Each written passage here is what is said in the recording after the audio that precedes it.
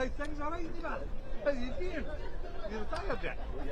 Fuck's sake, what do you need? Right, Hammy's not here. Where's the height?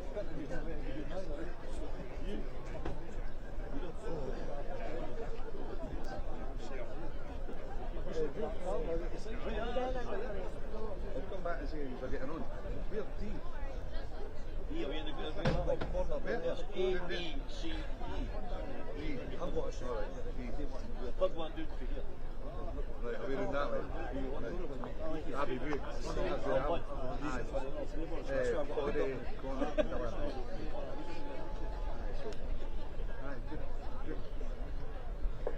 Good morning and welcome to the National Centre for Bowling at Ayr Northfield for Day 7 of the 2025 Bowl Scotland National Championships. If the umpires have checked and passed your bowls, you may now commence your trial innings. Best wishes to all bowlers and teams on their journey to become national champions. Good morning and welcome back to live coverage of the 2025 Bowl Scotland National Championships from the National Centre for Bowling in Ayr. It's day 7 of 8 of another 3 live matches coming up for you on the Bowl Scotland YouTube channel and Facebook page. You can enjoy live coverage from the 2025 Bowl Scotland National Championships every day this week, culminating with the Gents and Ladies Singles Finals on Saturday. 3 matches for you today. The Greens are going to be busy, that's for sure, as the competitions continue towards their climax. We'll be watching Stephen Fleming against Ian Connolly and the Gents round 2 of the singles. Then at 12 noon, ladies pairs third round. That's the last 8. Upper Cowell against Speightstown. And then, to be confirmed, because there's matches going on this morning, from 3:30, the ladies singles, the last 8 will take a tie from that. Hello everyone, I'm Paul Mitchell. Colin Noon is alongside me. It is all free to watch on both Scotland's Facebook page and YouTube. We're about to watch Stephen Fleming against Ian Connolly. This is an intriguing tie. Yeah, good morning Paul, good morning everyone. Nice to be back for day 7. Yeah, day 7. Been a long week, hasn't it? Two cracking players here. Good first round wins for both of them, and I guess when you get here, what your first objective is, get over that first game and try and get a bit of momentum that carries you through the championship. So Ian, local guy from Ann Bank, so I'm sure he'll have quite a lot of local support around the greens this morning. And Stephen from Bucking Park in West Lothian. We'll let you watch the trial ends and then we shall be back with you for the start of the match as the action from Ayr continues.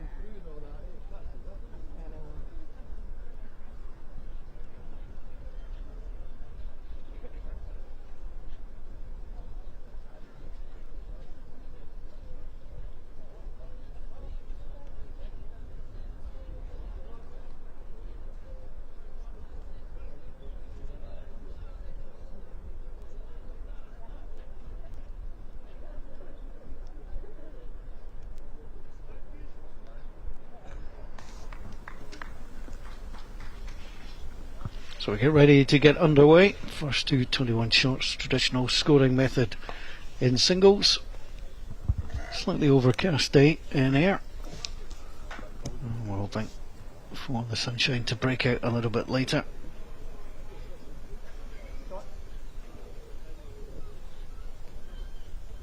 It's chilly enough for the jacket being required.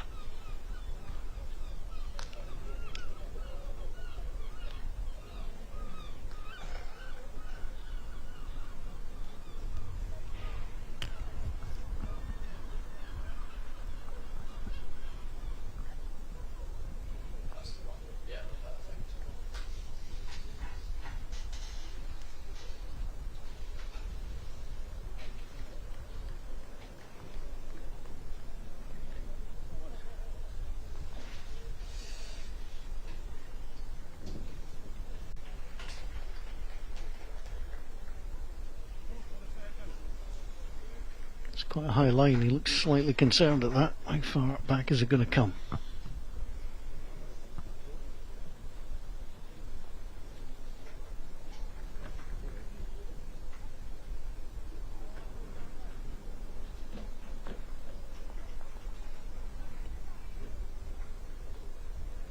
Easily inside and round for the shot. It's a nice correction from Stephen after his first delivery.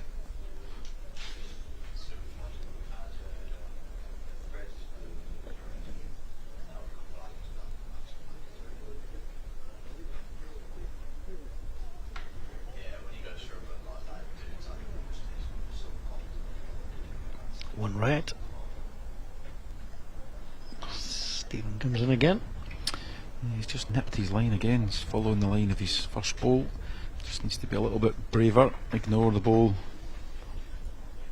up short on the rink and try and just drop inside.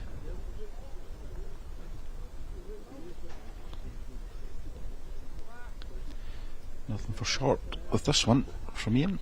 Opportunity to sit the ball or turn the jack round the corner. One down in the head.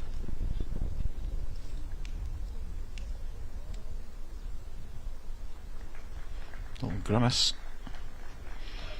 Yep, tells us what was wrong with it. Points to the fact that he's overgrassed it. And round the back it comes. So a chance for a second here. Stephen's also picked a wider line. Will he drop? Well, he'll drop, but he's not running. But he's off the mark with a single.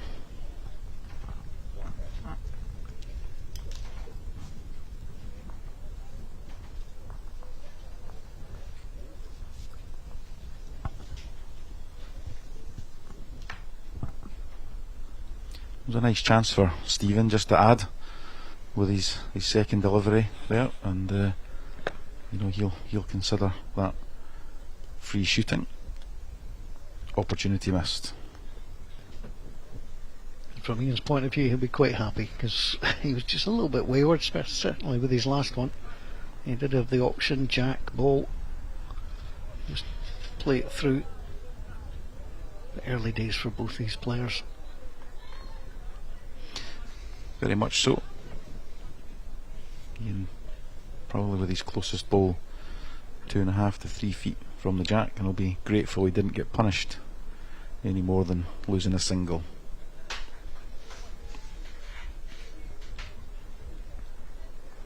Picture of concentration. He liked it, he watched it all the way. Front toucher.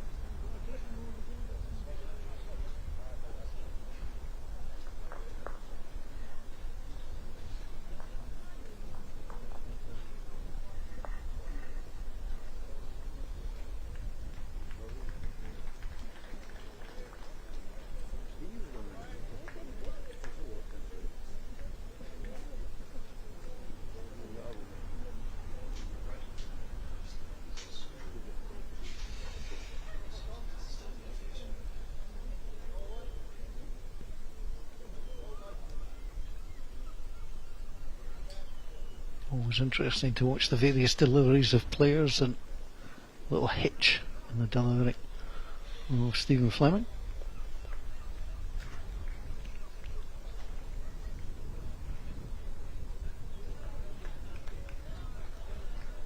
More traditional delivery style from Ian Conley, trying to come round here. Let's give this one a chance. Yeah, nicely done. Doesn't want to fall too hard on it, but the marker will tell us who holds. On blue.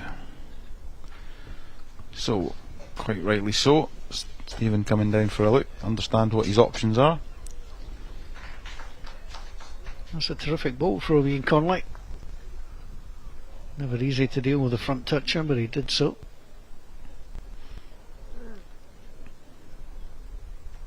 Also interestingly, he went back down and didn't come up to the head and stay to see what his opponent was going to do. Not much of a target to bowl to. He got there. No, he played it well. Nice execution on the draw. Best ball of the match thus far, but I don't think you'll see him play his last one if Stephen fails with this. Just gave it a great chance. What a try. What an effort this is. Well, two cracking bowls.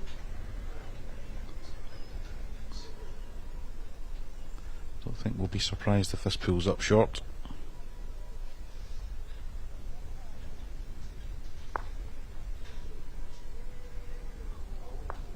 To be fair, his weight was actually probably okay. It was, and he didn't expect to be doing that. Don't think he's done any damage though. He'll be happy to see that pull up a bowl short of the jack.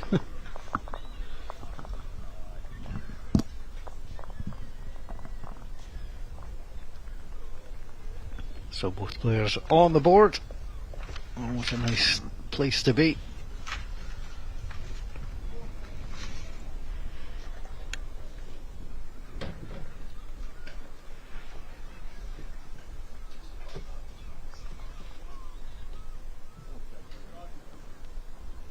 So yesterday Ian Conley threw against Alan Mulrain of St Fergus. The only 21-20 in the first round in the Gents singles. Closest of all 16 games.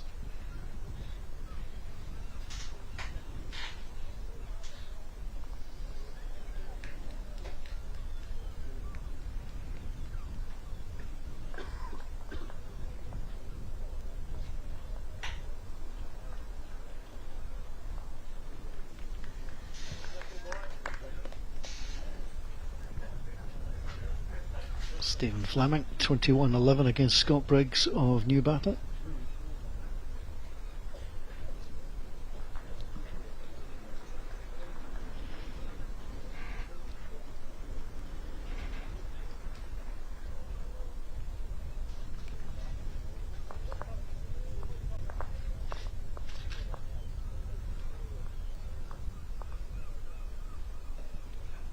He's kept that on a wide line. So Stephen Fleming, who won his district title to get here like all the other players, although I did notice on the Bucking Park's Facebook page that they called him, he was the district Dingles final winner. One of the best typos you're going to find. Sounds quite good actually. The owner of the Bucking Park website will be frantically making that change, I'm sure. That's a great post.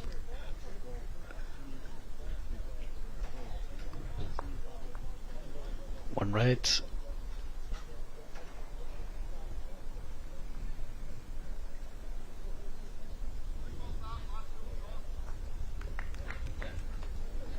Coming down nicely.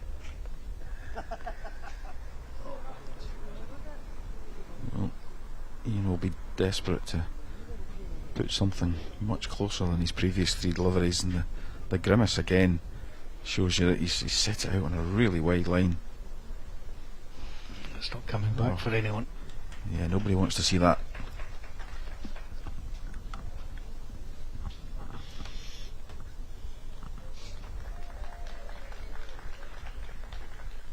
An awful lot of space.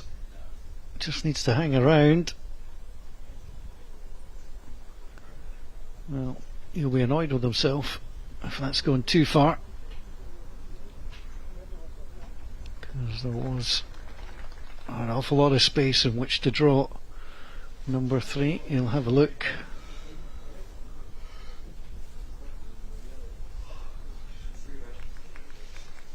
And there is 3. You just got to get inside your opponents. It's been a bright start.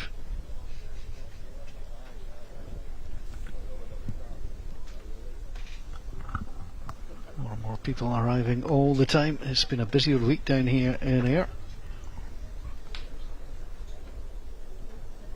Yeah, last 2 days have been particularly busy. Lots of fours and triples and pairs action on the go, which attracts a good level of support.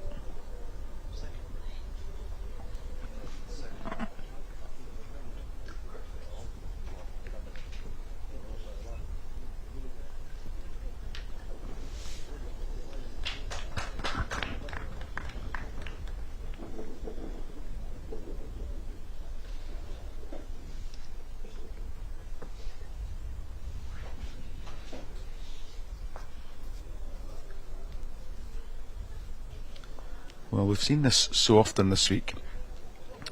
Players opening up on the inside hand when the steadier side is the swinging side of the rink, which is the ditch side, the left hand side of the rink as we look.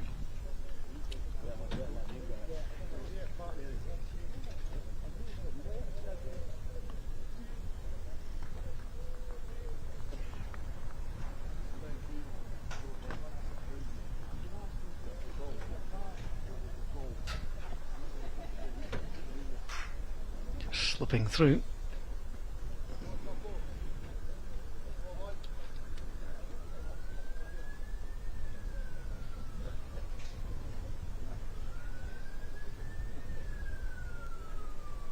Found the line that time.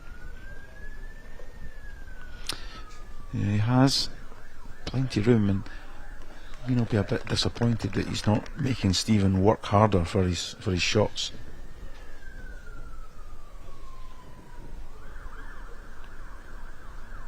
Pulling up short again, but I think enough for the shot.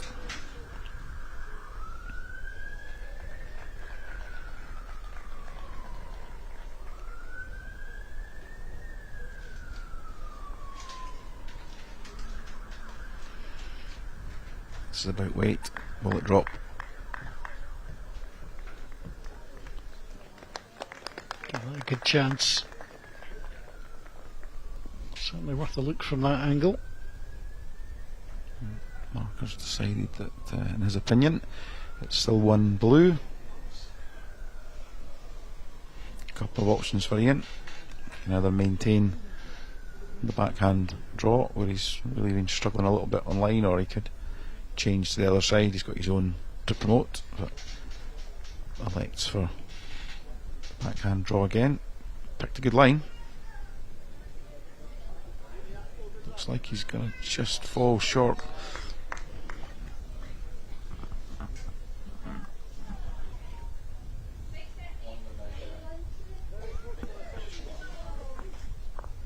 There is just a single shot.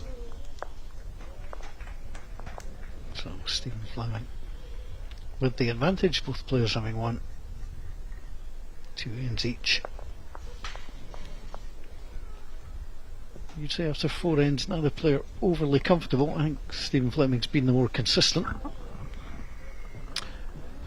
Yeah, I would say so. There's not much in it, to be perfectly honest, because coming this way, certainly on the first and third ends, there was nothing terribly close to the jack. Ian in particular has struggled in this particular direction, so he'll be keen to put a good opening bowl in this time.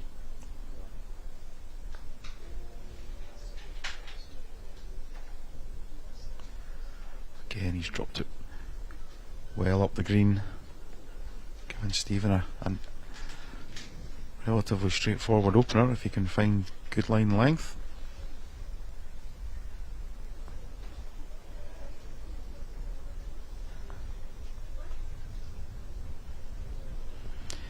Not taking advantage of the situation.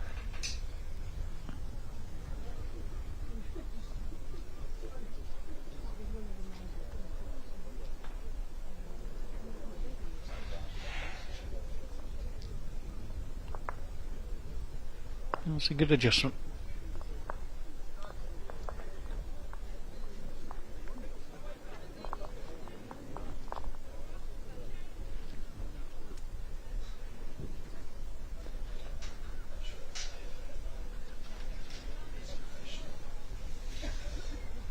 That's a better adjustment. Yeah, the marker indicating one red. As you can see, it's very difficult to tell from our camera angle, so we're very much in the hands of the marker. He's down a good track again, just needs a contact. Yeah, that'll do him for the winner.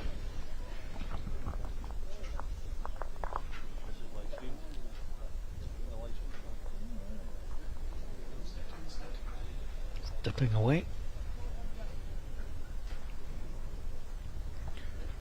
Well, the marker's just indicated 2 blue when he previously indicated 1 red before Ian played his third ball, so I'm not quite sure what the position is at the minute. I understood his desire there to go a little bit wider to try and come and finish on the red ball, but he obviously got stuck out. Well, with good weight, this will drop in nicely. Well, you would suggest it's definitely 2 blue now. Yeah, he's taken himself out of running for the second shot.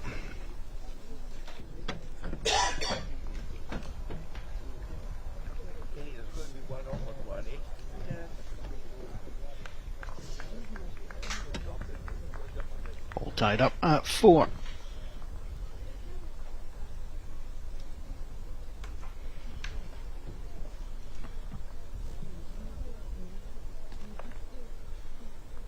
A little bit of chat between the players.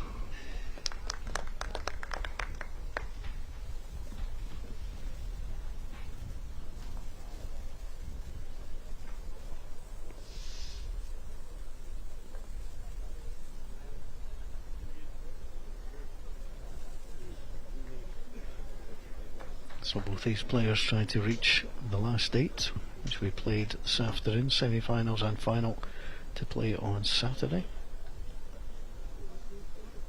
The winner of this one will play the winner of Chris Stein of Windygates to Reveal or Edinburgh Tanfield's Liam Mackay. And that tie taking place on the rink next door.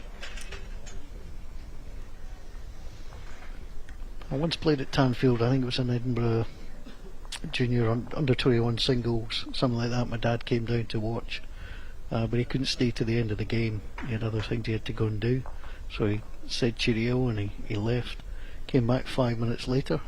Going, what are you back for? He said, somebody's jacked my car up and stolen 2 of my tyres. Lucky. Oh, he's somewhat lucky it was only 2. Yeah.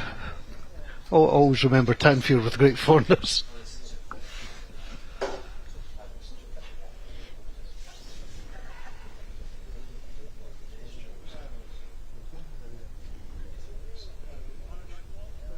The shot.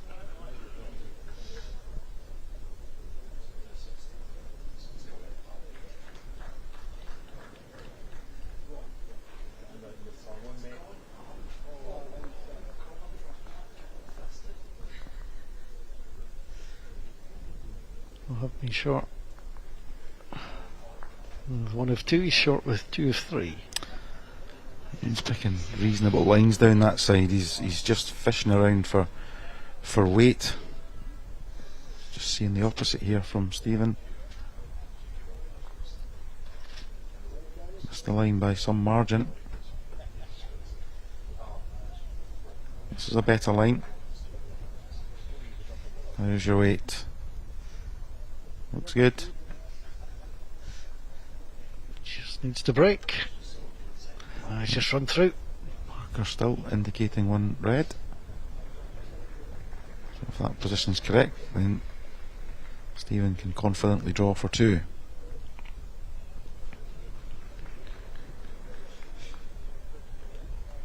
Yeah, he plays it well.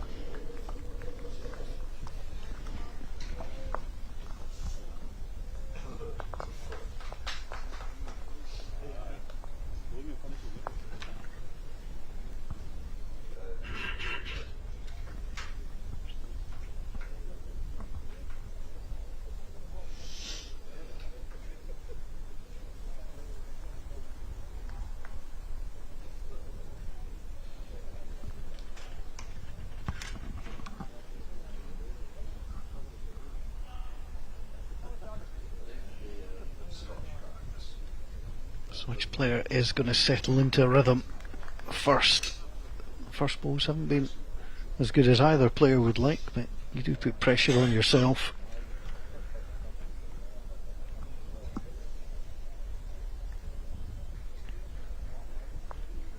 He's staving that down, isn't he?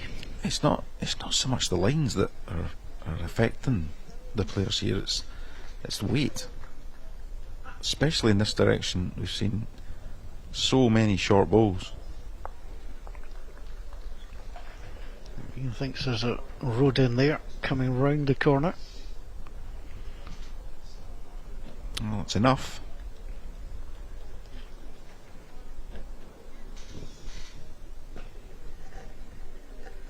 Better line, still not there.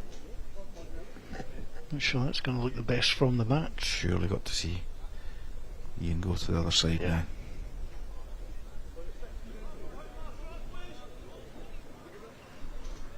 Backhand shot. Yeah, there's a nice steady line on that side at this particular length. It's just overplayed it a fraction.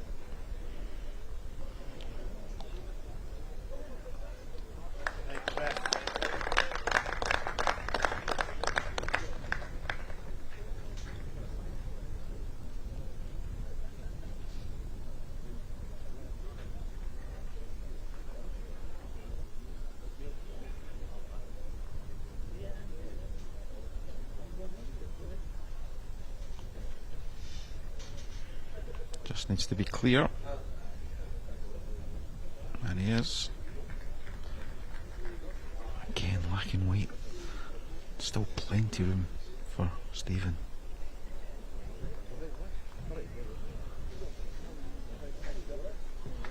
Just down to weight again. I think he's made the shot, I think.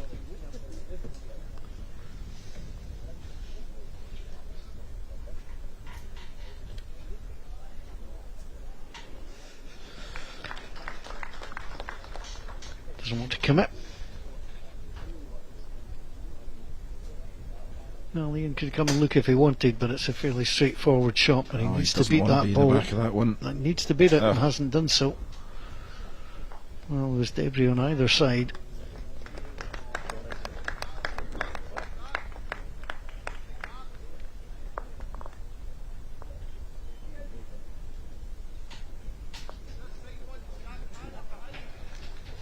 It's not the prettiest of ends. There will be bester to come, that's for sure. 7 plays 4, 7 ends gone.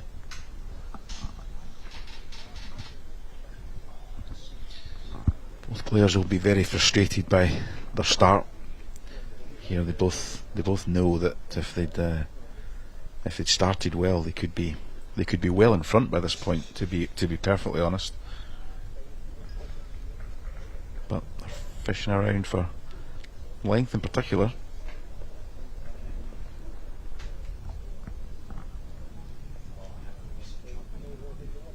Similar jack length. Did wonder if we might see that altered slightly.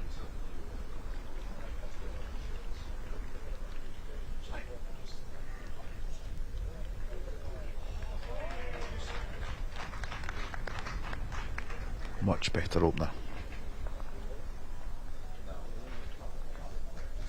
Yeah, that's what Stephen be aiming for. Let's see what Ian Conley from Anbank can do.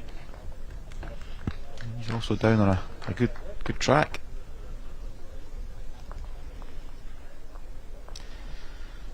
Unfortunately, a familiar story.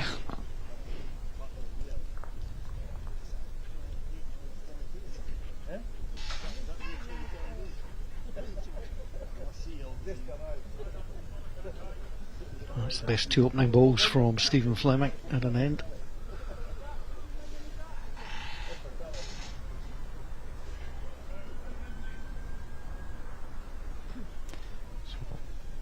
Yeah, not surprised to see Ian switch. I think that's the better option for him.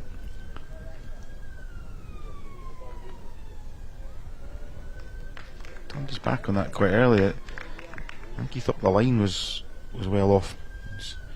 He actually just needs a minor adjustment. No change for Stephen Fleming. Chance to apply a bit of early pressure. Just needs to run this out for another. And he has. Well played. So Ian, I'm sure, will play a similar shot down his forehand, the left hand side of the rink, drop inside his own, hope to perhaps rock off the back bowl. Certainly give it a chance. Just a corner of his own would do him. That's a great try. Had to play it with quite positive intent, didn't want to drop it up the green.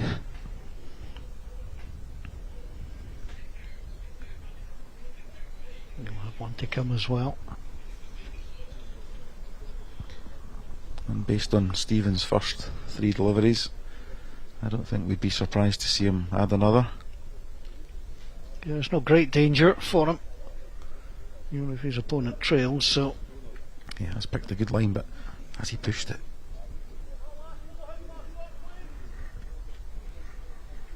Do you know, he'll be really disappointed with that. There was nothing for being up there. Even if he'd been 2 feet past, he was going to a good home.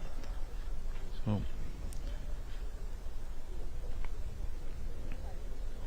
perhaps a pivotal moment in this game. If Ian fails, Stephen will march into a 10-4 lead. A minor adjustment on his last from Ian will perhaps yield the shot. He's wider. Oh, he's way wider. I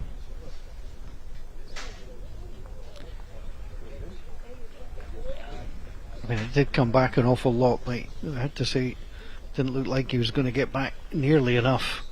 So now they're playing affecting the head of the last ball. It's Stephen Fleming who's the happier.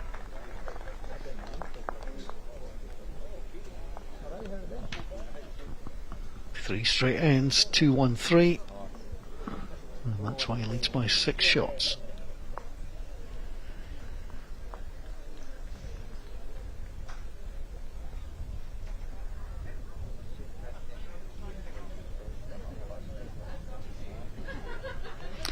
You can see the venue starting to fill up a little bit now. Paul, lots of people up looking at green C at the moment, just out of picture. Less people around this green, it's singles, so perhaps that's inevitable.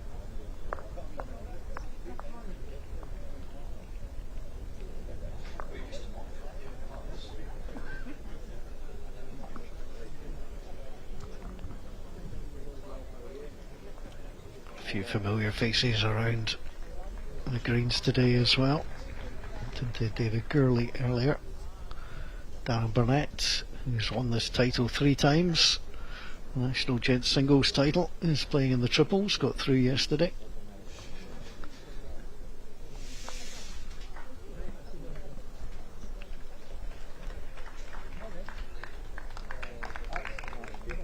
That's better. Yeah, well done.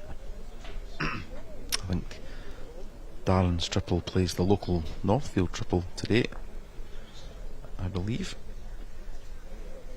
Well, if you're going to come down to here, have a little go at the home guys.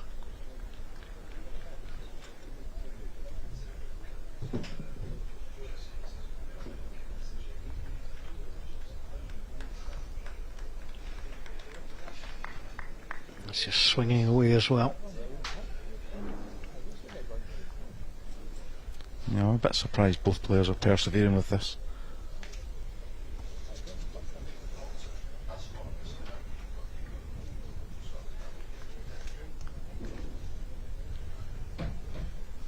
just not here.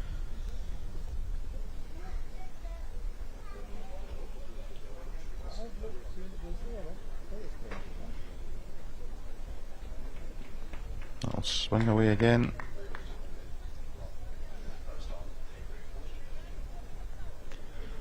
Still one held by Stephen Fleming. Actually, you might see Ian attack this ball. You might try and run it off. No, persisting with the draw. I think the drawing line's probably through his own. Yeah, that's probably what it proved.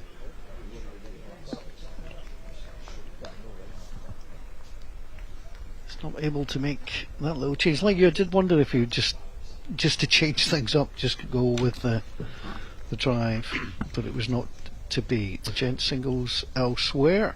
Windigates and Duravale. Christopher Steen leads Tanfield's Liam Mackay 7-5. Drummoyne's Ryan Langdon's got off to a really good start against Borston's Kevin Frogley leads 15-2. Blackwood Victoria, that can only mean Ian McLean is leading Fairfield's Craig McAnally 6-5. Ellen's Robert Marshall leads Leslie's Ian Drysdale 8-1. It's been a good start for Graham Marshall of Castle Hill. He leads Airdrie's John Barry 9-3. Whitehill's John Mackay is trailing Chinside's Jamie Mitchell 9-3, and Thornhill's Robert Lenz has got a good start against Dumbarton's Michael Keenan. He leads by 6-1.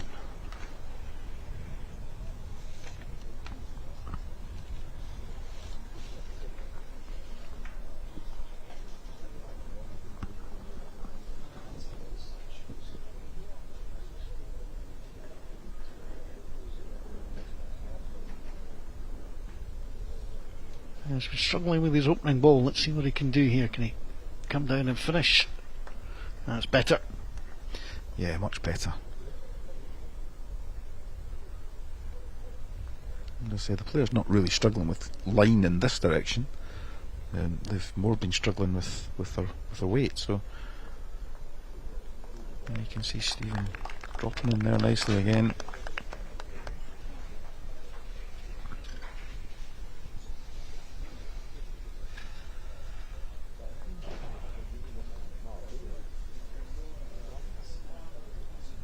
Dipping away.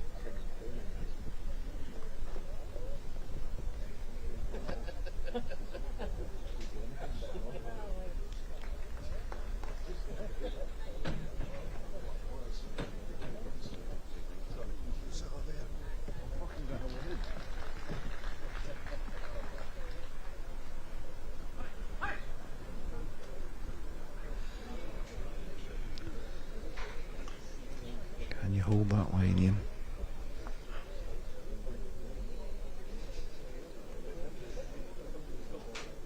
Better weight for what he was looking for. Just inside. Yeah, this could be a good ball coming in if it drops in time. It may just drift past. It's a chance for Ian just to arrive on this. If you can gather the jack and move it to the left hand side of the screen as we look, he'll yield a count of 2 or 3, but he's missed the line. I just wonder if he's just not aggressive enough. Maybe needed to play that with a little more. There was only a single against him. I mean, I think the worst he could have done was drop a 2. So I'm with you. I think you might wonder if he should have just been a little bit more positive. Yeah, for sure, but you know, he'll need to change something and change something quickly, or you know, Stephen's in pole position, and I'm sure he'll play well as a front runner. Some ladies singles taking place across the complex this morning. Baillieston's Laura Welsh has got an early lead against Dumbarton's Emma McLeod and leads by 6 shots to 1. All tied up between Sandra Dean of Murray and Susan Murray of Seafield, 4 each. Raploch's Isabel Bullock leads by 7 shots to 2 against Cardonnell's Jess Weir. Emma Mitchell, who we saw yesterday on the stream, trails narrowly to Claire Wilson from Broxburn, 6-7. Linda Fleming of Banton and Kelvin Head leads 5-1 against Stirling's Lauren McGowan. Jessica Young, the winner of the under 25 singles from Craigentinney, trails Busby's Emma Fry 2-4. Last year's under 25 singles winner Megan Sproat trails Larbert's Shona Black 4-5. And in the final game on that green, Abby Harris of Ralston trails Newton Moore's Judith Eiley 2-7. Good number of young Scottish players in there, which is great to see.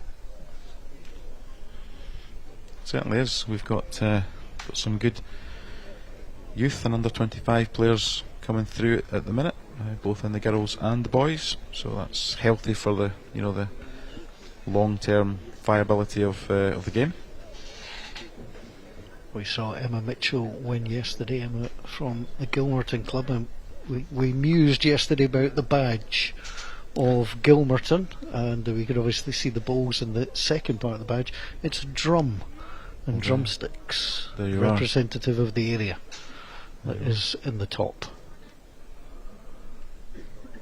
If you're unsure of what we're talking about, that's not unusual for us, but you could Google Gilmerton Bowling Club and see the badge for yourself.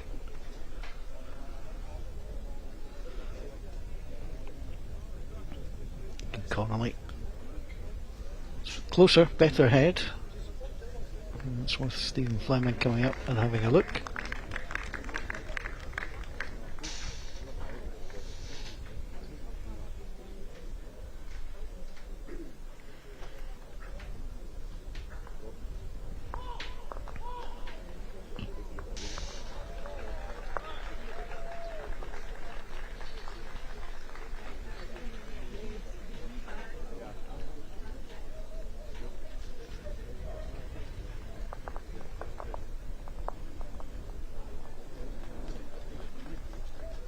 Interesting to see what he's taken away from that, whether he's just trying to figure out who's lying or whether he thinks there might be a little shot on to increase a count.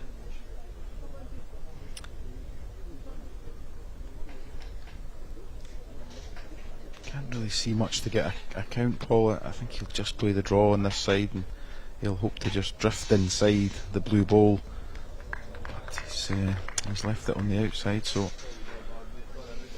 probably very similar for Ian. Does have a shot down the backhand side if he chooses to play it. An opportunity to sit the red ball out for a count.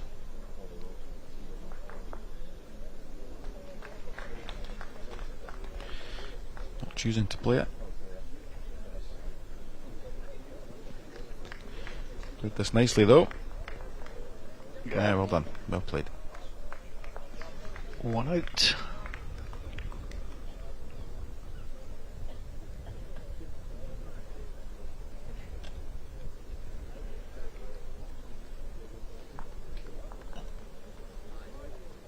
Doesn't want to give it away, and I never blame a bowler for that.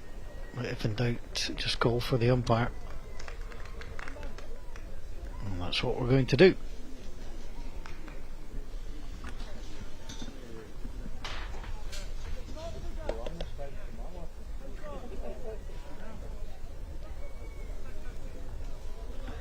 There's a little gaggle of balls around that jack, so that's going to get sorted out here. Balls will be supported. Chalks going underneath just to make sure that when the ball is measured against, that they don't move.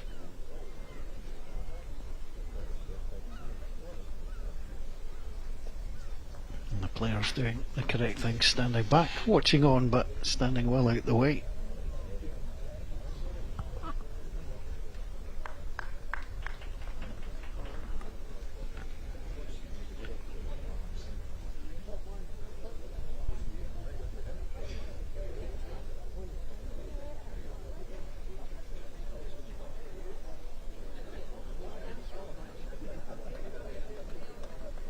That one certainly looks good.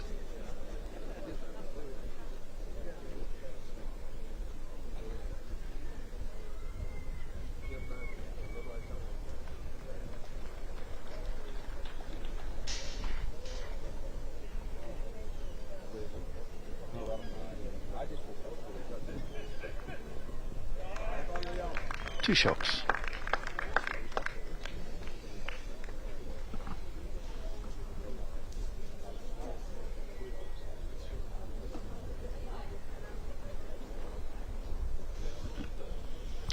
So 2 to blue, 12-6. I think it's an interesting jack placement. I think he needs to change something. So come deeper. Yeah, he's definitely gone slightly longer, hasn't he?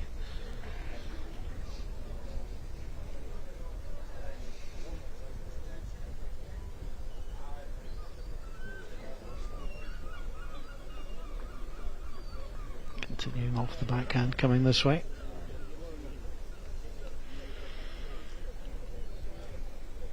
Yeah, there's that Achilles heel. New end, same story.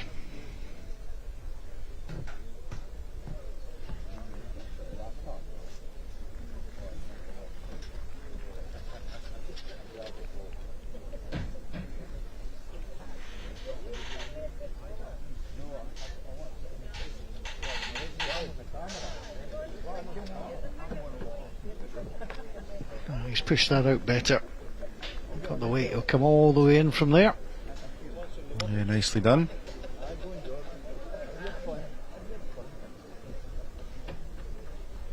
Stephen hasn't played many down this side.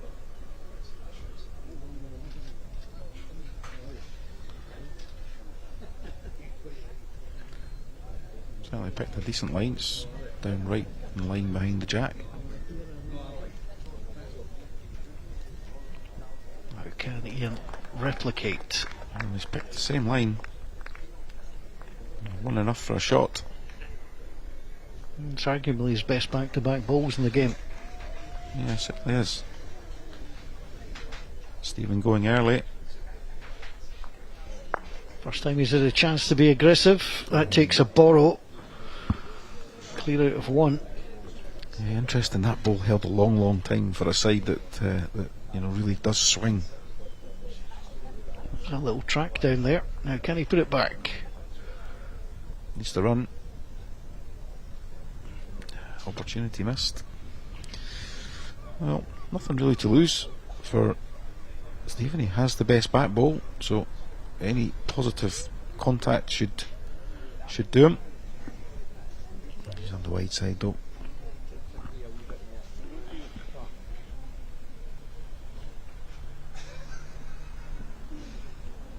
Ian will settle for the single. Winning back-to-back ends as he moves on to 7. Just trying to nibble into that advantage.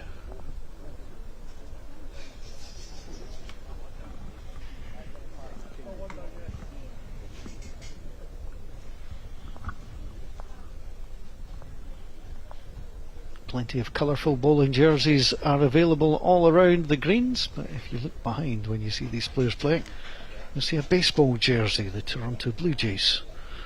Have a fan in the stands. Good spot.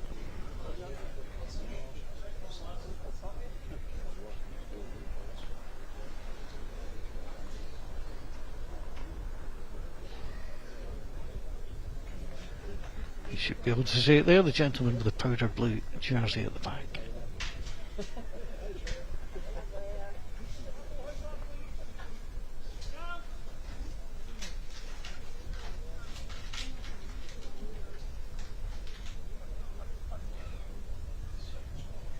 You surprised they didn't push that jack a little bit longer? I am a bit, yeah.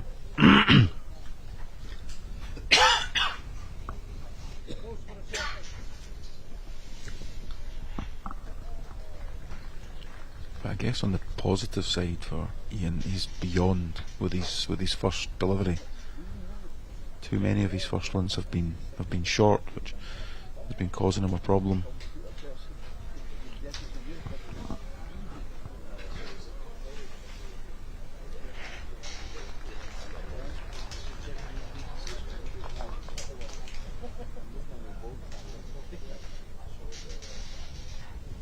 Stops inside, certainly looking on.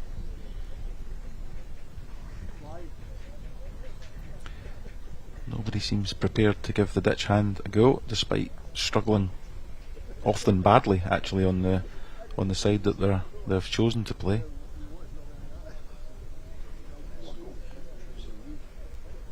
I can understand that of the player in the lead. Sometimes you think, well, let my opponent change. I'm doing okay. I might not be playing great, but I'm doing okay. But yeah, it's a little bit more mysterious here. Yeah, the Dutch side, as we know, has got a nice finish on it, but at that length, it's not, it's not hugely wide. It certainly doesn't finish sideways, that's for certain.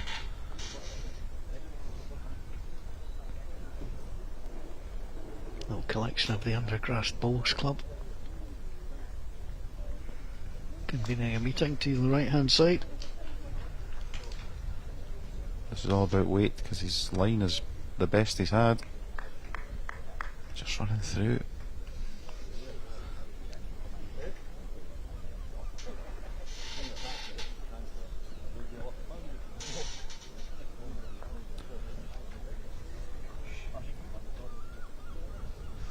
Well, how many is this?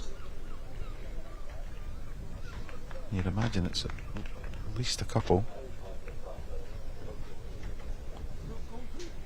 Well, he's only conceding one for now. Yeah, one only.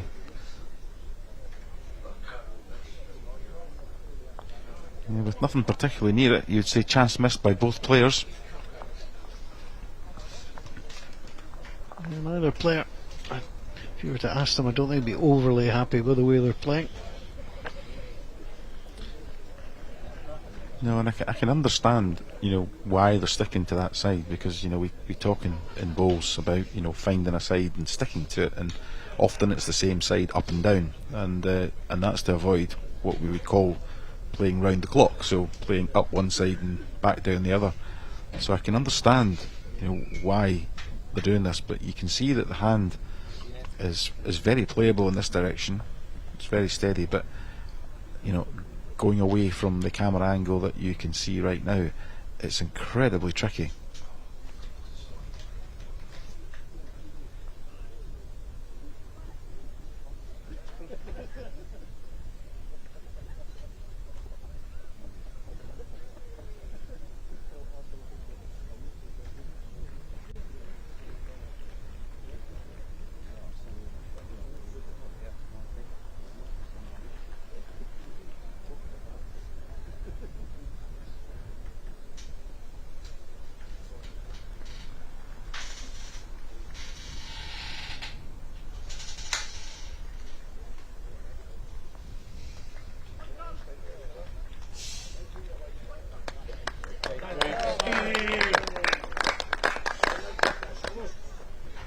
Now, does he have the better line this time? Yeah, he definitely has a better line.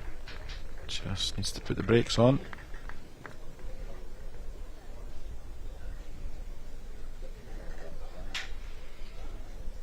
It's the man from Buchan Park, Greenwich Road in Broxburn. Flies one, comes in again. Yeah, so count two.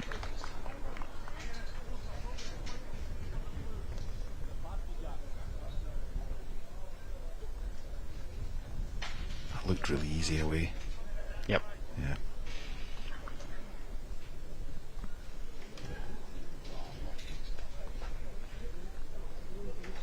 All three balls finishing across the head for Ian Conley.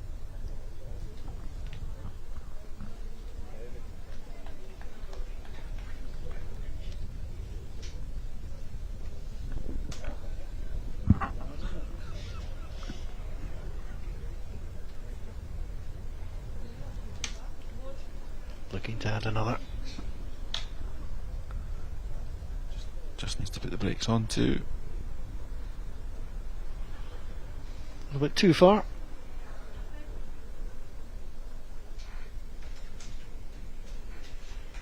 How's your weight? Best line he's picked. Best It'll weight come. too. That's a nice save.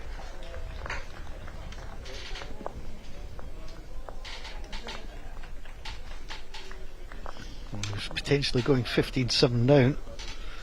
13-8, a lot more palatable.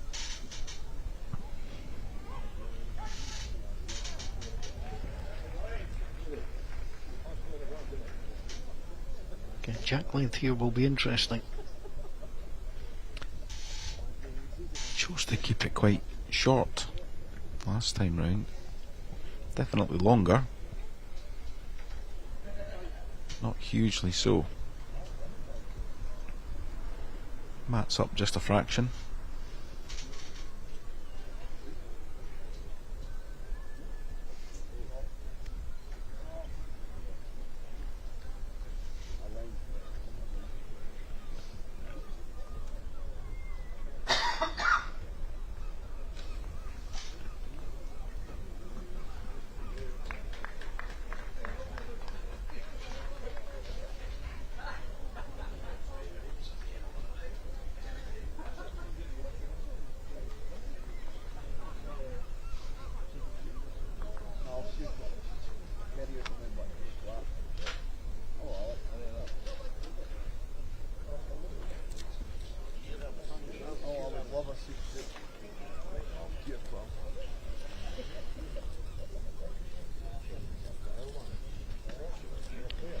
Nicely through the back.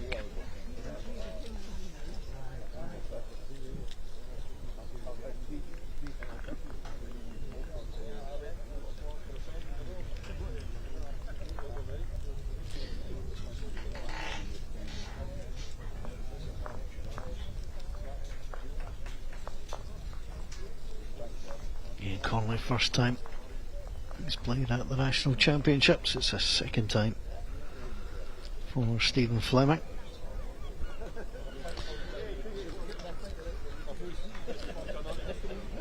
First time in the singles, I think. He's trying to come down here. He's nicely played. Just needs to run a bit more. Oh.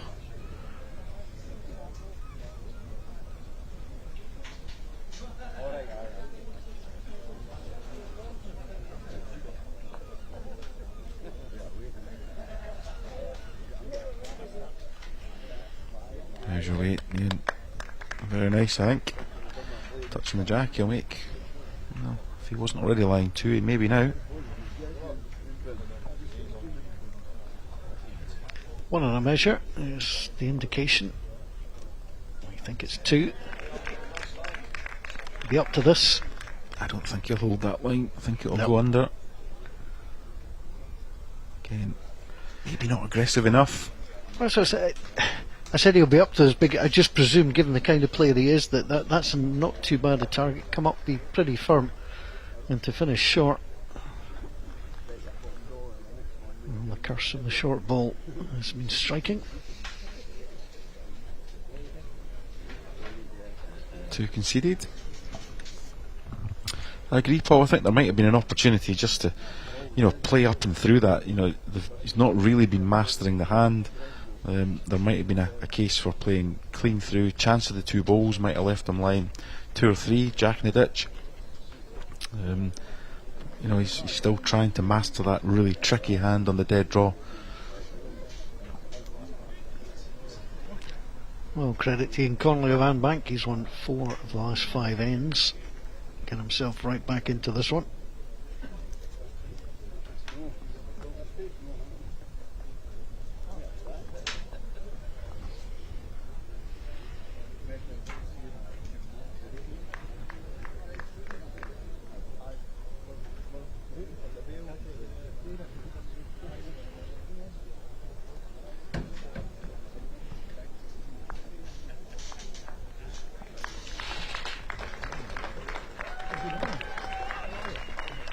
Played end number 16. I think I could count on 2 fingers the number of times he's actually played a ball through the head with his uprights, just not getting the push, and that's a good response. I can see Ian just asking the question about the position of the ball. I think he'll have to change. Nope.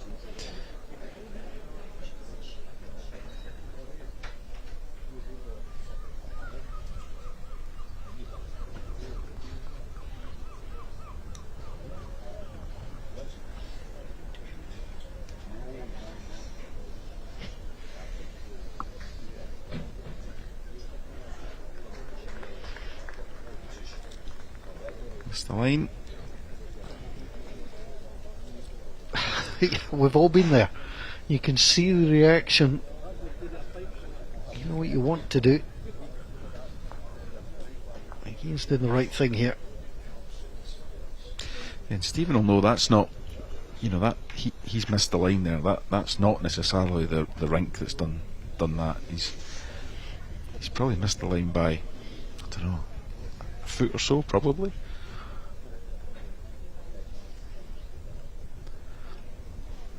If he's got good weight, he'll come down inside the blue. Just going through.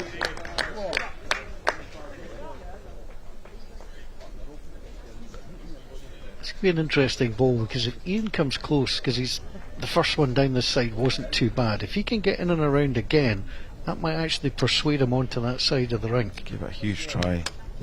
Just overplayed.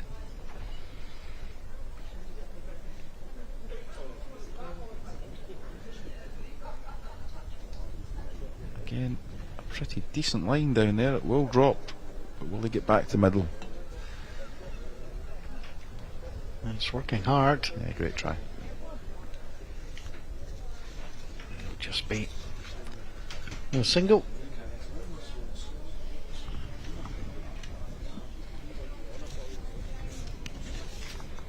So elsewhere, across Windigate, St Giroux, Israelstein has scored just 2 of the last 12 shots. Tanfield's Liam Mackay has moved on to 59 ahead. Tremoyne's Ryan Langdon is already through. He's taking care of Borston's Kevin Frogley by 21 shots to 7. Ian McLean, current holder, looking for his 4th national singles title, is leading 13-7 against Fairfield's Craig McAnally. Well, Ellen's Robert Marshall, 16-3 ahead of Leslie's Ian Drysdale. He's close to the finishing line there. Good old battle between Castle Hill and Airdrie. That's Graham Marshall and John Barry. It's 12-11 for Graham Marshall. Tyneside's Jamie Mitchell is 2 shots from victory against Whitehall's John Mackay. He leads 19-4, and it's pretty tight on C4. Thornhill's Robert Lenson leads Dumbarton's Michael Keenan 9-7.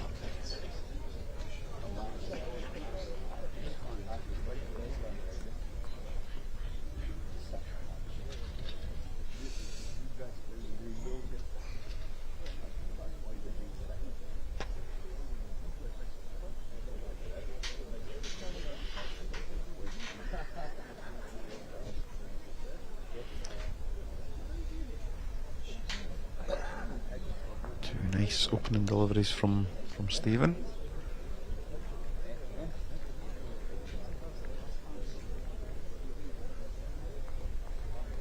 Here's the reply. If he holds up, he's pretty close. Yeah, maybe. Indeed. Marker thinks so. You can see the advantage of Stephen being just beyond the jack with his first 2. He has the opportunity to move that a couple of feet to make 2 or 3, but he's just gone on the wide side.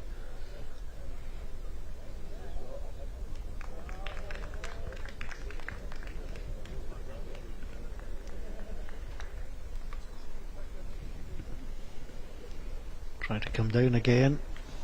Can rest on his own. Yeah, played it nicely.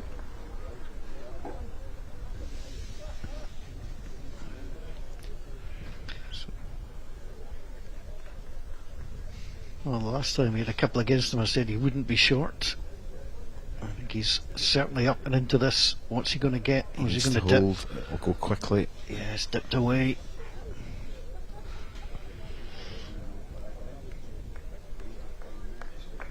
One in a measure.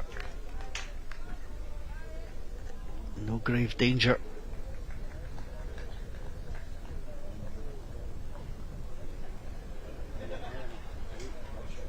Well, I mentioned that it's up to the player who's behind to try and change something, I guess. Ian's changed a little. Stephen Fleming, he did lead by 12-4. Seeing his lead being eroded. This just needs to be good weight, because it's one of the best lines he's picked on that hand thus far. Just pulling up fraction short.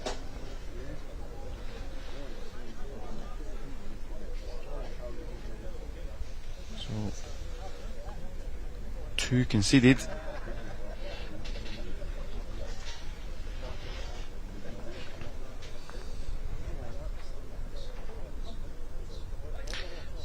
Umpire called.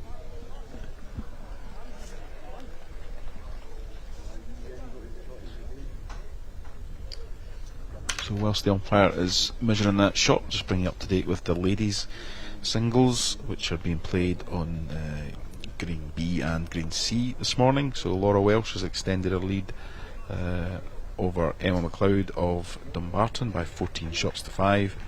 Sandra Dean has pulled away a little. Sandra Dean from Murray has pulled away a little from Seafield's Susan Murray and leads 11-6. Isabel Bullock in a commanding lead over Jess Weir from Cardonald by 17 shots to 4.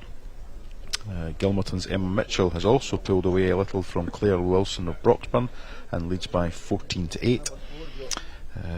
Banton and Kelvin Head's Linda Fleming leads Stirling's Lauren McGowan 8-3. Craig and Tinney's Jessica Young is now trailing Busby's Emma Fry 9-4. And a tight one between Megan Sproat of Ladeside of Kilburney and Larbert's Shona Black, with Shona holding an 8-6 advantage. And finally, Ralston's Abby Harris leads Newton Moore's Judith Eiley by 10 shots to 8.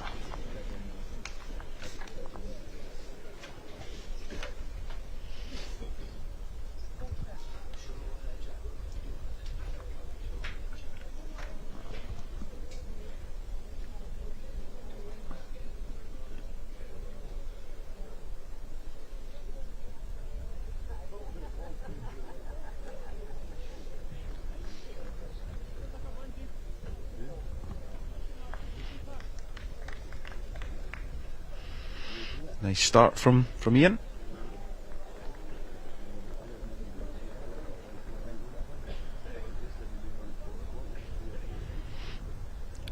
Stephen in with a very decent reply. Yeah, well played. Good two opening balls from the players. 14 plays 12.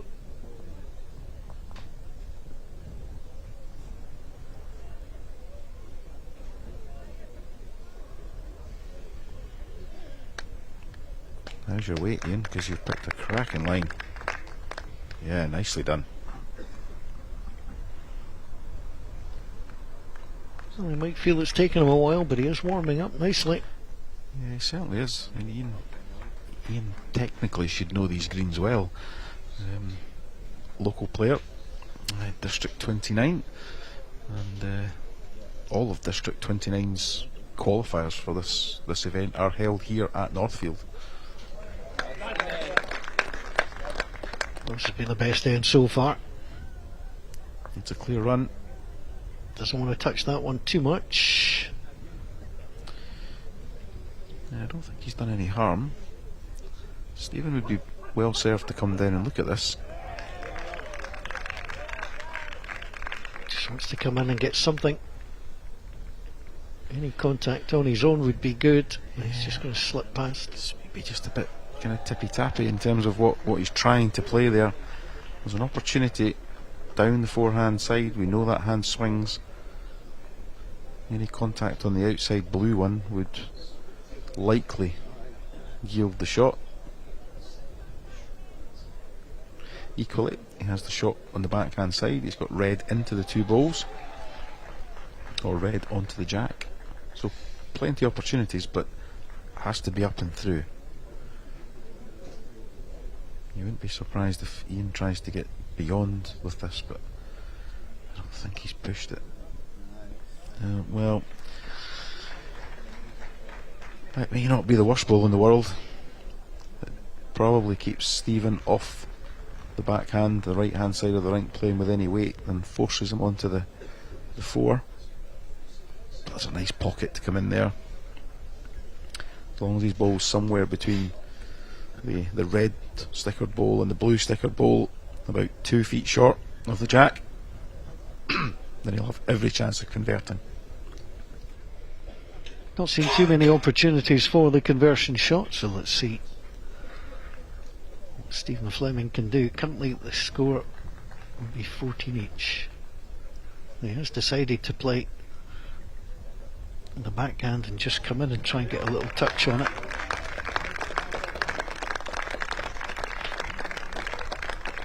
Well, it's all about what you see as the player, what you want to play. It's easy for us to say. We would probably come down the other side. Is that a no? I'm going for a three. Come on. Club champion of Buchan Park has seen a 12-4 advantage and a 14-10 advantage evaporate. Yeah, I've just seen a handshake on rink 2 there in the match between Liam Mackay and Chris Steen. And we'll bring you confirmation of that result just as soon as we have it.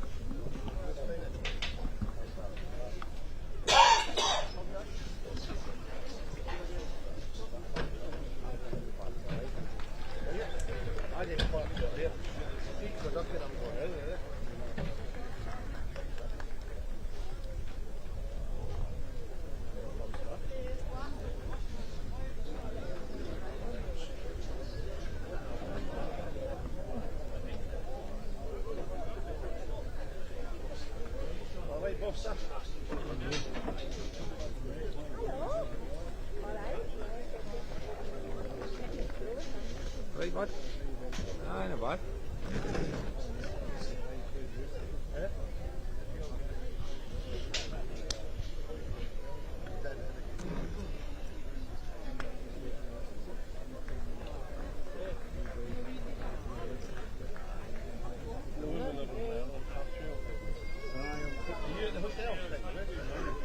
I'll let you there, please come up.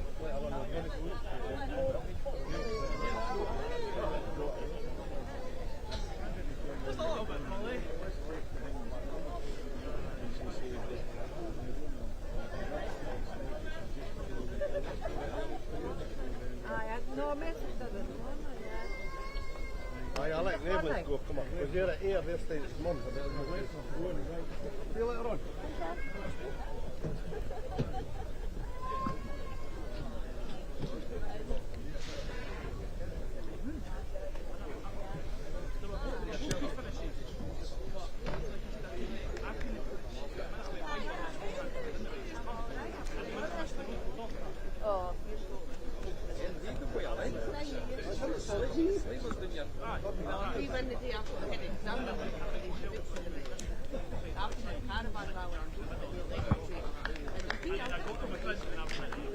A momentary freeze.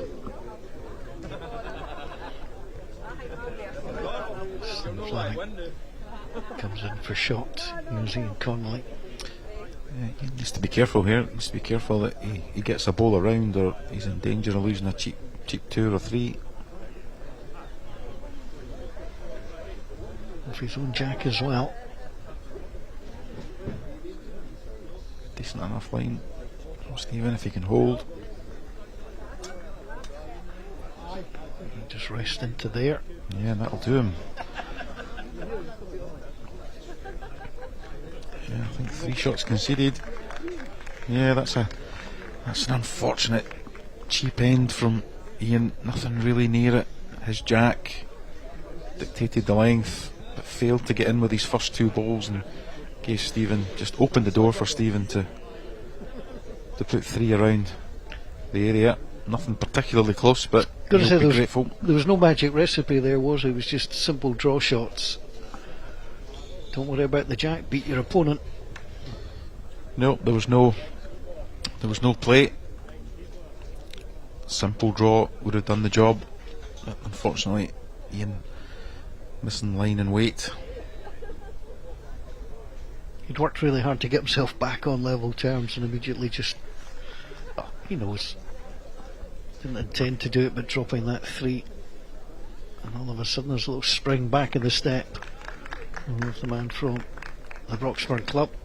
It's just that momentum shift, I think, Paul. You know, I mean, of course, neither player, you know, at the finishing line, but you know, Stephen can card another 1 or 2 here, then, you know, he'll start to think about, you know, finishing the match in one end.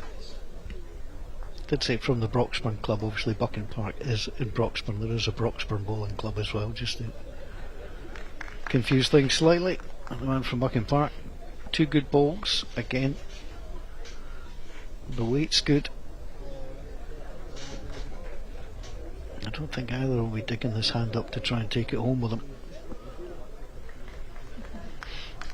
Yeah, in fairness, I think it's actually alright coming in this direction. I think it's very tricky in the other. Yeah, the other direction it's certainly harder. But there's been so many bowls that have finished across. Example coming. For sure. And I think they need to be just a bit brave and trust the rink, because there's not that many balls get stuck on the outside. You can see this on the wider line, but it's still coming back almost to centre rink.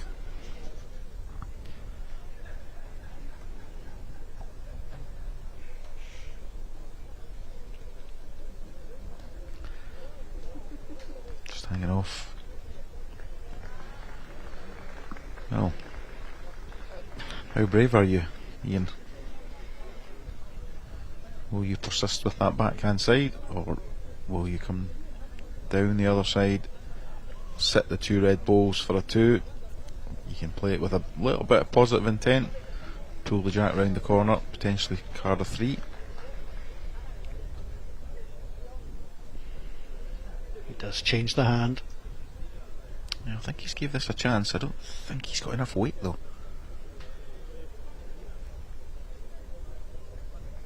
Again, you can't argue with the weight. He got the line but just dropped it short. Again, the prize was, even if you're a little bit over the weight there, to come into those red balls.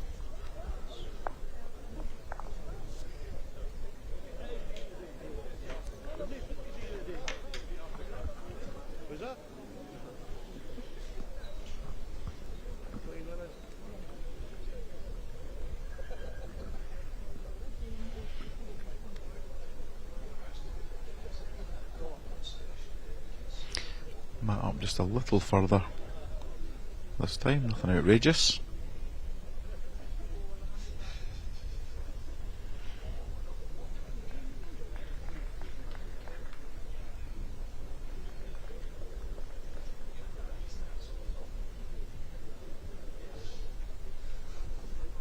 Well, mat up. This looks a reasonably short length.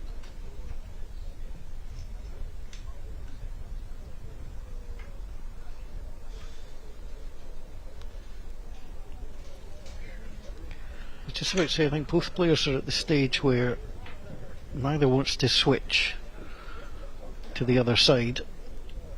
They're going to persist, but we've seen a lot of balls like that. The game's gone on too long now, I feel, for either player to want to take that chance.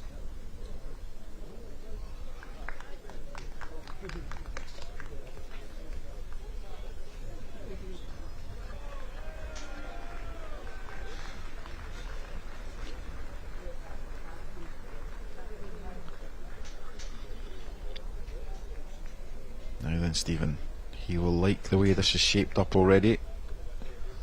A foot to 18 inches behind. Plenty room to add another.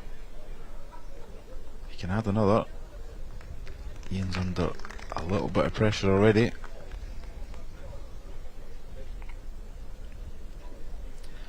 So he's pulled one tight and he's left one on the wide side. What are we getting this time?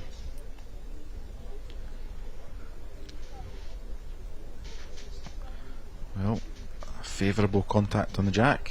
Probably stops the nonsense in terms of losing the match in one end. So he won't be unhappy with that. This looks on the narrow side too.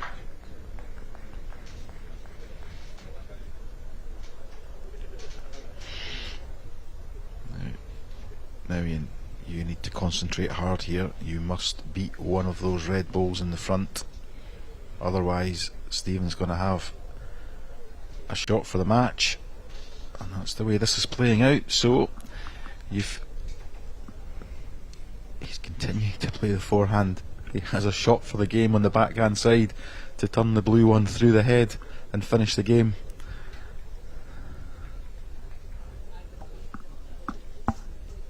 Well, when he looks back at that, he'll wonder why he didn't come up and have a look at the head, because again, if we stress, it is easy from the commentary box, but the backhand shot just to move that blue ball through looks so attractive with very little danger. Yeah, I mean, what an opportunity to shake hands. So, as Paul said, it's easy sitting here. In all fairness, I suppose it was a hand he hadn't played, and therefore that might have looked a little bit tricky, but I think many would have attempted a little bit of an aggressive run through the head there to card the 4 and finish the game, but we go on. I don't want to pile on Stephen Fleming, that's not our job, but we're just trying to explain what we see and where we see it from. The other thing that surprised me, Colin, was he didn't come down and have a look. Now, he might have just made his mind up and seen it from that, thought, no, that's not for me.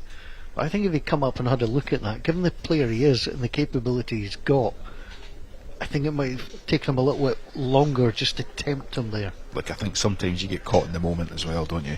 Yeah. You know, you get caught, you hold one, you add another, and you try and just, keep the scoreboard turning, and maybe that was his objective, but we may never know.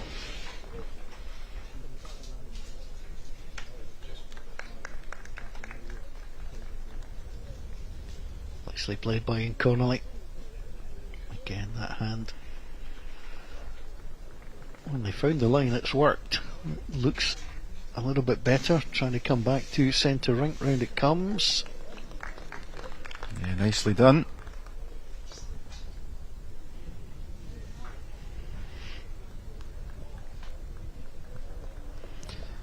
A well weighted shot from Ian will stop on the red ball, but I think he's just overplayed it. His line was good.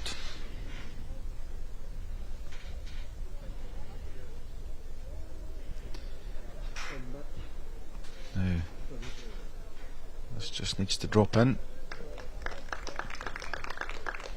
Now, once again, Ian needs to play in the backhand side, stop on either red ball, otherwise Stephen will be given another opportunity to end this match.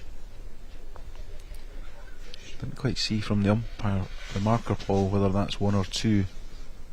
I think if it's 2, he may elect just to play the same. If it's only 1, I think the shot is probably down the ditch side. Sit the blue ball away and hold a match lie with 1 delivery to come. Let's see what he chooses to play.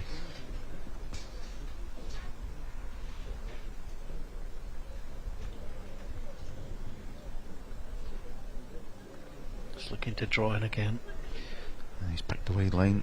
Yep.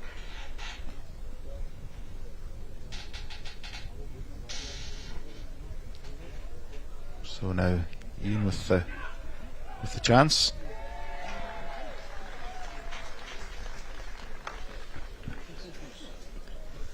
Well, Ian will certainly know. I mean, again, there's options, depends how aggressive he wants to be.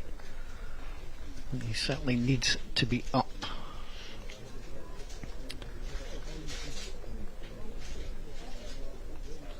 He can't afford to be aggressive to the point that he halves his own out the head, or slice the jack, actually, for that matter. But that's what I mean. Coming at the 2 red balls, certainly either of them would have got a little result for him. 2, we think. So Stephen moves on to 20, looking for 1 to close the game out. So has to be error free from this point in from Ian Connolly. So players who are already through. Tanfield's Liam Mackay has beaten Christopher Steen 21-11. I mentioned Drummoyne's Ryan Langdon had got through against Kevin Frogley of Borston 21-7. Ian McLean 3 shots away from a place on the last 8. He leads Craig McAnally of Fairfield 18-8. Ellen's Robert Marshall winning easily earlier on against Leslie's Ian Drysdale 21-3. Chinside's Jamie Mitchell also through 21-4 against Whitehall's John Mackay. Couple of tight matches. Castle Hill's Graham Marshall trailing Airdrie's John Barry by a single shot 16-15, and Thornhill's Lenza leads Dumbarton's Michael Keenan 13-11. Just a fair bit behind everybody else. all for a place in the last 8 of the Gents singles. So 32 districts represented, looking to distill down to that winner. Good opening. Well, when you're facing your opponent on 20, you need a good opening ball.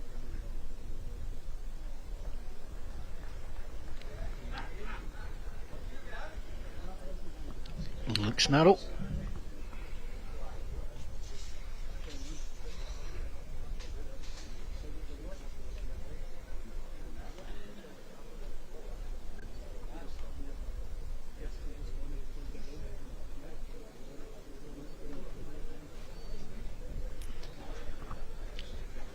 Well, plenty of room for Stephen.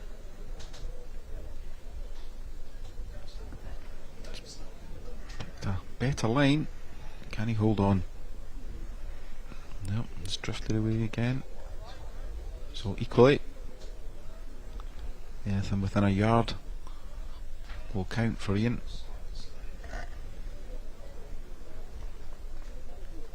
This looks good if he's got the right weight. Yeah, well played. Well done. One ball each to come. Stephen won't want to lose a fairly cheap 2 or 3 here.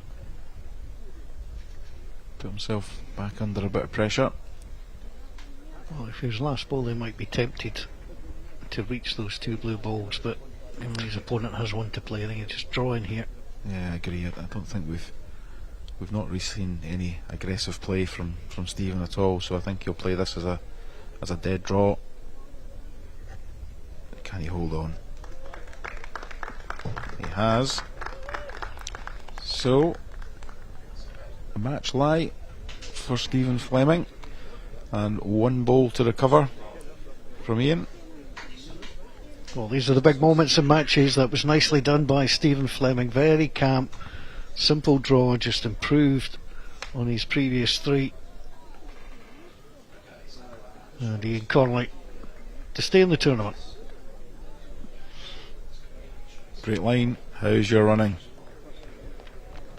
Are you too quick? I think he is.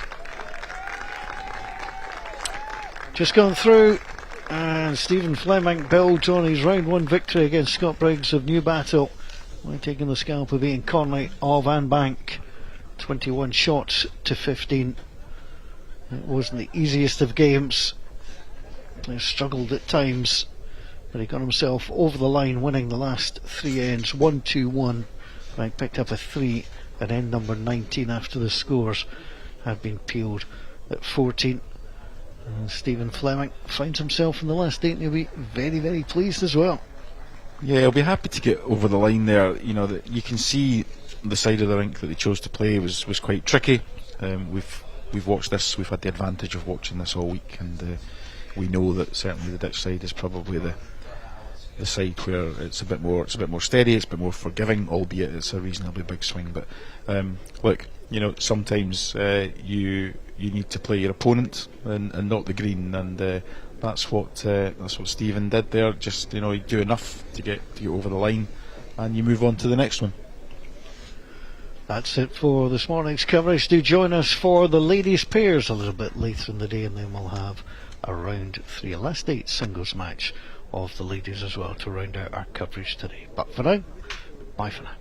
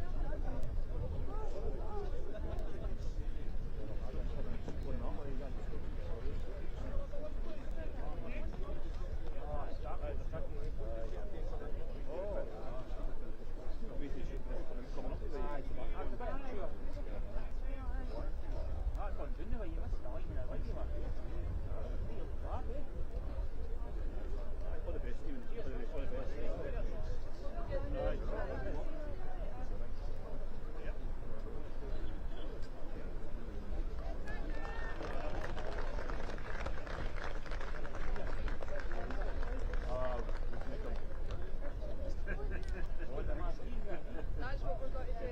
Get hot chocolates. The sun will come. What do you think of the Rangers squad? Alright, so far. Got to give him a chance, eh? Well, he's now the manager, so he's back on it. I like the boy Rothwell. I like him with the fat. Aye.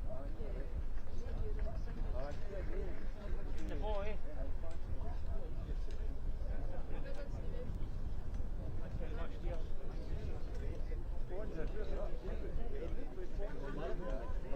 Vision. I think that's Croatia. It's Croatia.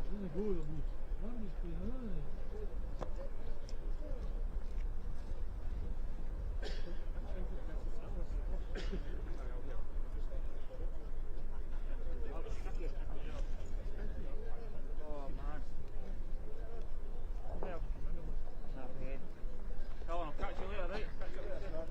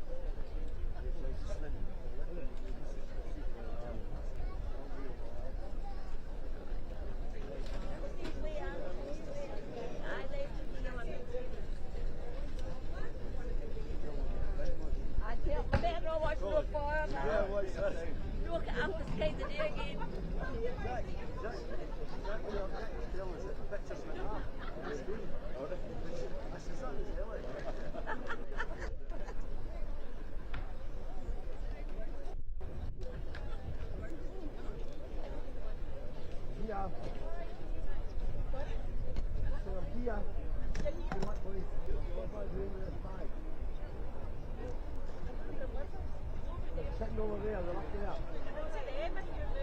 Four of them are sitting up there with the computer.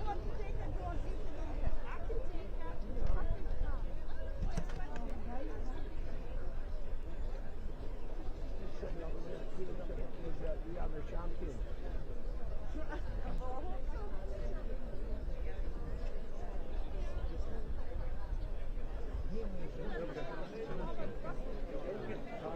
Happy birthday. The 90s you have last night.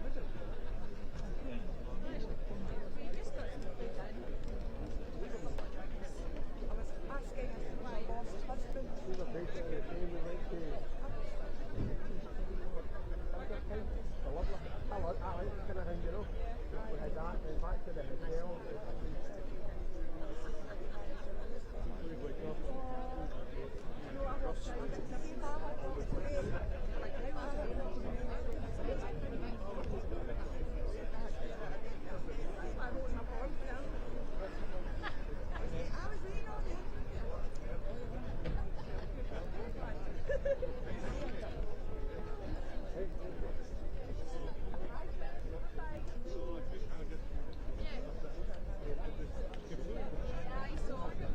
So she said we get up to the room, this is 9 o'clock.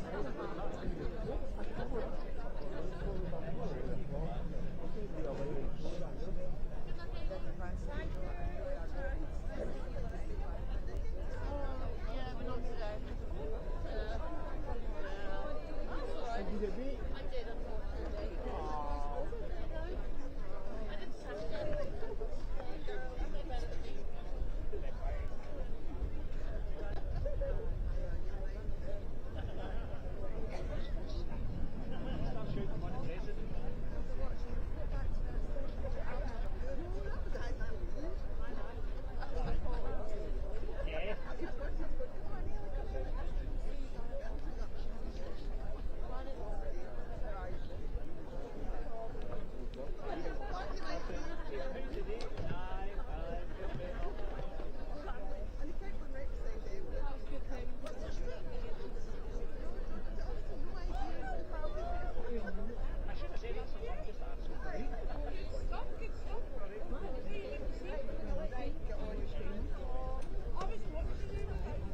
Aye, so Kelly, I was telling you, so I went away and I got a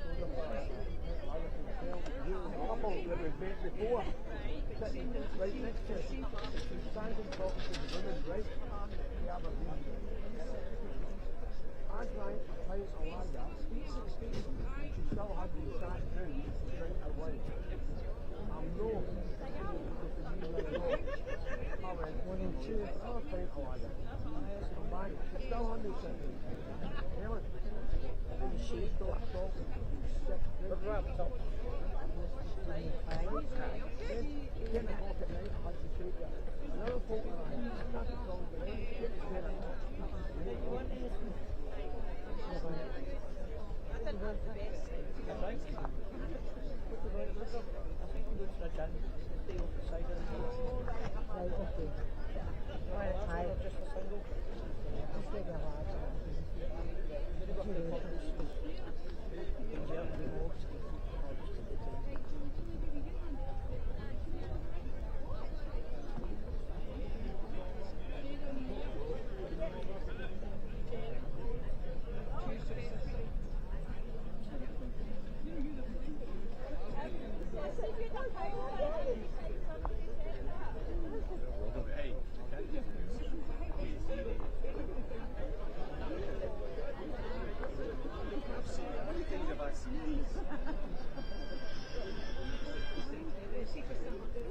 problems.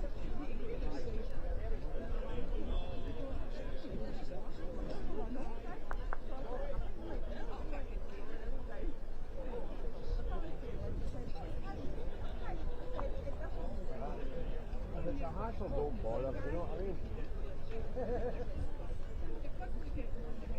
But if you can't really talk it, don't bother.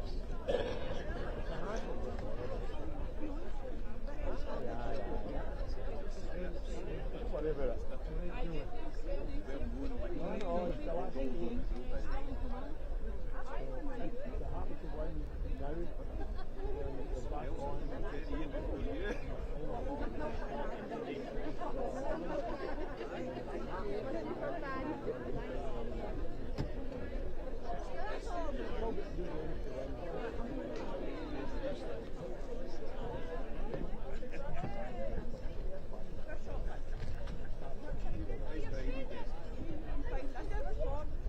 Okay.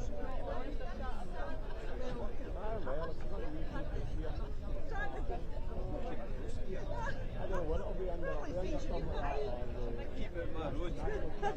You should know so much like what's Rules anyway, okay.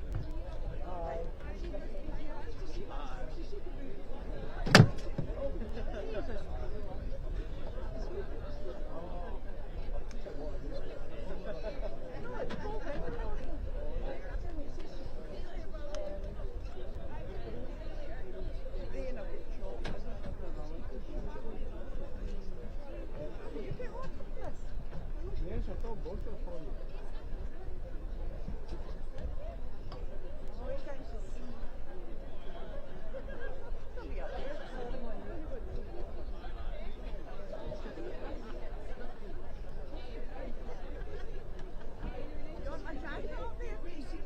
You want it? It's up to you. Huh? No, I'm fine with this one. No, I'm fine with it. It's better than this one, I tell you.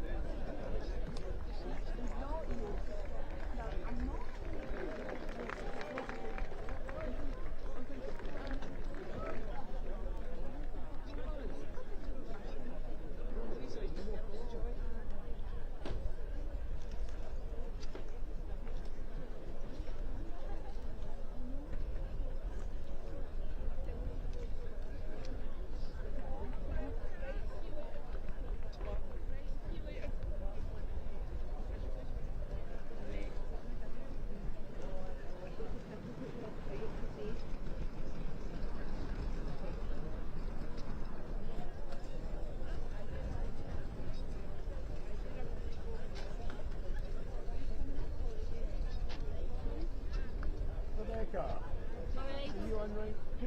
Yes. Oh, that's good. I can watch 2 of you then at the same time. I'm sitting here. Right. I can watch the 2 of you. You going into the Harry Gordon next week? Yes. Yes. You're not playing in it. You know, Helen, is it a hospital appointment on Tuesday? And not with some do it, yeah. and then try and say, well, I can't go to the hospital.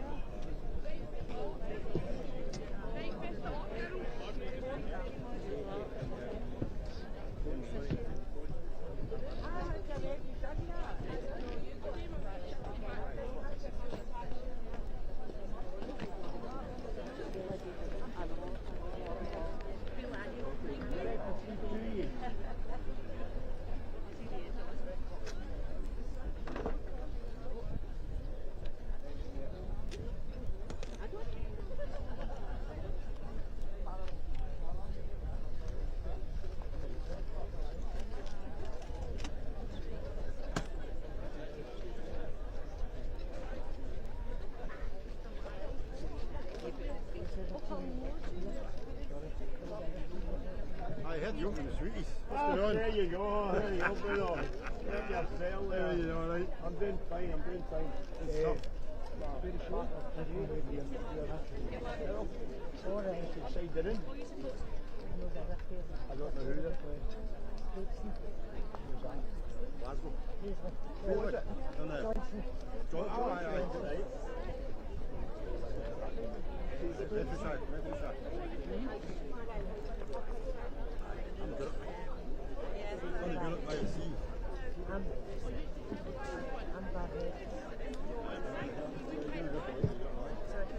Not on the tissue of putting in there.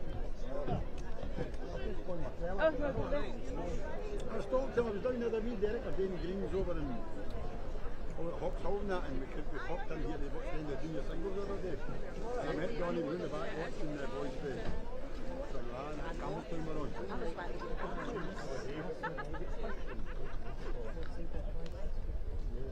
Wednesday.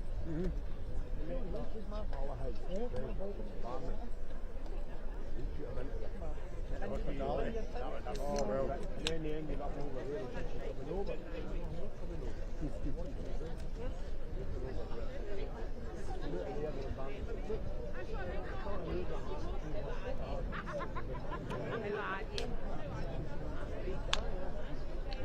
Coming? No. He's later with a skater. No, I've seen it. I'm not even doing tuning it next week for the first time in my life. I retired in March, so I was about a time about myself. He's playing it. Yes. Who let you in here? Who let you I in? smuggled in. You know, he could be there with John. What's John playing? He's leading the fours. He's playing the piece. He went to taxi, he joined the pot. So he's in the replay. They're on right to you over there. I've been just come up here marketing and then my last week is this afternoon. I'm trying to get them all up and away. I'll not be giving back. I'm doing the day, but Stevie's on like 4. Stevie on 4. I've only watched about Stevie's game.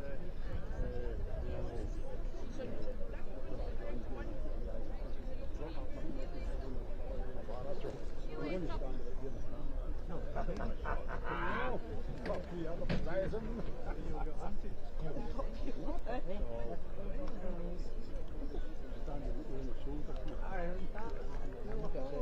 Stuff very interesting. Oh, Jesus, I.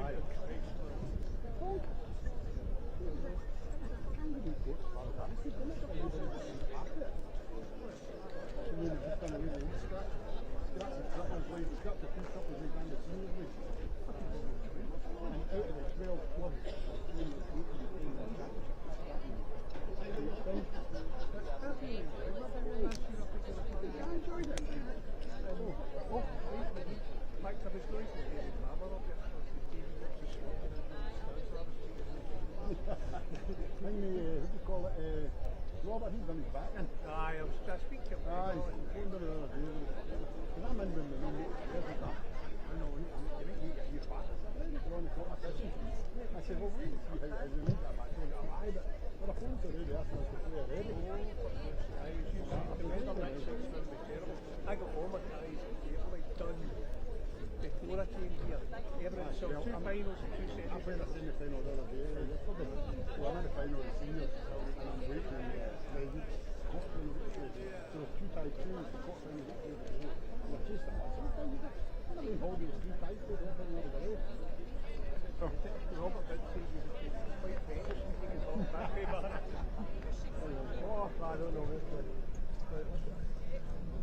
Tell me. So many things. As far as I know, Derek told me this morning, shook hands here yesterday. That's it. Aye.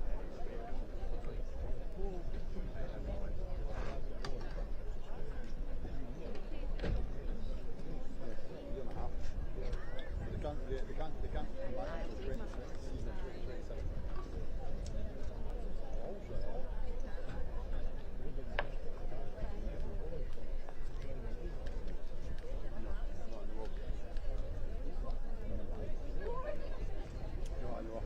What's happening now? 7 clubs. There's 12 clubs association. 7 clubs is the majority. The 7 clubs that are meeting amongst themselves have decided in a letter what to put out. That's the answer to it.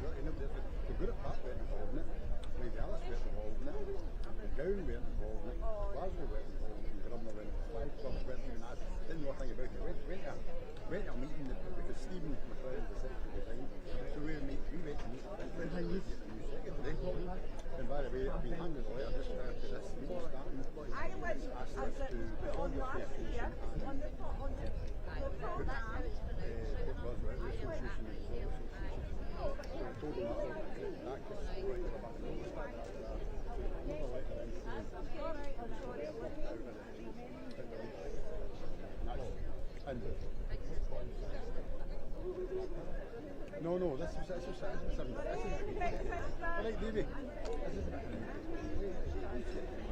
He's not going very well. This is quite big, isn't it? Shout out, loud you like, so Green's like, I'm not captain. What Matilda, who would he say about you? Just because he's slagging us for Greens. Vociferous in his actions and all that. No, not David Stevie. Stevie's none of David Stevie. That man, David Stevie. That Indo, it comes out.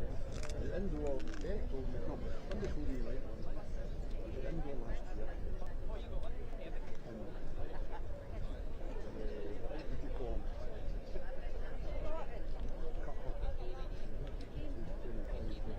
He threw a ball and the boy in Stevie's went. He then walked back, he walked the couple through a ball, hit Stevie's right, and it hit that guy in it. Stevie's club in the ankle. Did you watch what you're doing? Watch it right? I'm not today. Somebody in your team should have been shouting at me and bothering me. So,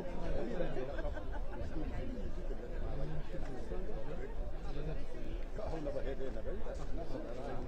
Then the Roggins down the road and thinking them down to the ferry. There's some no in the ferry and somebody said, oh, did you hear that Stevie? What do you?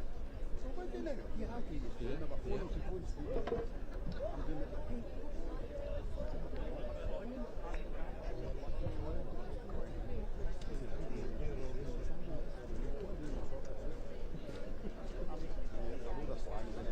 Stevie never come out and match retired and all that. Because he was This guy, he's going to think I'm coming. So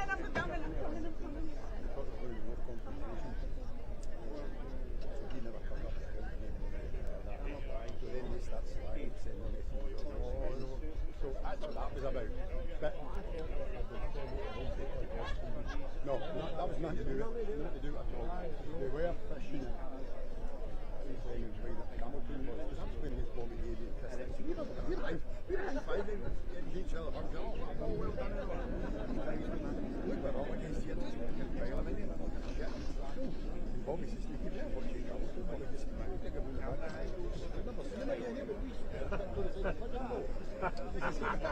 This is a better watch. This is it. And then later on,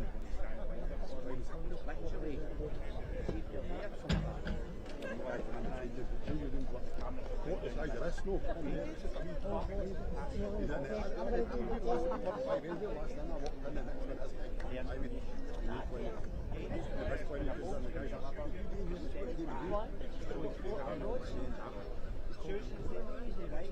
walked in and the next one is but they were just trying to this is a history with it.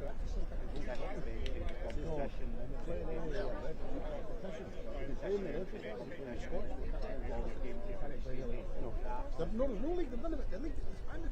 The league just got 3 games to go. Europe Parks, that's a kind of that's not members of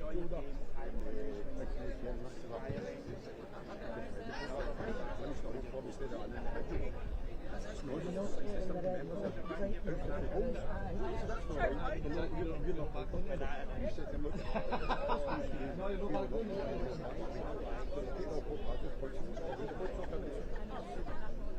So all the views getting really, should be upset.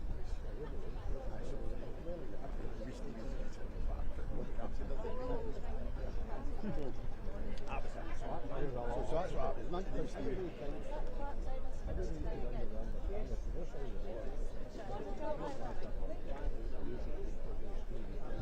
that was nothing to do with it. Because again, that was indoor stuff. Seemingly, then it goes in the morning.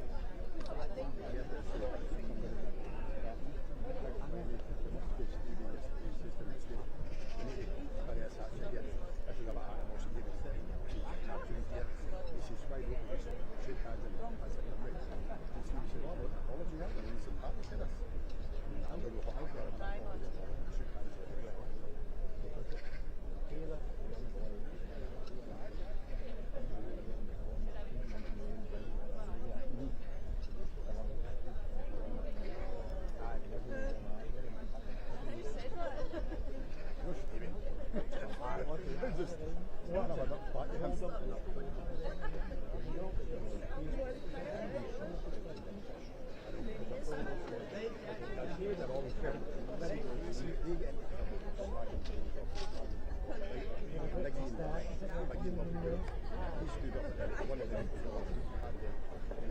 Good afternoon and welcome to the National Centre for Bowling at Ayr Northfield for day 7 of the 2025 Bowl Scotland National Championship. For the 12 o'clock session, if the umpires have checked and passed your bowls, you may now commence your trial ends. Best wishes to all players and teams on their journey to become national champions.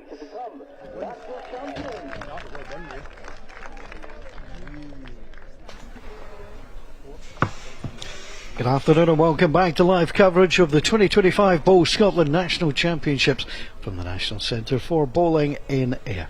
Plenty of action still to come this week on the Bowl Scotland YouTube channel and Facebook page. The next live match is a ladies pairs last 8 match, third round tie as they get towards the business end. Busy all day round these parts, gents and ladies singles, pairs, triples, all going on, gents and ladies fours as well. So it's busy all day across all 5 greens here at the National Bowling Centre. We are on rink A, where we will see a pairs tie between Upper Cowell and Speightstown.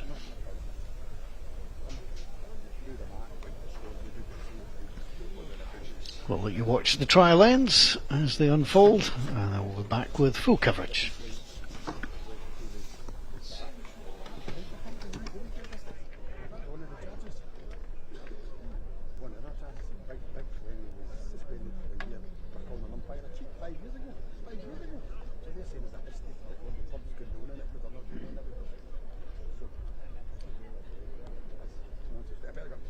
Okay, it is you.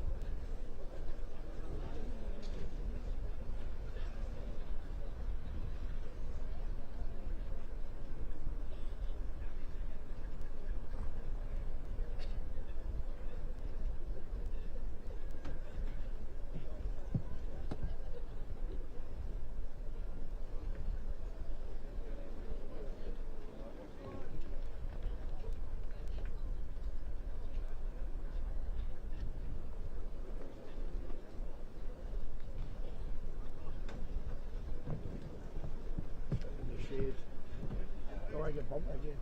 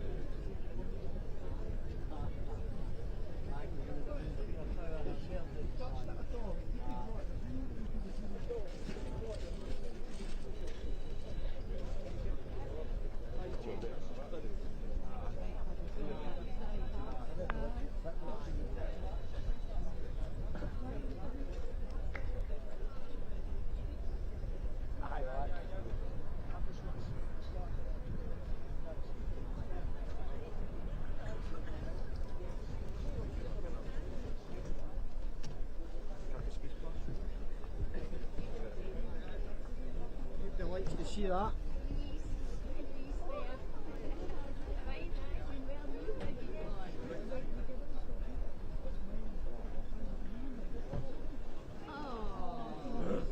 Anybody in here?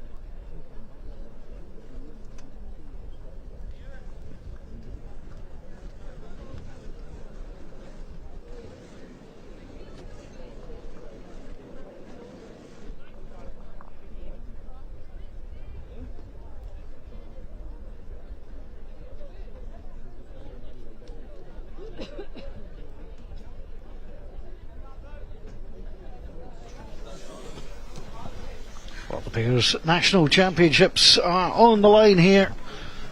There's the final 8 upper count. Ellie Simpson and Helen McVicker up against Lorraine Tate and Pauline Harper of Speightstown from Johnston. Glad you've joined us for this one. And just a note, the final game of the afternoon has been confirmed by Megan Sport against Abby Harris in the ladies singles. The last 8, I'll tell you what, I think they've picked a good one in that. Yeah, what a game that promises to be. Two up-and-coming young stars of the game. Megan, the holder of the under-25 singles, unfortunately lost earlier in the week, and Abby, very recently crowned British Isles under-18 ladies singles winner. So yeah, two talented youngsters. That'll be the game that we'll see later this afternoon. First couple of balls just a little bit strong at this length. Time to take the weight off. Yeah, for sure. And at this level, nobody wants to see that with their first 2 balls going in the ditch. The orange balls of Lorraine Tate leading for the Speightstown pair.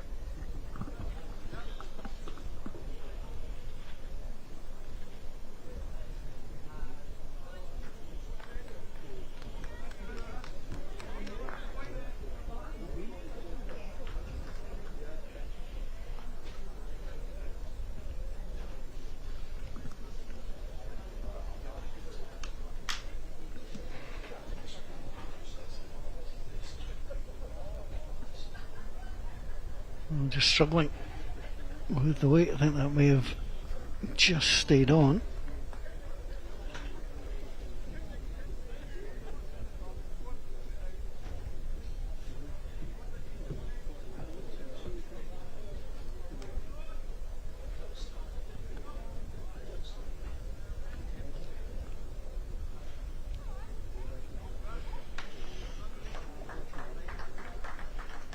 Just pulling up a bit short on the backhand side. Switch now.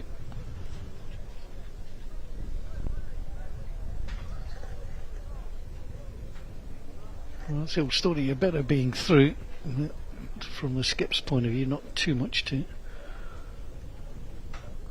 give you at this stage, but the opening end, players trying to feel their way into this one in terms of the weight. It should be tight.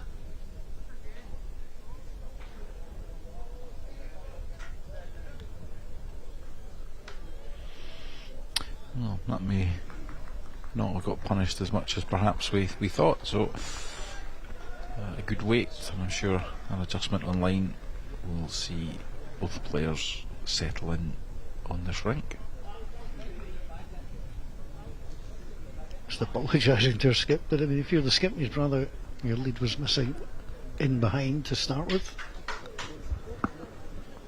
Helen McVicker. We're looking to get in early. 4 balls per player, 17 ends. And these national championship pairs.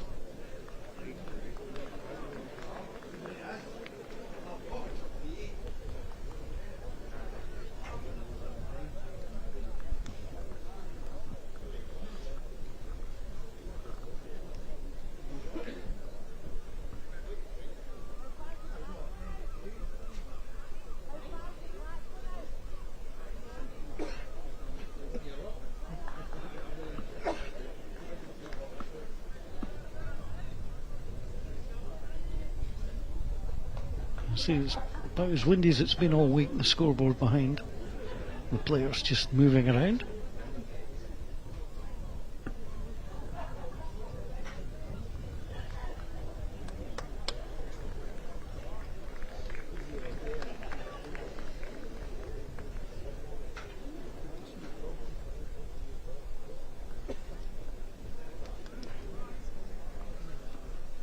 This is down on a good track.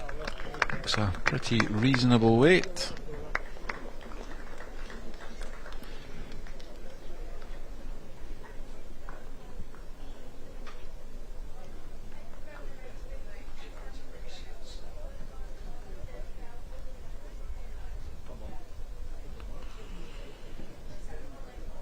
Here's your weight.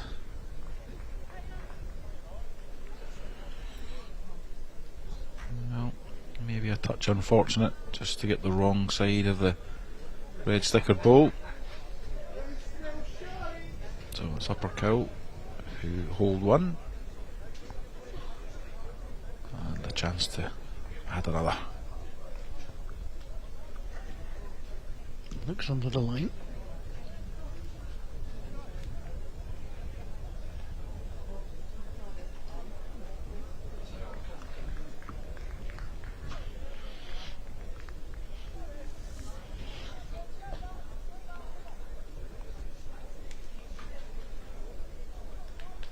This is also down on a pretty good line. It's just going to get snarled in the front.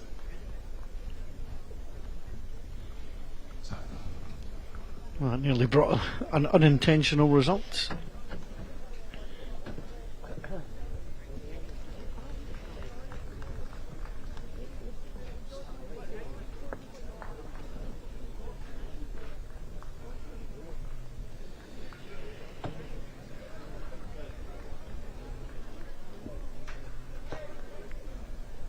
Well, 2-second shots in there.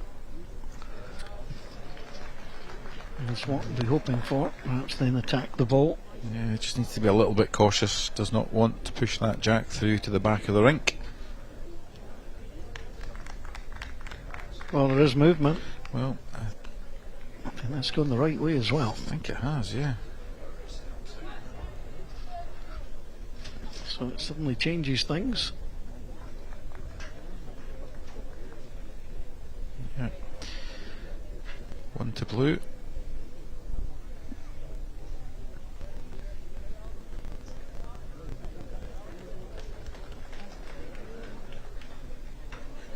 So it was a change with the last ball. That always makes the skip feel better.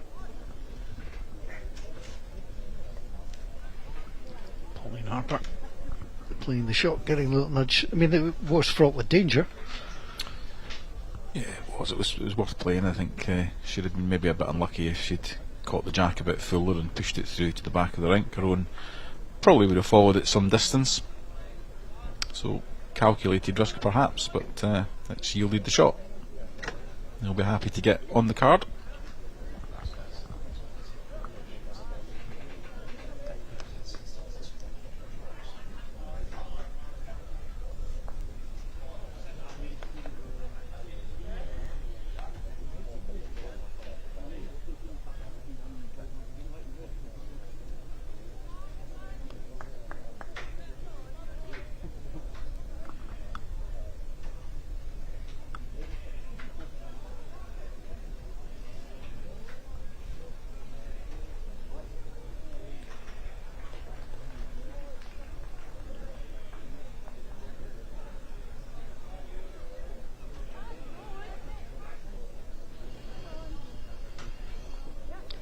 Forehand for Lee Simpson.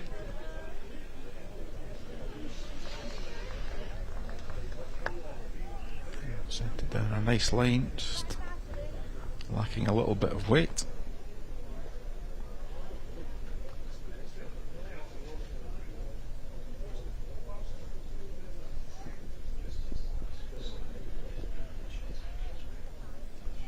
See this one dive across the head as well, I think.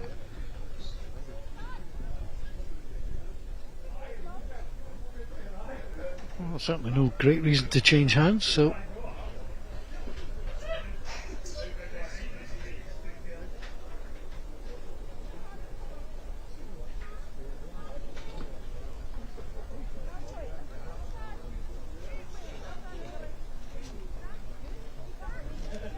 inside track. Yeah, quite a nice adjustment in weight. Just missing the line by a fraction, but We're happy to hold the upper hand in this end so far.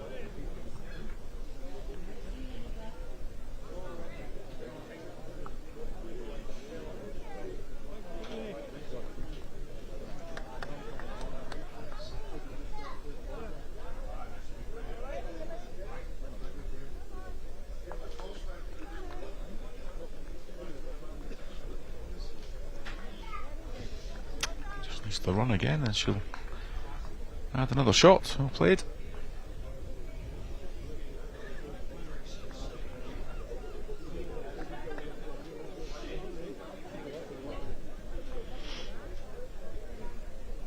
This is a better line. Just overplayed it.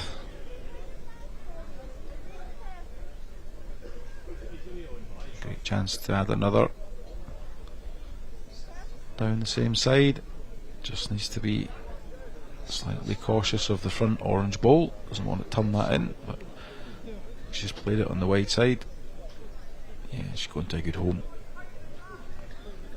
Helen will be quite happy with that. Back in that position. Good advantage here. Always in pairs with a potential score of 8. You're going to see if you can nick an early big score before your opponents settle.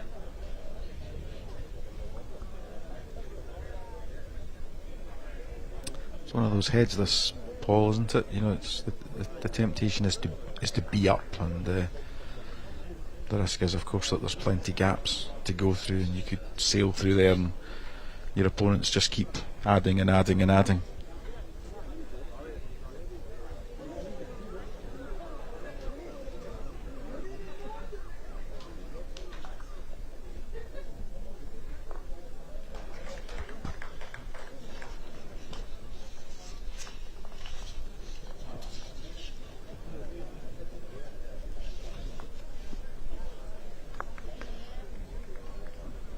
That's not badly played. Yeah, nicely done. You would think that stops the opportunity of a huge count.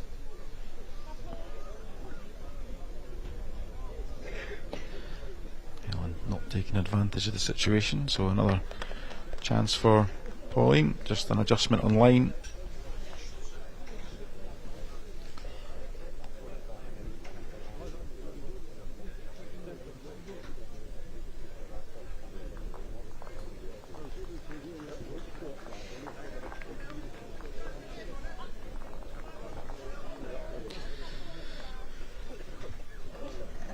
Almost a nice edge off the front bowl, but just pulling up that bit short.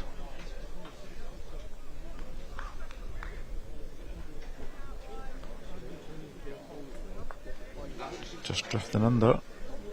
Doesn't want to knock that one too far. Yeah, I think they were holding 2. That looks as if it's just been cut to 1.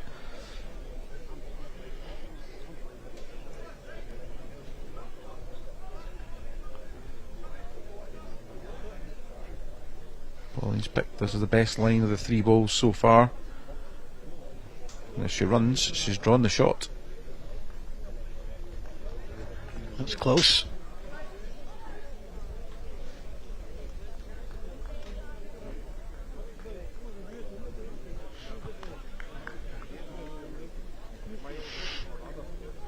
Also, best line from Helen. Just needs to be clear. She's not, so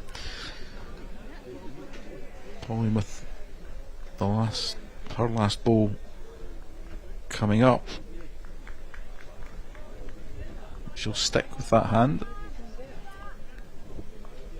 An opportunity to turn her own, or just move the jack a couple of feet to her back bowl. There's an outside chance if she plays the slightly outside line to take the red bowl on the right hand side through the head for a count of 4, but she's under the line. Although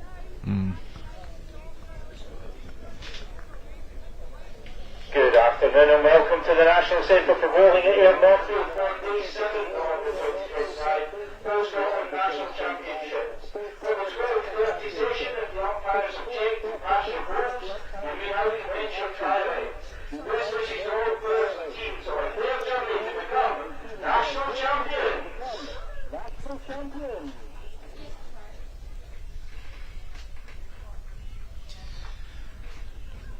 One out. One conceded. Umpire called, I think.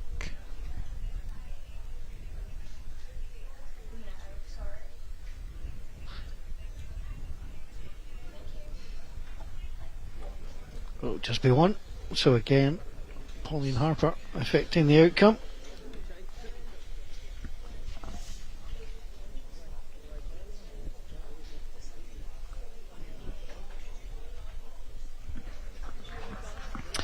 Just watching a replay of this, she's held her hand up, understands she's well under the line, and then that fortuitous flick off the front bowl yielded the shot.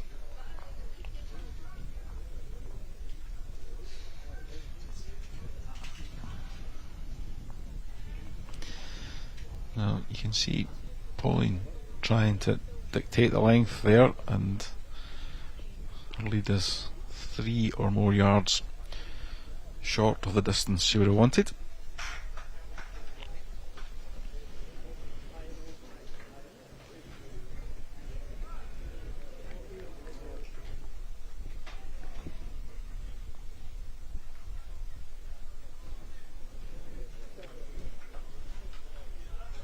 First series of matches today, where the gents and ladies singles will run you through the score lines for them and set up the quarter-finals.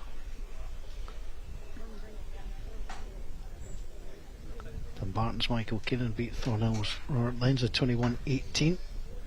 Airdrie's John Barry won a tight battle with Castle's Graham Marshall 21-16. Churnside's Jamie Mitchell 21-4 winner over John Mackay of Whitehall. Ian McLean of Blackwood Victoria, current champion, looking to become the first man to win this 4 times, beat Fairfield's Craig McAnally 21-13. Ellen's Robert Marshall 21-3 over Leslie's Ian Drysdale. Good win for Des Moines' Ryan Langdon 21-7 over Kevin Frogley of Borston. And Tanfield's Liam Mackay 21-11 winners over Christopher Stein of Windigates and Duryvale. And finally Buchan Park Stephen Fleming, the match you may have seen earlier with us, beat Handbank's Ian Conley 21-15. These quarter-final matches will take place at 3:30 today.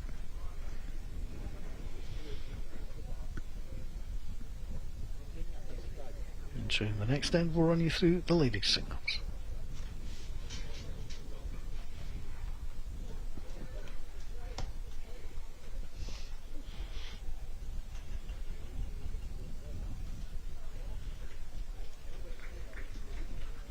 Coming in nicely.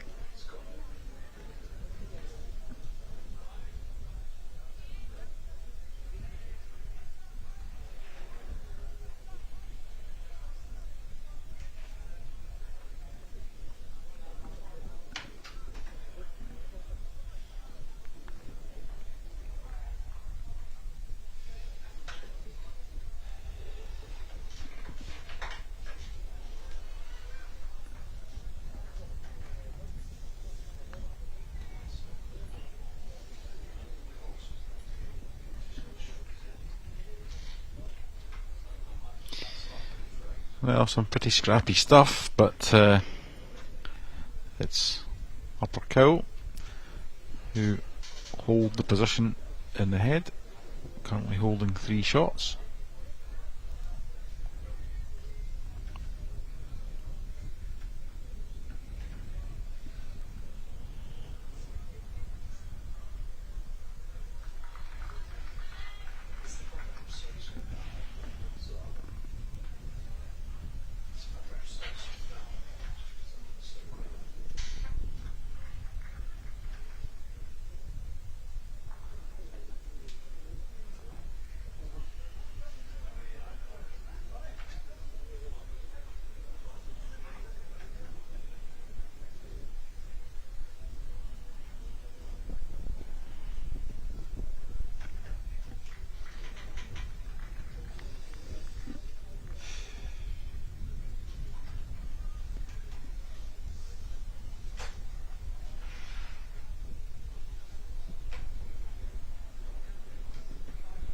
Ideally we'd like to come behind Yeah, both skips picking quite narrow lines into the jack on that hand that we've becoming used to, which, you know, has a good swing on it.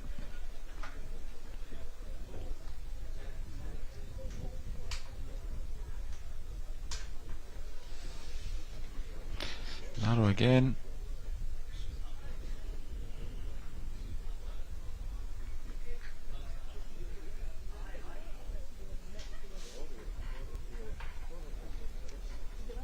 Well, if you're Helen McVicky, just want to add another one in here, preferably coming behind, but Yeah, she'll be disappointed if she doesn't, and she's got 4 feet, I would suggest, to add. Yeah, she has.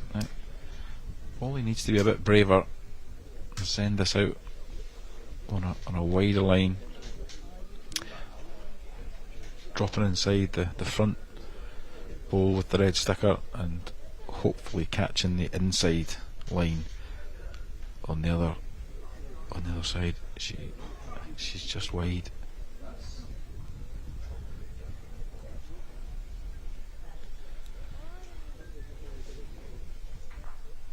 well, she's relied on her last ball a couple of times. Yeah, I think if Helen gets a stop on the ball, she will add another shot here. Wow. It's actually not a bad position to be in, just in case. Now, if Pauline can actually repeat her last delivery, I don't think she'll be far away from drawing the shot. Well, she's giving it a chance. I think that gap is just going to catch her, is it? No. Well, she's cut it down.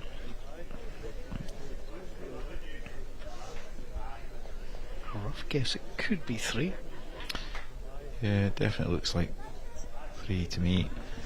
I think Helen just needs to be a little bit cautious. Safer shots on the forehand that she's elected to play. Good weight. She'll drop inside the orange one on the front, but just holding off. Upper curl, go on the card. There's 1. There's 3.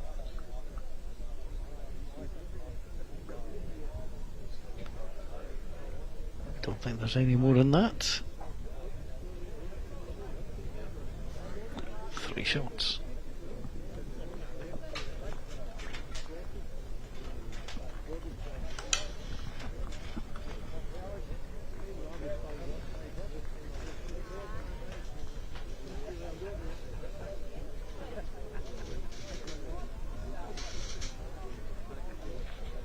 Well, bright start to the game for Ellie Simpson. She's certainly out battling Lorraine Tate. Pauline Harper, a couple of good saving balls to earn shots.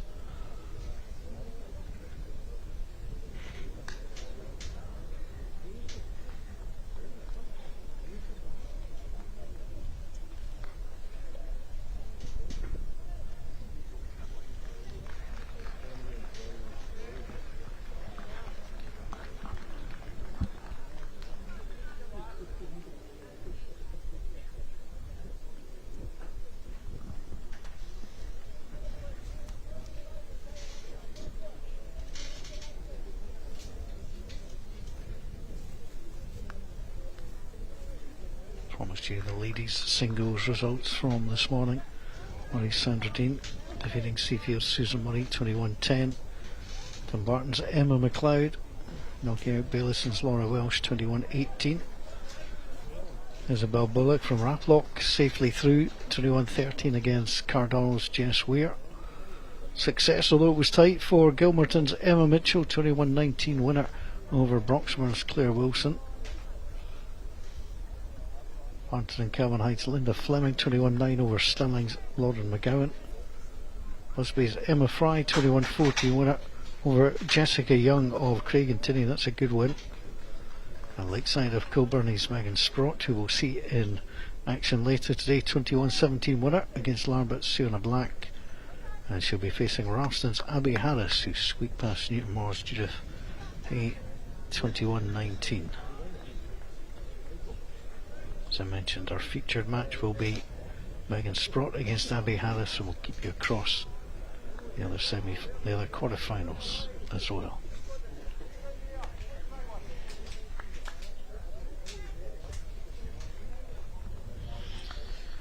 So both players switching to the ditch side in this direction.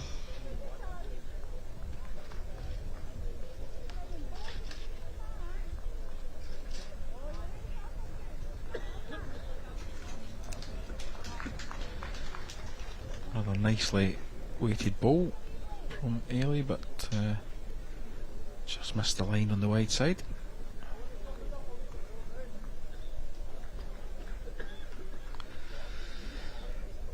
Don't think Lorraine's corrected the line here, just also going under the head.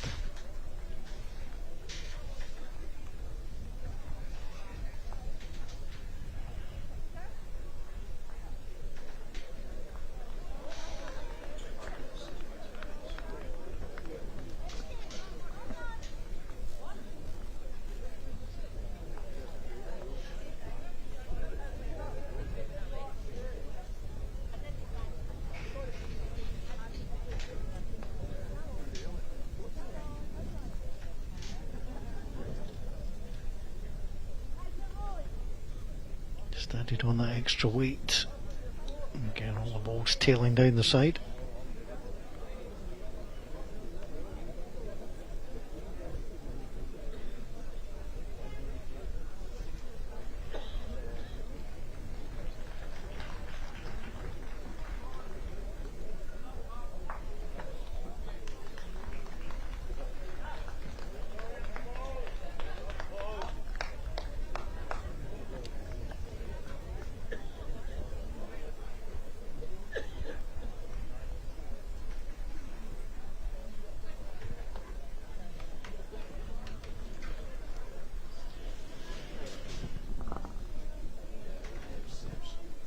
This is down on a good track. How's your running? Pity. Just need a yard further.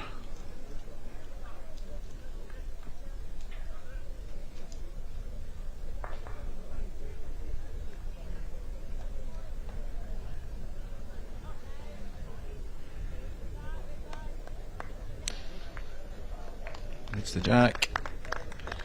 Boom. Changes everything.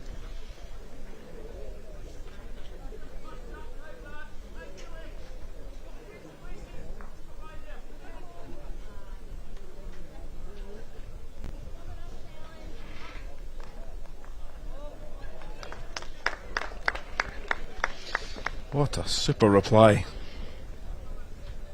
Certainly much better from both.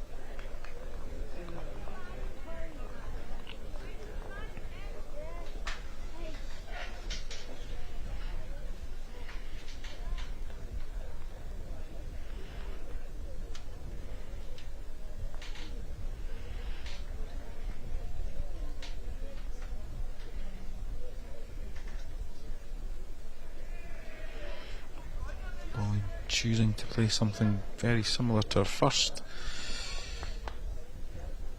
Needs to run. Any contact does. Yeah, well done. Well done.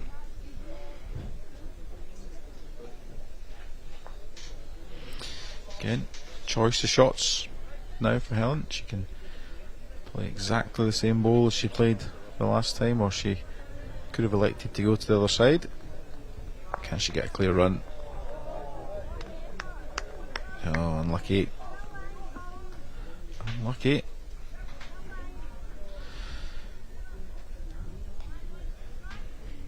I feel this is quite tricky for Pauline to play to now. I think the pathway is potentially blocked on the side that she's played previously. And if we're honest, it doesn't look that great down the other side either, but she's going to have to try and find the pathway through. Side. Well, I think that gives Helen an opportunity. She'll want to come down the ditch side if she can. She'll want to come down between the balls in the front and try and remove that blue one from the head. Has she got enough weight? Just giving it a try, you know. Yeah, very unlucky. Just got caught up in the front. That tiny flick just took her off the bowl. Our toucher is live in the ditch. I'm fairly sure it's one blue. Yeah, I think she'll probably play the wide draw on the backhand side. Just hope to fade in out in new ground out there, so she won't quite know how the bowl's going to react. It'll run quite straight for a long time, I feel, and then maybe just get a little bit of a draw in the last 5 or 6 feet. So she'll be looking to come round the pack inside the orange wide one that you see to the bottom right hand side of the picture, just on the wide side. Weight probably dragged it out there.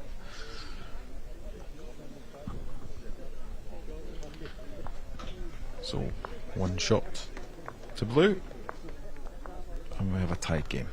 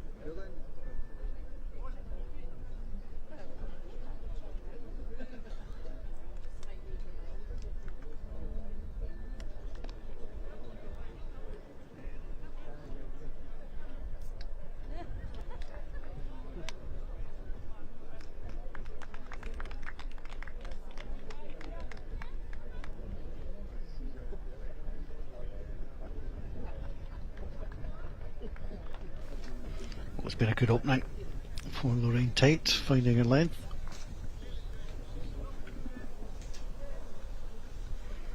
Conversely, Haley a little bit loose.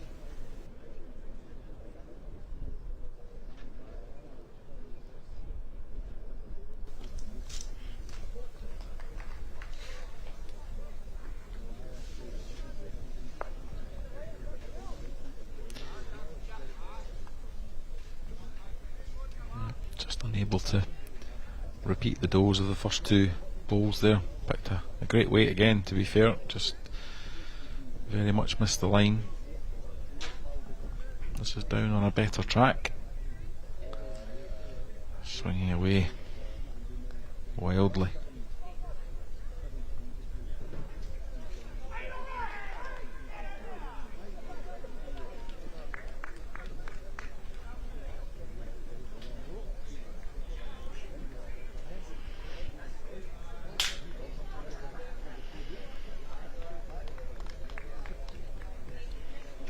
Yeah, Pauline will be happy with that. Ball 2, a good back position.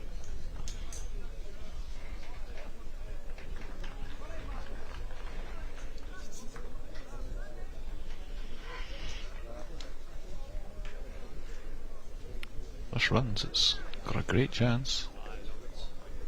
Well, regardless, they'll be happy to have one in and around the area. A nice opportunity to lift their own, drop underneath with the bowl of the jack.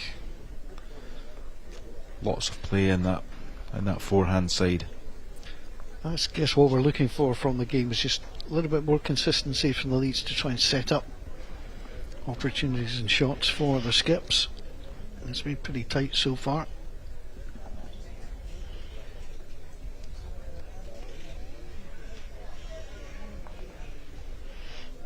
Pauline also with a choice in terms of her play. Looks like she may come down the ditch side of the rink. Just try and change the shape a little.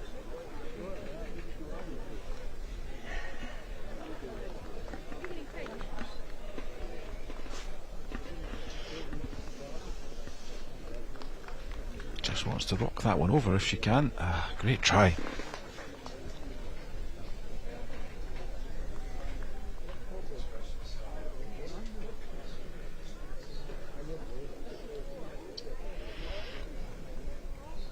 Giving us a chance chasing in. Yeah, she's been unlucky because she's now changed the shape of the head. It's now not as easy to play to.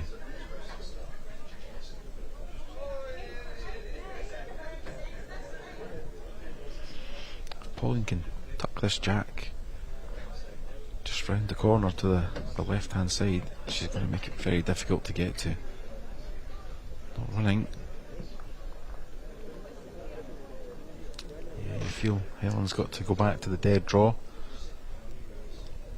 The ditch side, the right hand side, as we look back down the rink.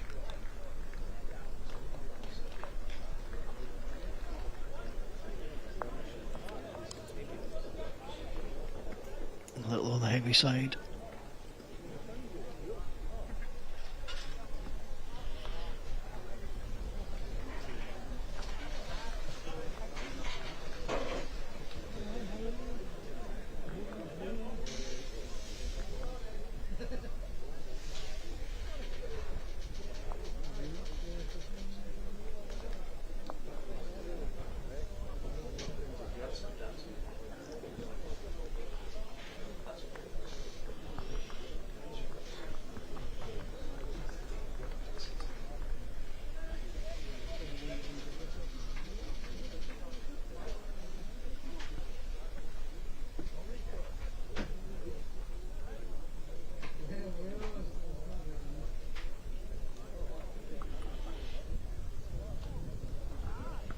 Waving it round.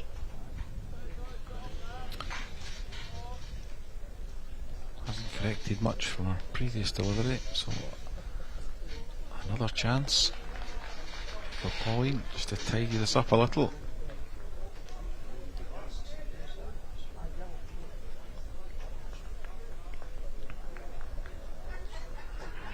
Better line, how's your weight?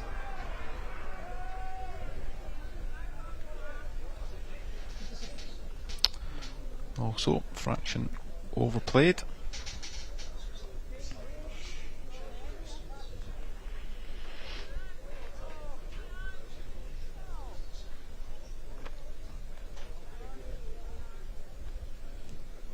Almost the same ball. Good grouping, just in the wrong place.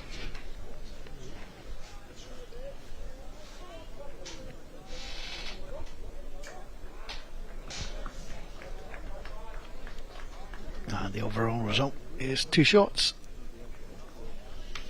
A couple of scores in the ladies pairs, the ones that started at 12 o'clock. Obviously there's a game that you're watching, so Spateston hold the upper hand 5-3 against Upper Cow, and on the adjacent rink the local pair from Prestwick are taking on Busby, and Busby have opened the stronger and lead by 7 shots to 0.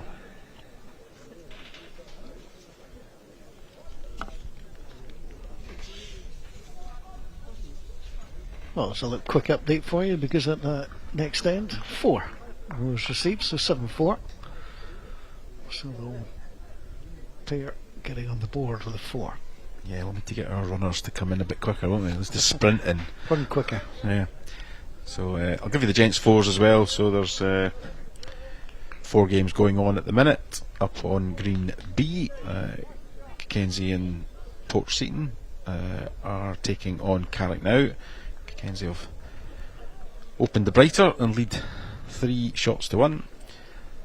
On the next drink, Deantown are leading Port Glasgow by 6 shots to 3. St Athens from the north are leading Quarter by 4 shots to 3, and in the final game Castle Douglas lead Stonyburn Community by 6 shots to 2.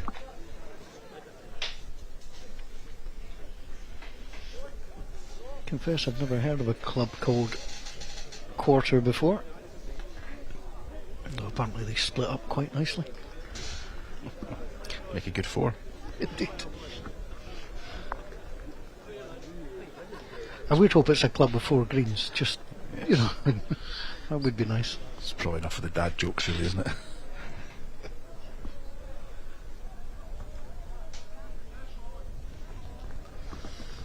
I want to take a guess where St Athens is. I've got absolutely no idea. I do smile at some of the names of the bowling clubs because some are very familiar, and others simply, I would have no guess where that is. It's Burkhead, District 2. Need to narrow it down a bit. Oh, well, somewhere near Elgin. That'll Does that work? That works for me. Michael Stepney's home club, if you I do know Michael Michael. Stepney, yeah. Solid player.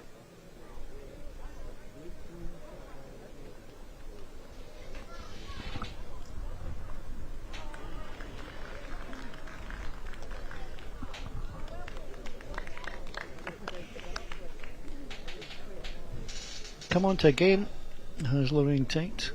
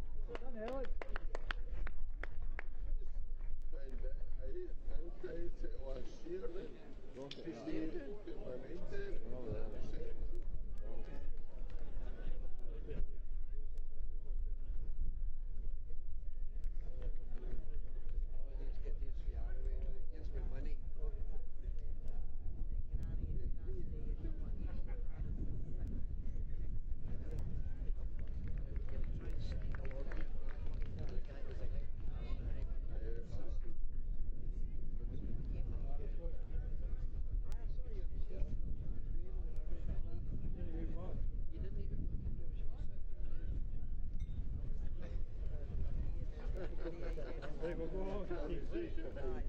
See, Douglas.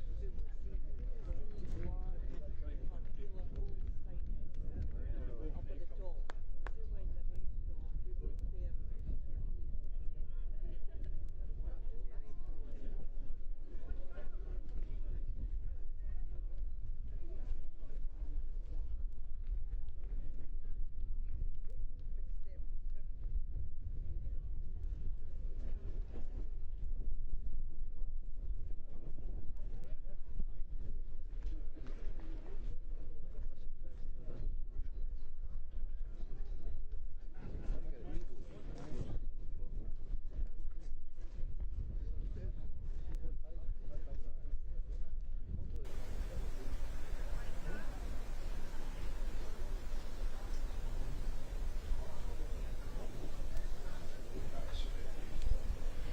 This one's just going to track through.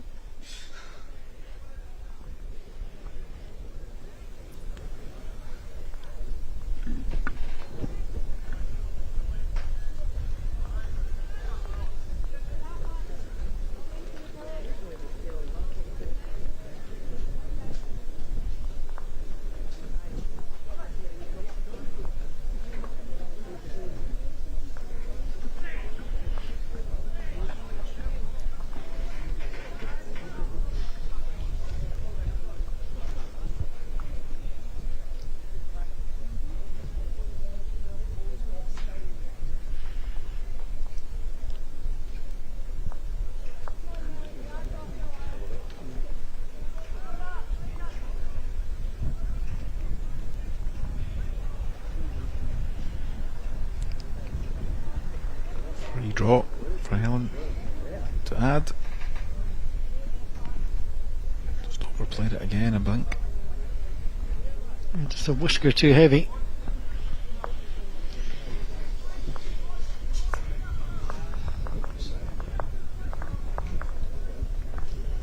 So one to upper cow.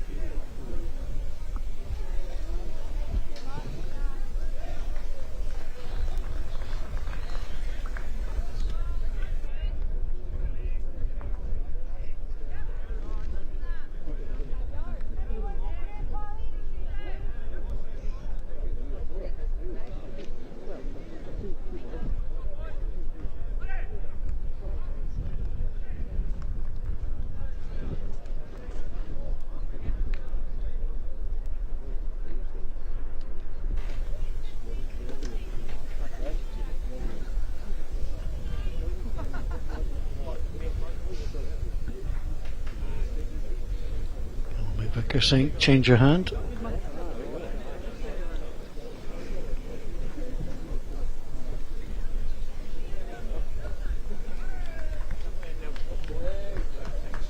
I think it's not a bad call. Here's Lorraine Tate. Stands very far up and right on the corner of the mat. Gets away really quickly.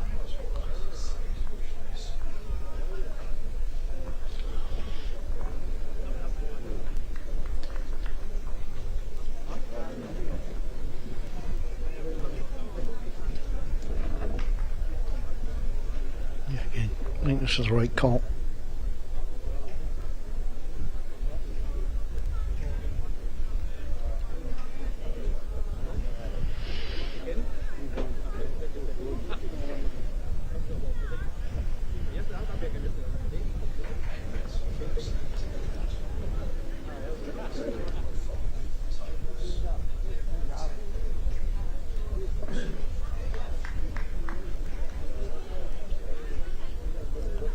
Everybody bowls differently, and you can see there Lorraine Tate brings the back foot up very, very quickly. It's just hovering over the very edge of the mat as she delivers.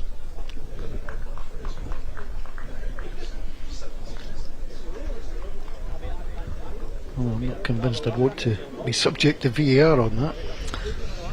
Yeah, me neither. I can see the question on the stream being asked around delivery and the potential foot fault, but it's a close call, I think, and I think provided the player's not trying to gain an unfair advantage, then it's maybe something that the umpires wouldn't get involved in. Not one for us to determine.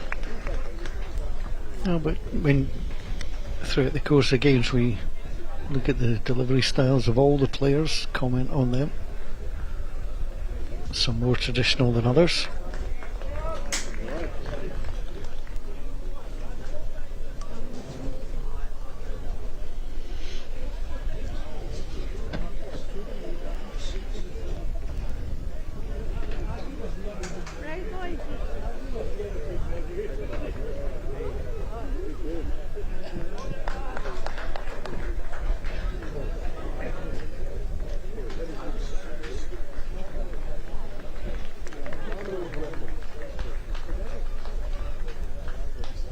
Against that, could borrow that. Dear.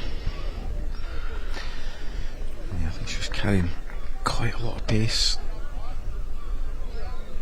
Got that ball quite thick, and you can see how much it still ran on. Yeah.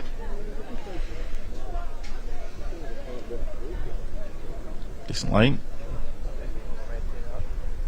Decent looking pace.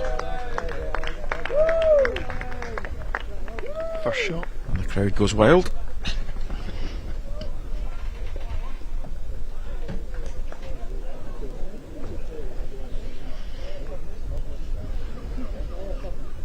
So often happens with games of pairs or triples.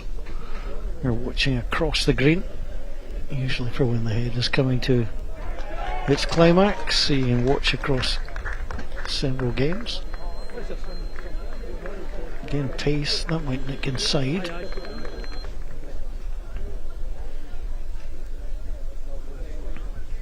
Yeah, I think it's just a repeat of the previous delivery. Draw another shot. And you can easily see how, with a couple of decent bowls, how this could develop into a bit of a count. But missed the line.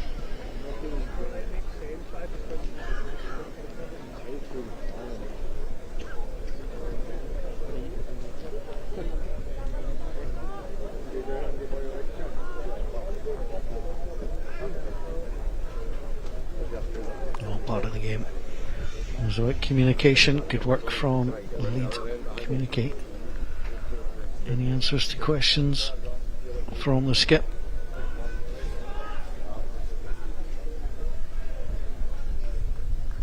Fair few blue balls or blue stickered balls waiting should this be dragged through, but it's not there. Yeah, so often the case. You know, and there's a nice chance there for Pauline if she were, you know, with that last one to come and pick the jack up, she could yield a count of 2 or 3. Don't want to do it for them. Well, she very nearly gave that away. It's like a 3.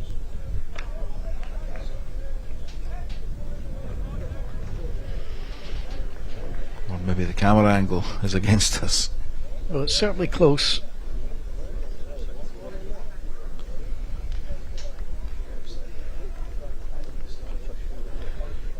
Just quickly go to an umpire You would think. Easiest thing to do.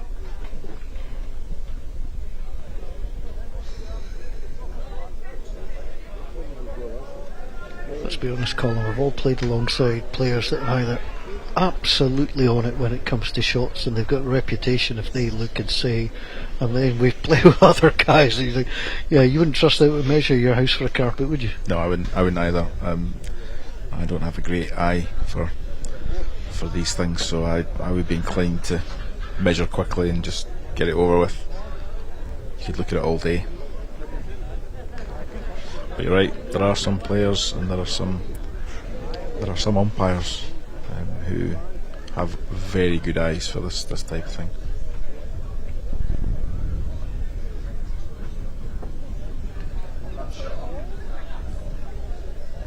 Gosh, that's way shorter than I expected. well, I think that shows you the kind of the depth of the camera angles here, doesn't it? Yeah, I fancied that the black ball, which is closest to us, would be in, but it wasn't.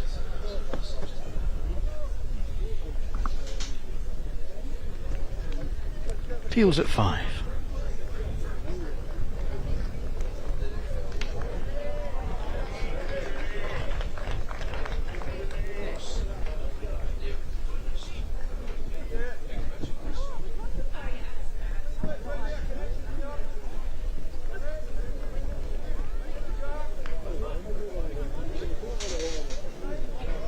Well, as a rogue ball has appeared, I think it does belong to next door. And like any good neighbour, you pop it back. Well, I think it came loose from next door. It's been returned. I think it was just I don't understand why I had the last goal.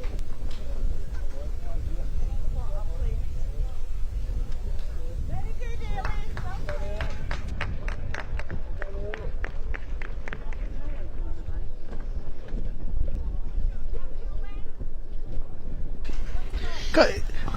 I'm saying that a ball got loose. I'm not sure that's the case.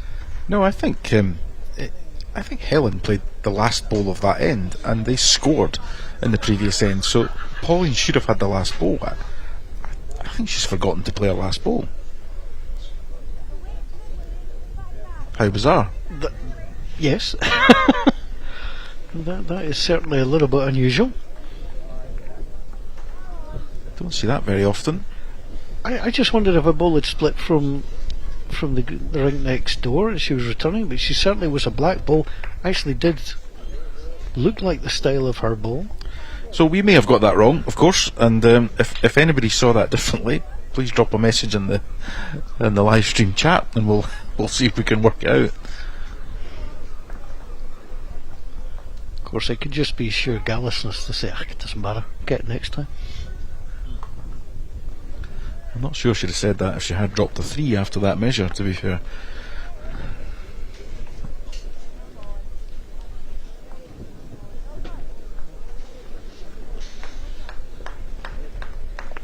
Well, if you're around this sport long enough, you do tend to see all sorts of things. That's a really nice ball. Yeah, that's a nice start.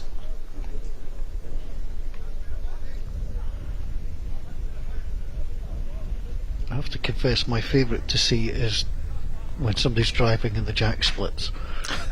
It's an absolute hoot. Yeah, I've seen that a few times.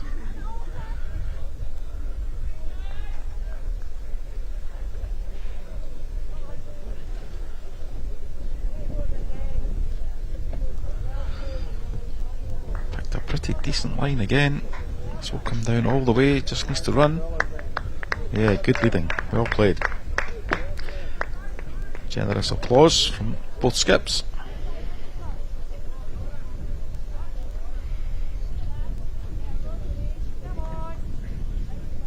Lorraine will want to get one in here. Just help out her skip. Just going to cut across the front. Oh, it's decent though. Well, it's there. Something potentially to use.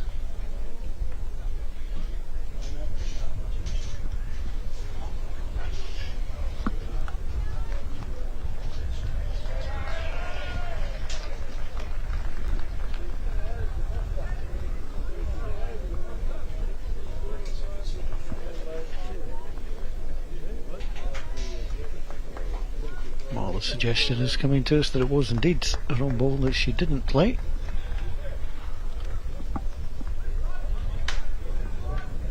Something to laugh about afterwards if you win the game. Absolutely.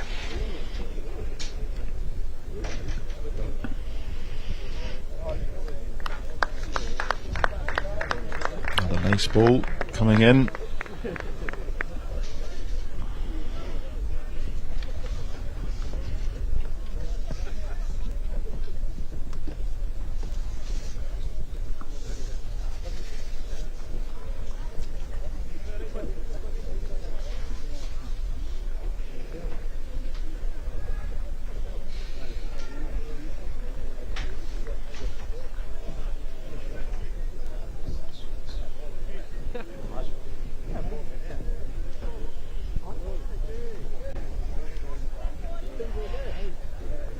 Ideally, you just want to come up, rest on the orange ball, a little nudge away. Yeah, I'll just get a slight movement on the jack to the side. Just puts it in a slightly more difficult position. Oh, it's nice. Yeah, building nicely for upper cow.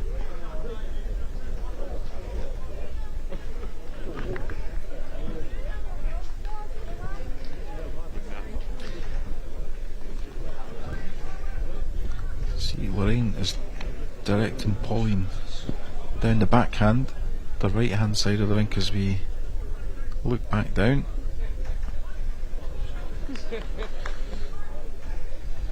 So that's the perfect ball to play.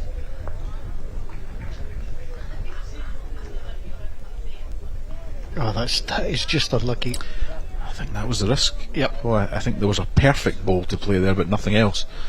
I think down the other side, she would have a stop of her own. She could have, drawn nicely in to get a clean shot. That is a great line. It's not there.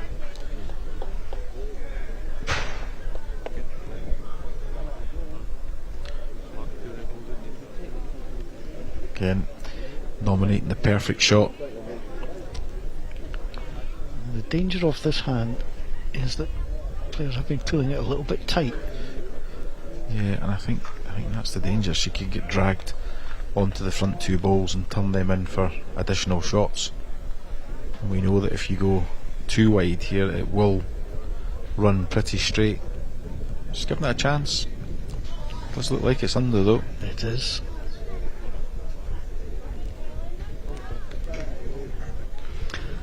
So, chance again for Helen. Just a nudge on the jack.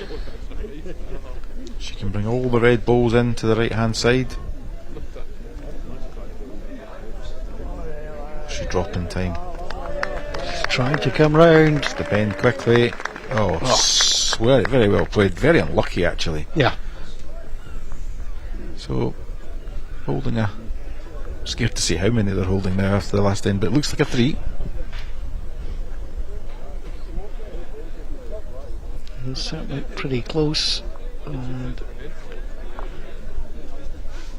well, Pauline wants to have a look before she'll have her final delivery.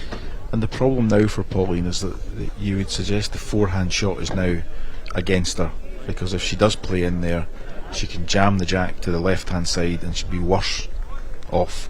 Very difficult to make that better, so I think she'll stick to the backhand side and hope to drop off the wide ball, perhaps cut it to 1.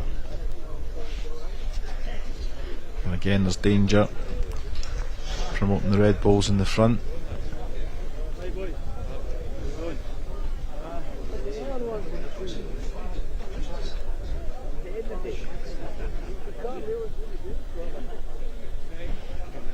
You can see the scoreboard across the right hand side. The home club have made a bit of a comeback there. But here we've got Pauline Harper switched in from Johnston. Needs to feel comfortable about the shot selection here.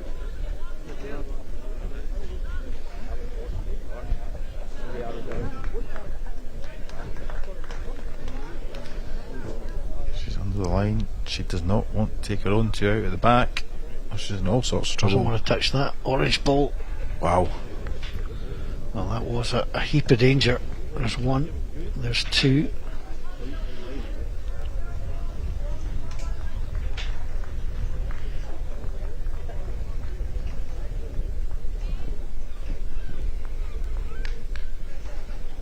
Yeah, Helen Vickers already saying just make sure you measure the rest. There's the third. It's probably them all, I think.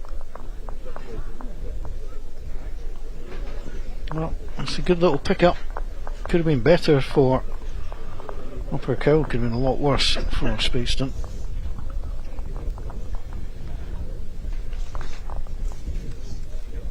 Ladies pairs that got underway at 12:30. Whitburn and Witcherder. Witcherder leading by 3-1 after 3 ends. Dunning leading Dumfries 6-2 after 3 ends as well. Early action across the ladies' triples as well. Cumnock establishing a good lead against Lawrence Kirk. Tenhill against Thurso also going one way at the moment. The fact of the four that started at 12:30 in the triples, only one match had both scored. That's Trinent and Kilmartin. We'll keep you up to date across these early days in those matches.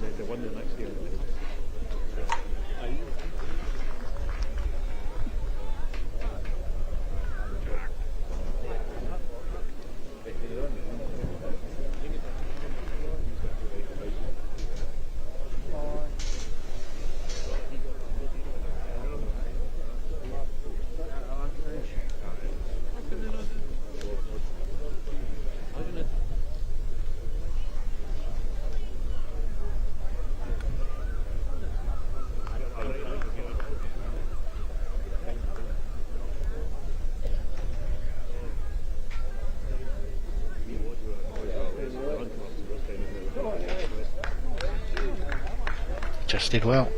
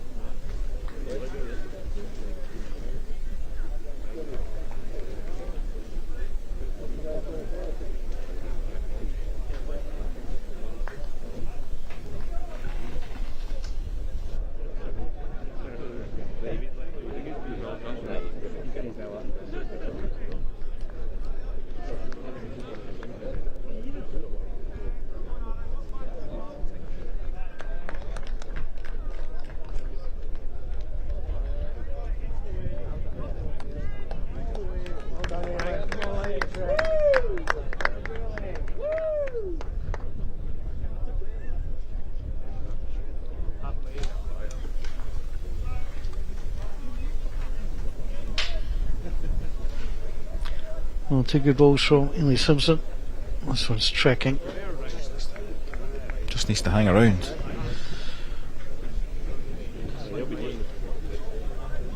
So a couple of good ends, Lorraine Tate, but she's struggling coming this way. Yeah, you can see, you just got to look at that, those balls there, you can see the variation in line, you know, that Lorraine's had across 4 bowls, 2 well tight, 1 really quite wide, and one on the money. So she would probably do well to switch to the other side. It's a bit more forgiving, albeit it's a nice swing, but they just need to trust the hand and put it out there.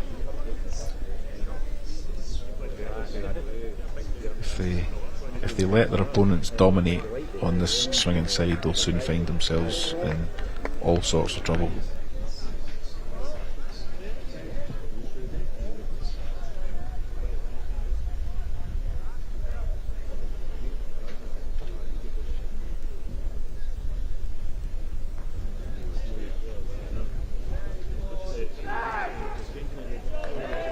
It's going to drift to the side.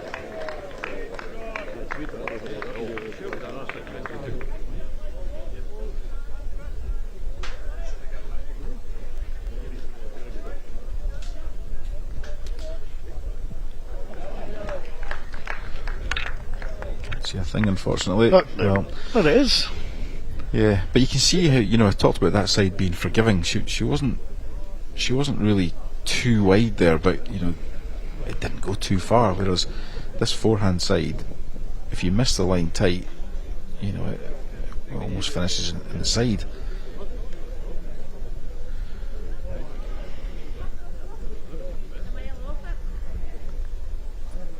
Well, at the moment, Ellen McVicker simply just has to keep popping them in here. Yeah, it's anything to a yard as a shot. Yes, as long as she's up, she's close. Yeah, it's going to come through again.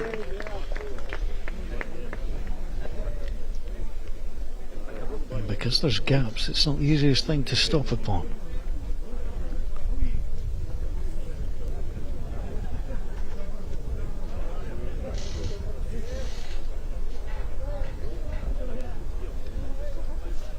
That does not have the weight, I think, to hold it up.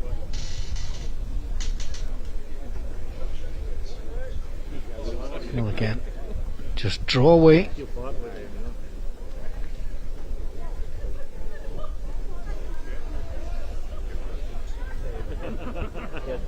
Being a bit canny. Yep, that's all red. This is 2 ends in a row. Your upper cow have played this ditch side and absolutely dominated it. She's had a few good saving balls, but that one is not going to be added to that roll call. And there's a score coming here. Yeah, this is a game changer.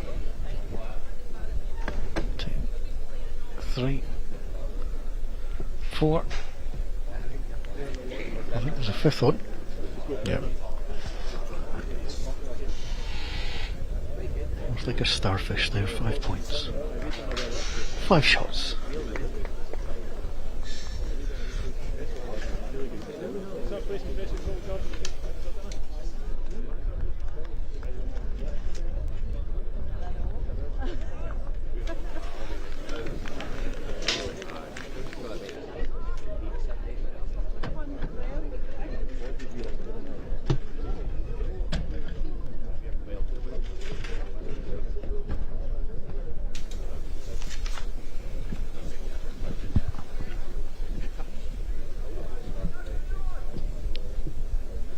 Well, how a game can change, Colin. 5 apiece 2 ends ago, but I think people who've been watching along with us on the live stream, Upper Cowell have held the upper hand. It was just a question of when they were going to score big, because if either pair's been in a position to do so, it has been them.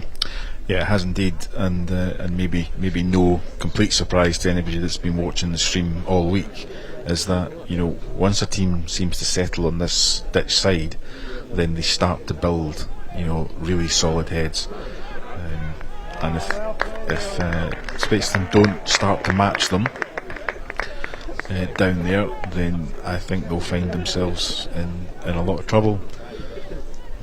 Maybe a bit fortuitous there, carrying a bit of weight, but picked up the clean jack.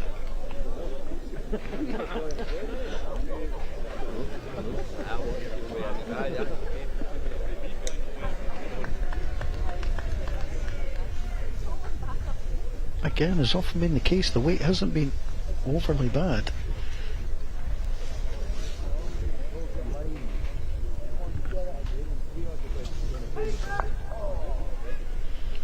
Just needs to make sure she doesn't underplay this one. Just maybe give herself a bit of a fright with the first one, playing it quite so heavy and picking the jack up on the way by. The danger is you overcorrect, but she hasn't done that. She's played 2 cracking opening balls. That's terrific stuff.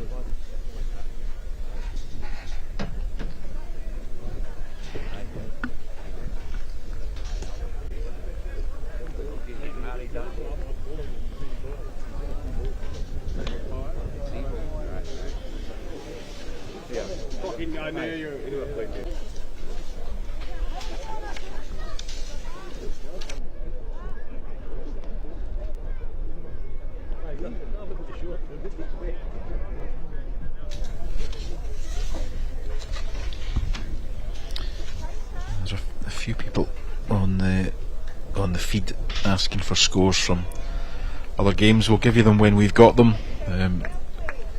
We can actually only see what you can see, so we're sitting in front of a monitor, the same as most other people. So if we get them through, then we'll definitely give you an update at the end of this end as much as we possibly can. You're watching the ladies pairs up O'Carroll against Speightstown on rig A1.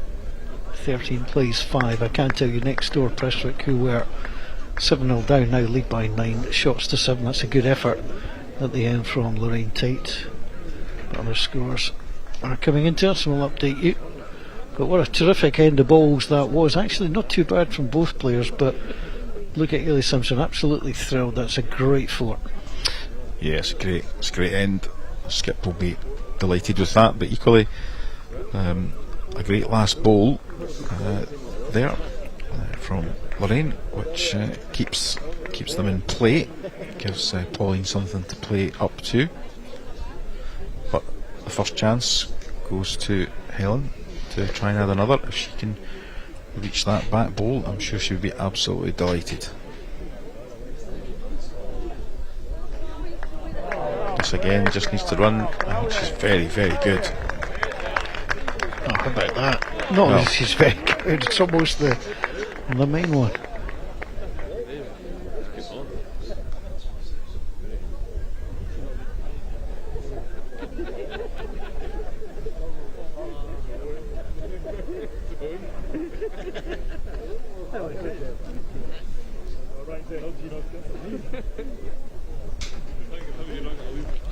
That must look pretty horrible for the mat. It's off centre, 3 balls. Ball, jack, ball. Yeah, it really needs cleared out, to be honest. It needs to be played clean through. You're unlikely to draw that. Meantime, Helen just needs good weight just to add another. It's even harder now. This needs, if you've got the power, this just needs burst open, to be honest. Easier said than done, but I think this is worth a real dig at. Under.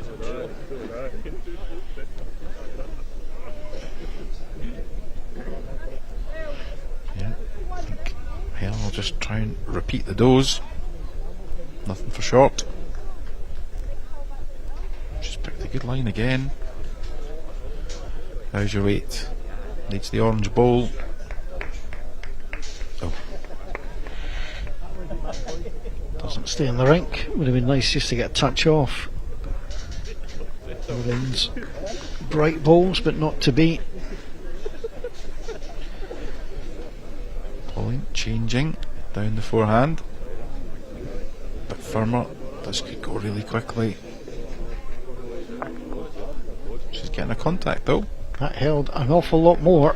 Oh, that's a game changer. That's a real game changer, because she's now given herself an opportunity to change that completely.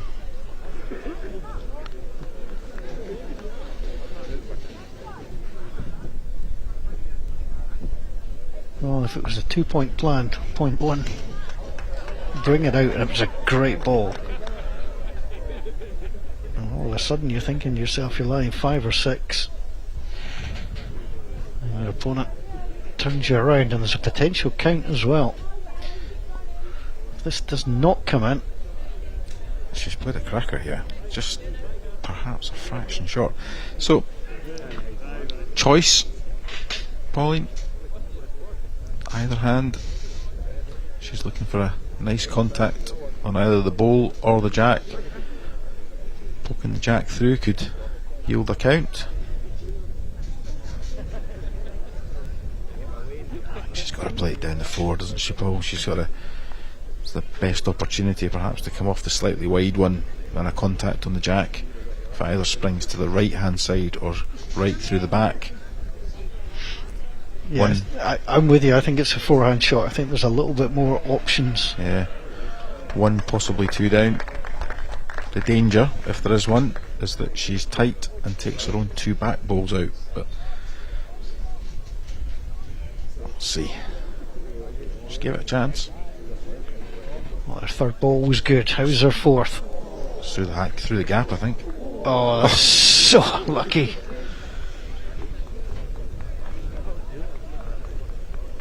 Well, there's one out. And they'll get an umpire, but I think what that did, Colin, was keep her pair in the game. Yeah, she was. I mean, I know it's early days, but you know, if she dropped a 5 or a 6 there, then you know it's game over, really, isn't it? You know, you'd hope to manage that out from that position. Of course, the game's never over, you know, until it's mathematically impossible. But yeah, I think she's so far saved the game. But 1 out, measure for 2, still going to be a bit of an uphill battle. I mean, it's not often that you lose back-to-back 5s and come back and win a game. I mean, I know there's a long way to go, but that's what they were looking at, and what a horrible deficit that would have been to try and overcome. Yeah, I think at the minute the problem is the Spateston pair. They don't look like scoring a multiple. It can change, of course it can, but at the minute, you know, the last few ends, it looks like, you know, Upper Cowell have just started to play the rink a bit better. They've found the consistency. They've realised that going on the ditch side is going to yield much more consistent heads and a much more consistent finish. So, you know, they're going to take a 10-shot advantage now.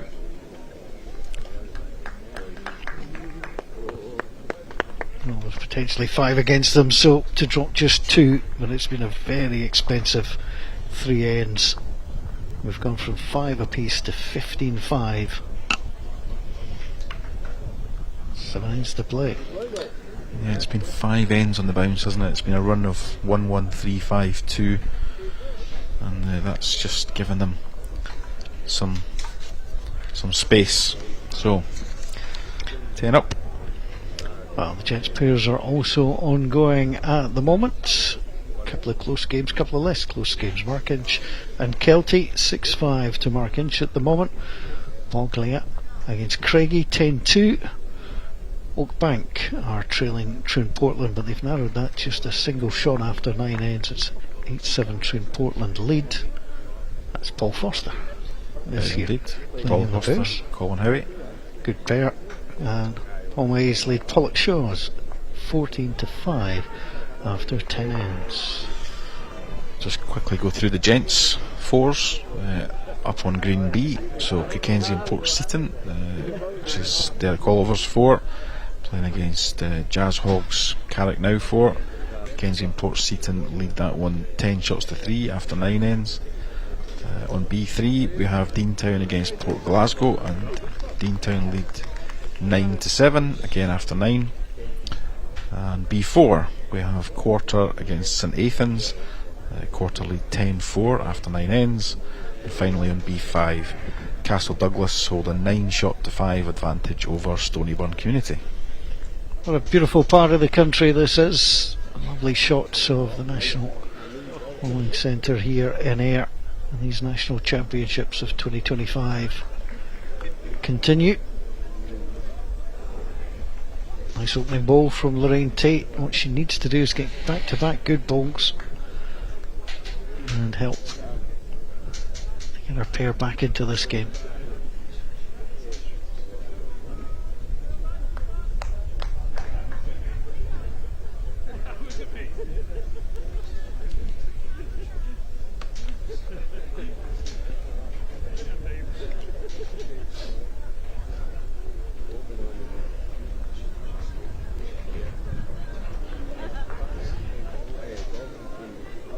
If you do get the chance to come down to these championships, I'd highly recommend it. It's a nice ball, great atmosphere, and lots of great food and beverage options. There's a wonderful tent that's got loads of bowling equipment. I was in there earlier chatting to some of the companies that were there. They said they've had a tremendous week, sold an enormous amount of new sets of bowls and equipment.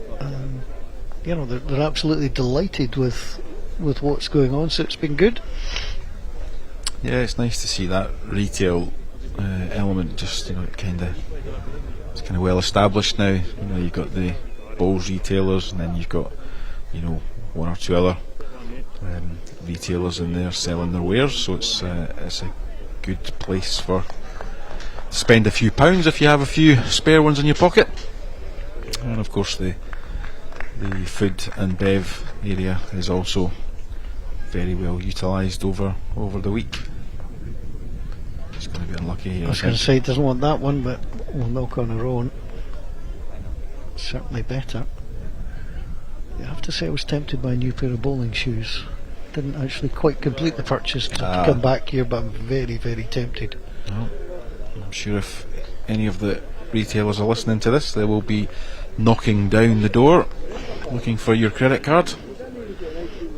As long as I don't have to show them my existing shoes, which are probably the most embarrassing pair of bowling shoes in the country. I think Noah wants them back.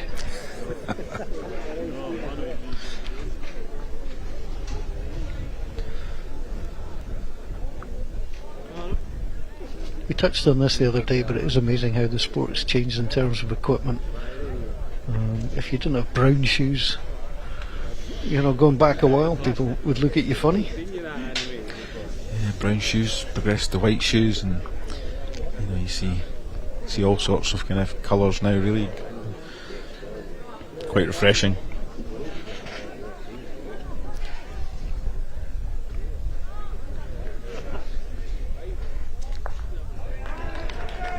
I think the rain taker does win the prize for best bowls of the week, bright orange. You're going to see another set of bright orange in the next game, because Abby Harris also plays with bright orange bowls.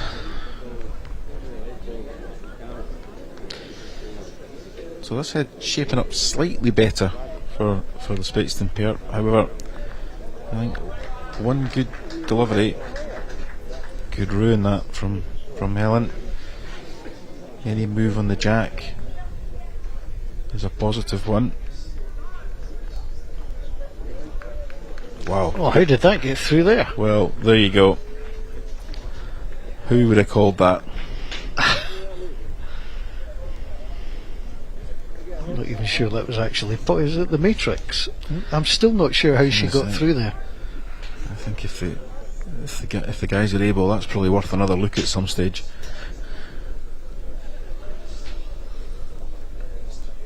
I'd certainly love to see that one again.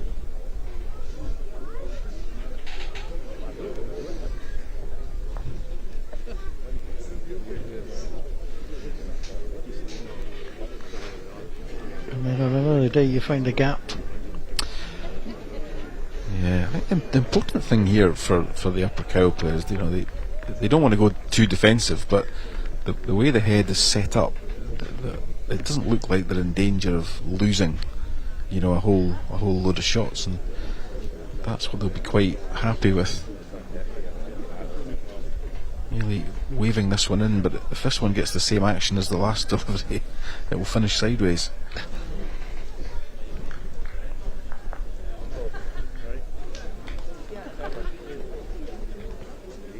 If the scoreboard on the next rink is to be believed, then it looks like the Prestwick pairing have moved into a 12-8 lead over Busby. Now, Colleen, what have you Wanna got? have that Don't out. take that one. Oh.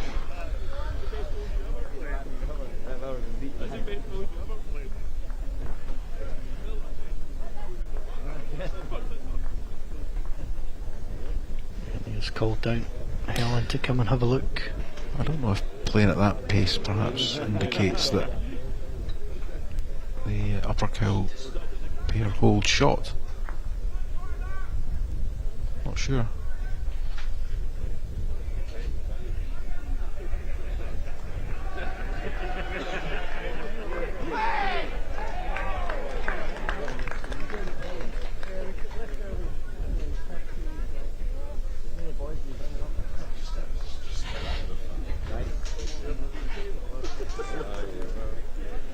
Yeah, she can play onto that black ball. There's a little bit of weight knocked through the orange out. There's all sorts of possibilities here.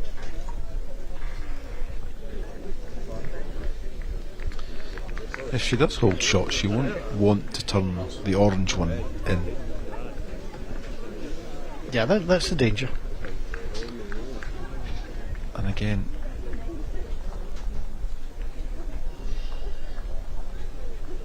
if she does have shot against, then I think Pauline has the best two back bowls. So is it worth covering that?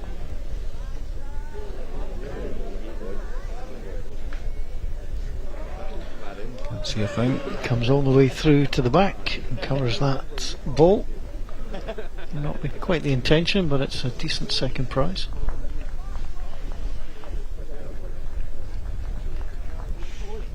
Let's see from how the scoreboard is moving. It's a little bit blustery out there.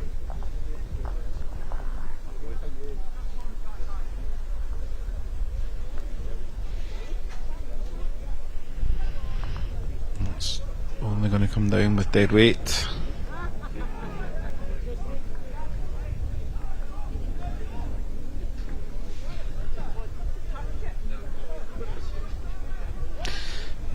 Did draw the shot. Wow, that nearly turned and went back up the rink, didn't it, when it came down there? I think it had its indicator on as it came down. It's a nice little run of ends for Upper Cal. The winners will face Prestwick or Busby in the semi-final. Whitburn, Dunning and Dumfries, no sure doubt. The other four still in this competition.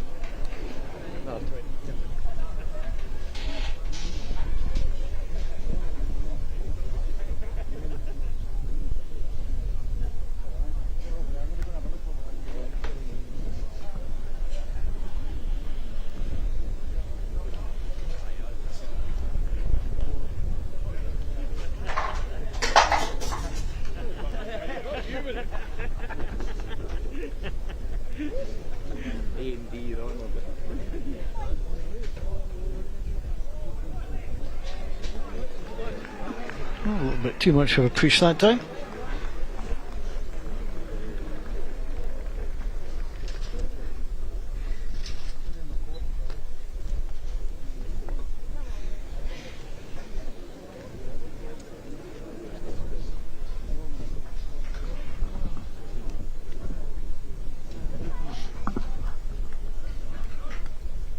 Just hanging on in there.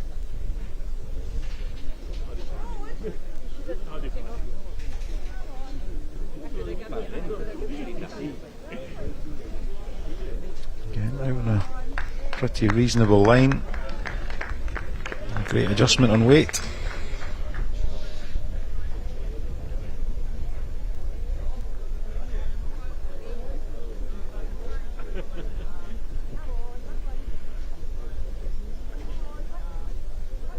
We're not far off the 100-minute mark in this one. It's a nice adjustment too.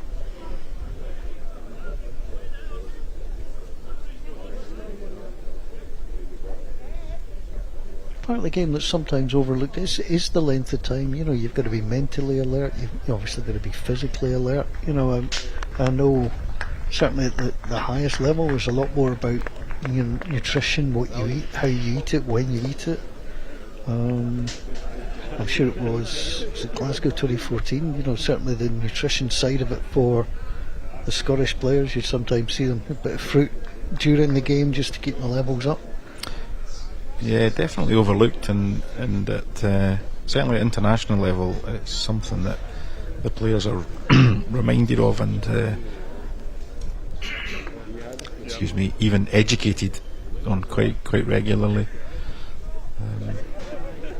You know, again, coming back to the under-18 series just a week or so back, you know, these players are playing, you know, 4 sessions of just over 2 hours in a day. You know, so it's 8 hours of bowls, which is mentally and physically quite draining, and they need to make sure that they take on, you know, enough fluid and they eat properly, which, as you can imagine, for a group of under-18s was challenging.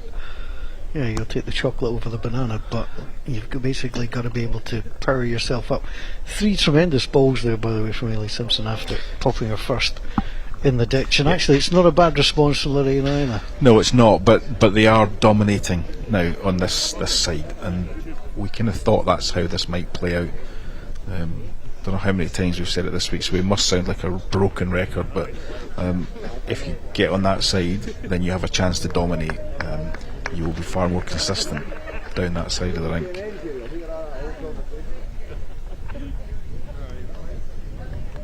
Just a final touch on the nutrition. You often see if it starts at the top of the sport, it does work its way down. You see football at the moment, footballers get these little sachets thrown onto them in the field, little bit of an energy boost, and so that. I mean, you got to go back. I think it was in the 50s that Gatorade was invented in Florida. The drink that then gave the hometown Gators the advantage, and everybody then copied it. So it's just about what can help you, keep you mentally alert. Yeah, those, most players, kids included, they tend to go through an awful lot of water, through games, and I guess if you go back maybe 2 or 3 years, they might have preferred an energy drink, at the back of the rink, but we've got them off that, got them on water, which is much better for them, and then we're getting much better about asking players what do they want as a snack, and try and guide them in the right direction based on what's best for them.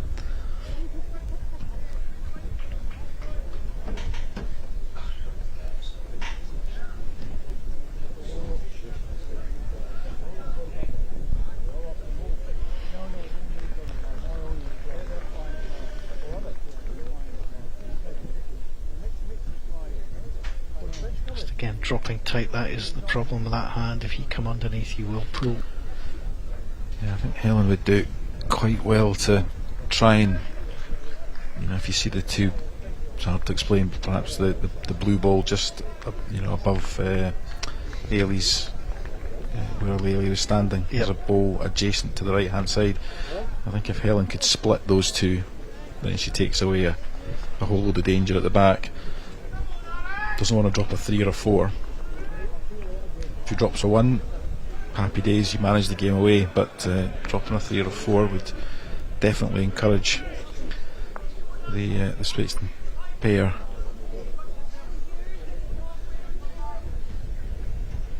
Probably just to ignore the head. Yeah, you can add another, but I think the danger is in the back left hand corner. It'll come to the point where Pauline Harper will have to just try and take action. Running out of ends.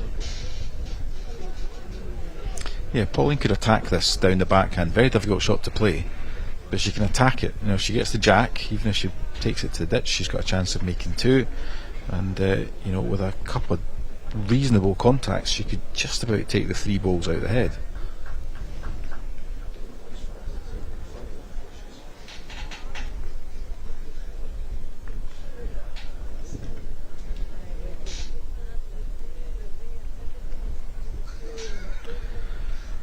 Body language said she didn't like that. Yeah, just going under.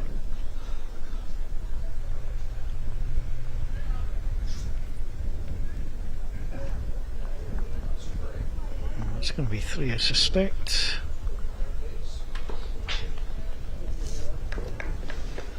Three shots.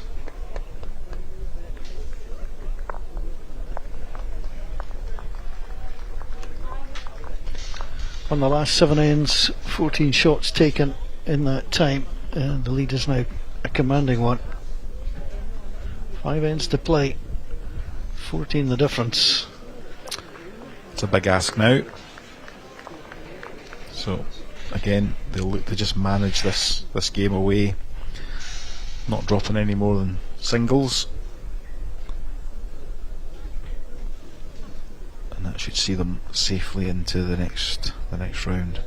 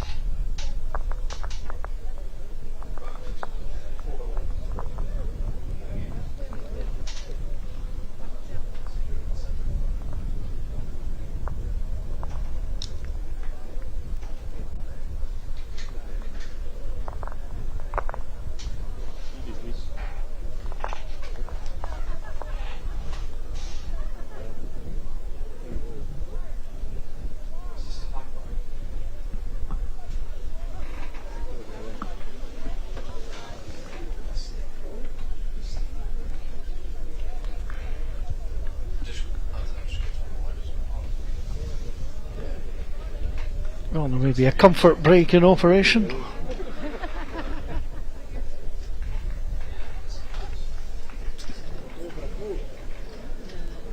So plenty of action all over the 5 greens here. You can see the complex with the hospitality as well. Good crowd, all the greens getting good views today.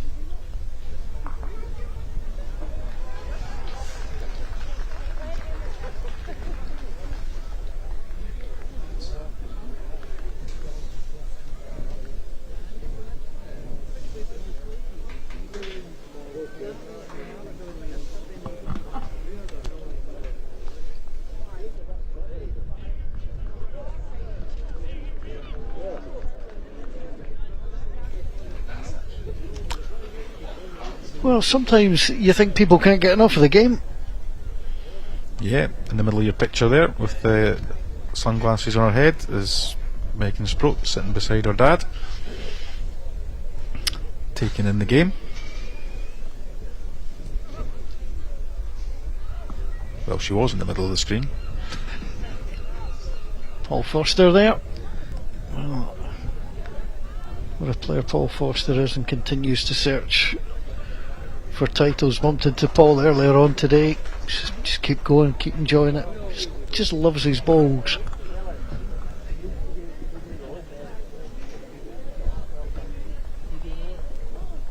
A little bit chillier today. Oh, the ice cream van's still doing a roaring trade.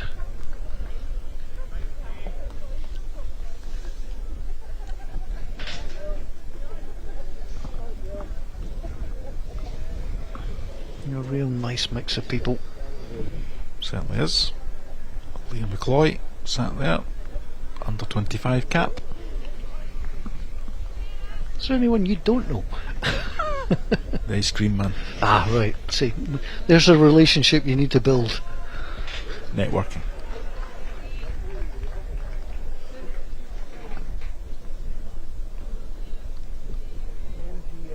In your role as developing younger players and things, it is really satisfying then to see them come on and develop and play well in competitions like this.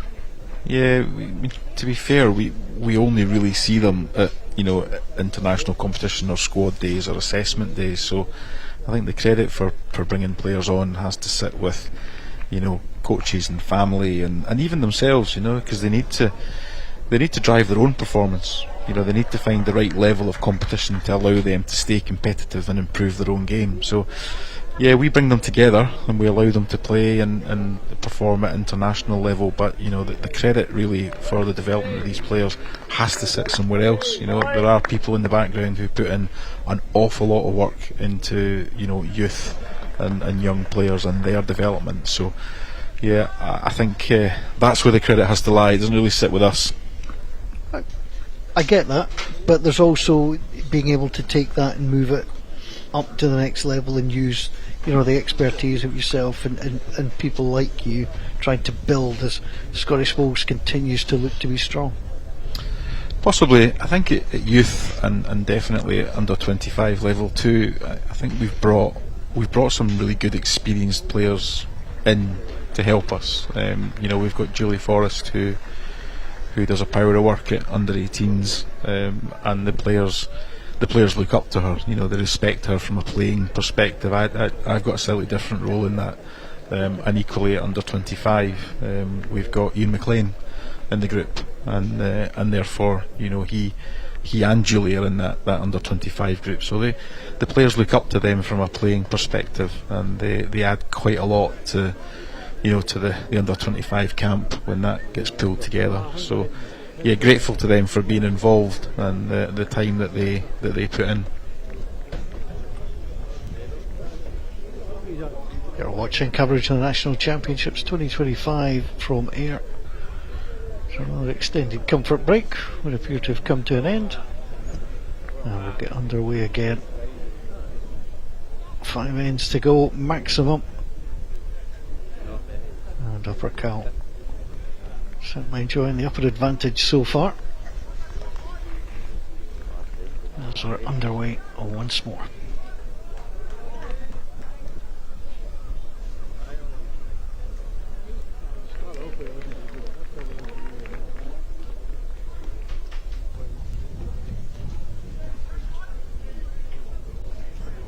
Just tracking through.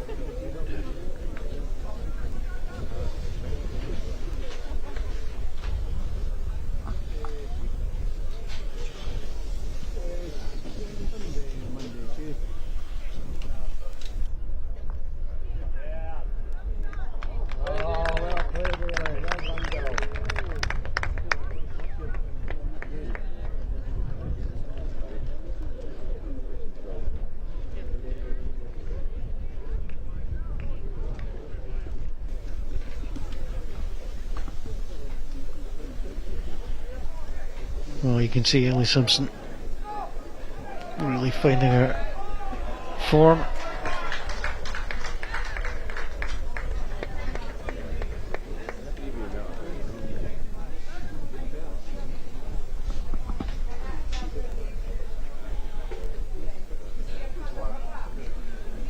Well, she thinks she's not quite sent it, she hasn't quite.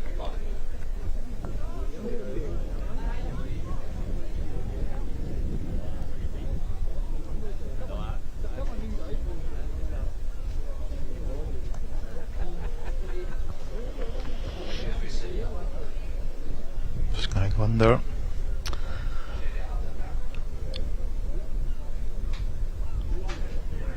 Once again, you can see this head developing in favour of upper cowl.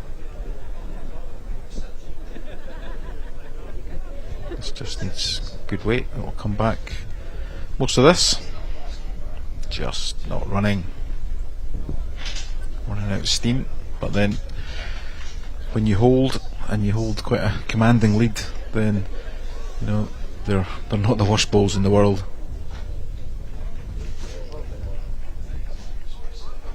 That's tracking.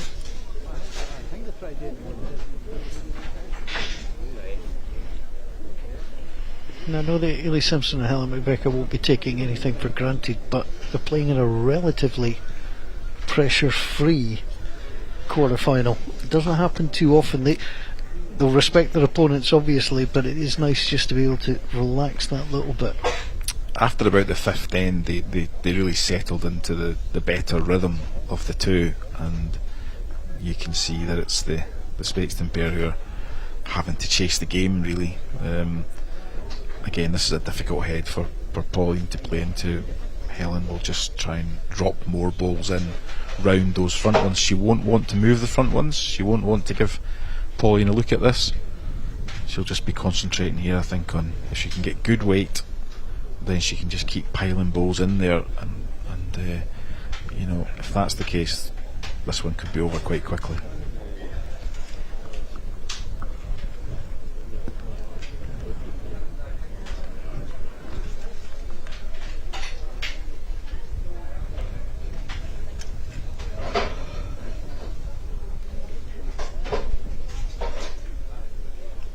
Big effort though. Got a chance. Middle to jack. Yeah, well done. Very well played. Well, it puts a whole new complexion on it, and the orange ball at the back is pretty helpful.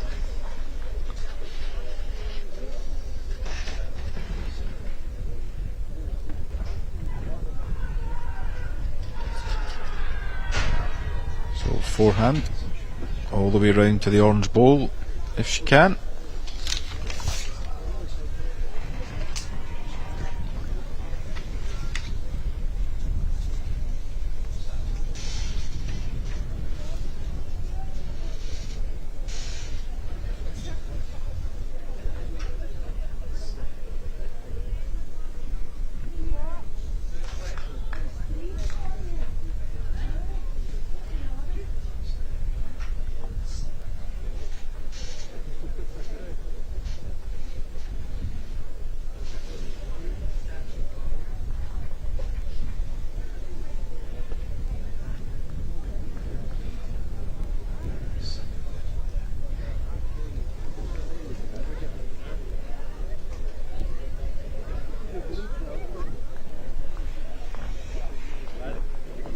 Say that's the hand I would play. I think it's open. It might not be the better hand, but I think I'll be looking to get another ball in just to make sure.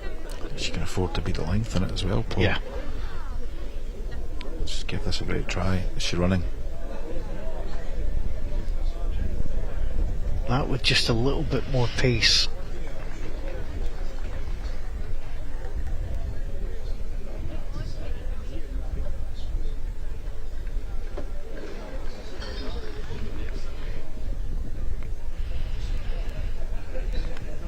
If this clears the front, it's gone under. Yep.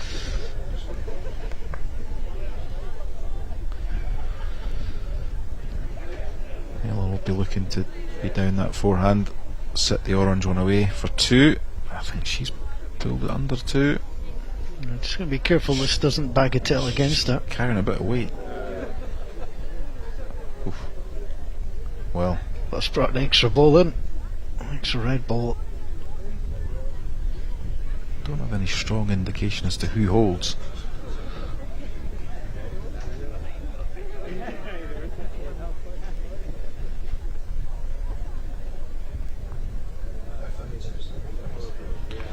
Needs to miss the front one. Well, Oh, how about that for a nice little result? she may have made a couple out of that. Well, to actually get both bowls there was pretty impressive. Yeah, I don't think any of us saw that coming. One conceded.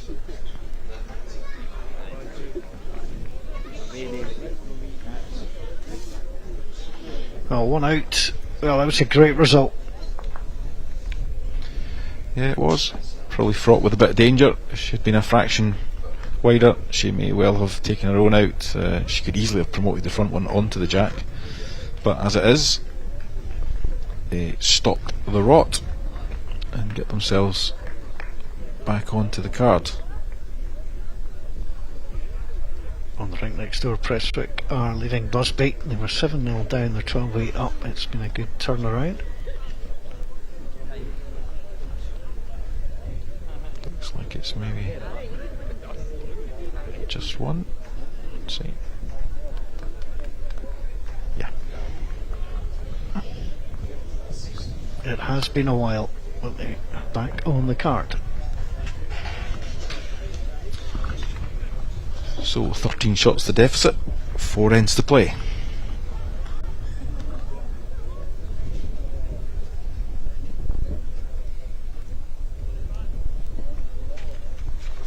Some latest on the Gents pairs. Mark Inchley after 8 ends, but they're behind after 12 against Kelty. Kelty leading 13-8 after other ends. Bogliat leading Craigie 14-4.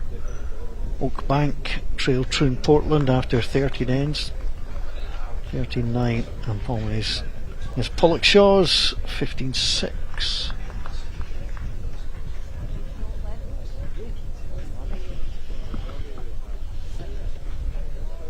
Played nearly 2 hours in this one.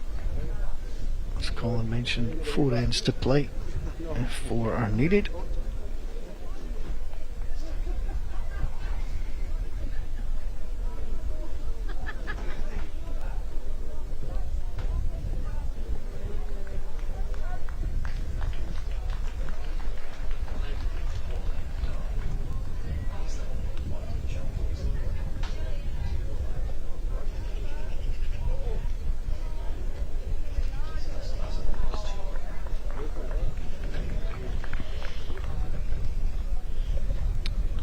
Nice opener from Ailey Simpson.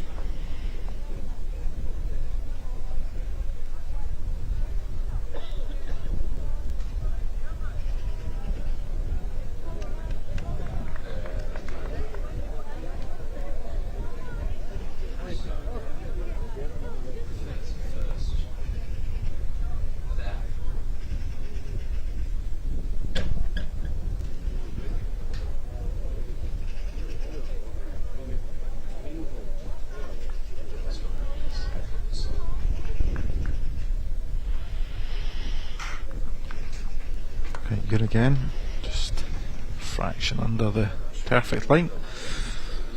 But as we mentioned so many times this week, it's important not to let perfect get in the way of good.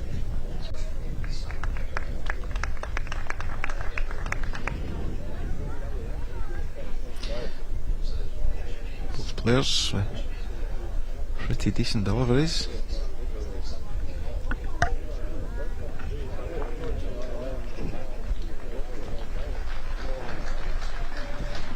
Very similar line to the last two. Yeah, well played. Well, it's absolute consistency. Well, I think Pauline just changing her to the other side.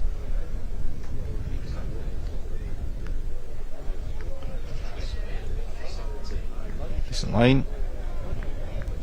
How's your weight?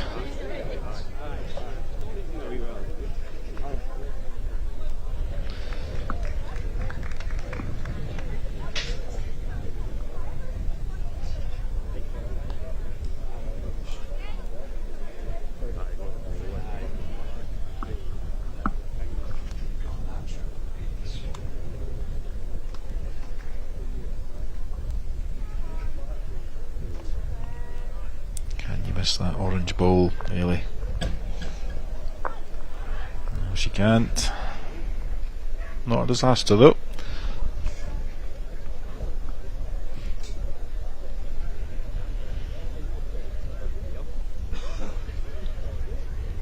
Well, if you're Pauline Harper, you're looking to move the jack just slightly to the two bowls.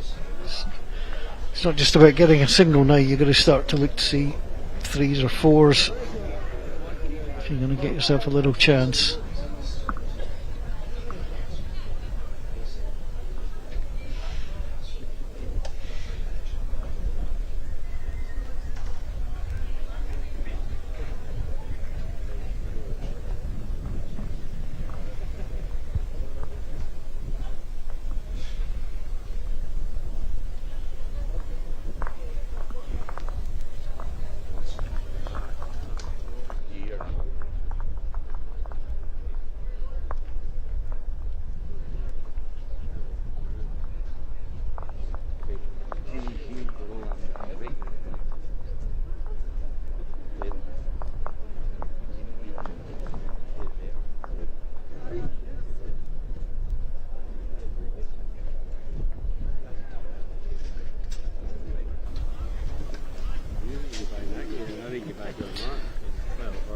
Well and down, searching for a contact on the orange bowl. She's a bowl tight, no more.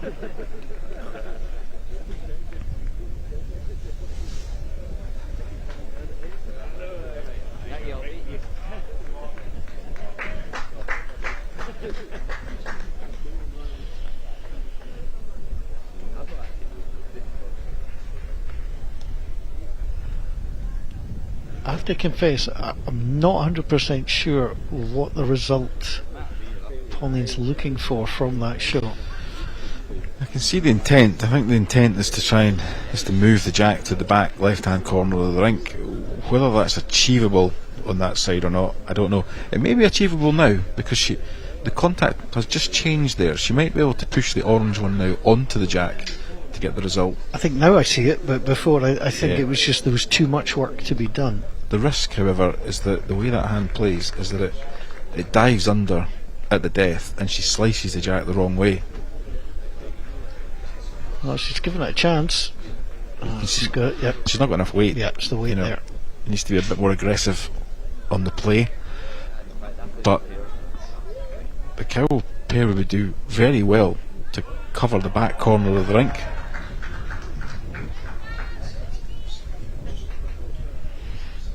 Well, you're just trying to guard against losing a 5 or a 6 somewhere along the line. Wow. Yeah, I'm just struggling with this shot choice, to be honest, but the bowl is actually going to finish in a really good place. Yeah. So that's where, in my view, I think that's where the play was, to try and cover the back. So by hook or by crook, that's been achieved. I still don't think she's aggressive enough on the line.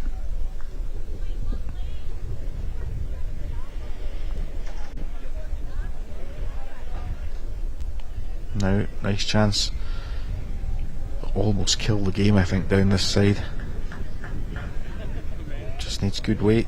Needs to drop a fraction. Still contact available to her. Yeah, has that changed it or not? I think so. Gets one.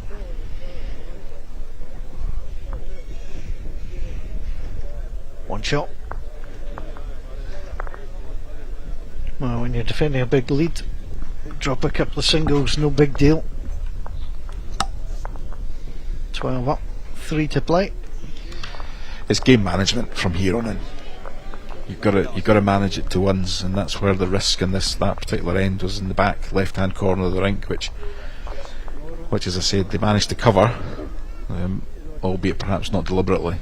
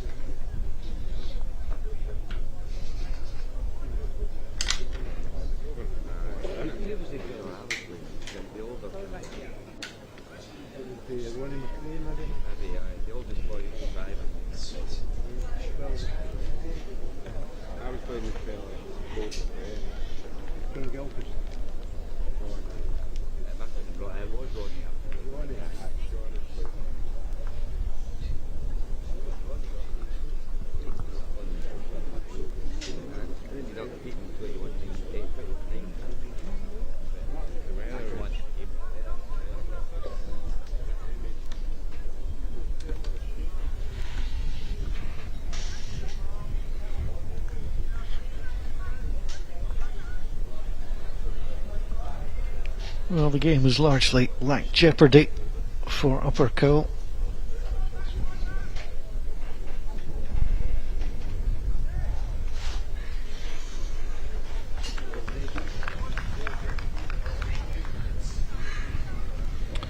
Another nice opening bowl from Ellie Simpson.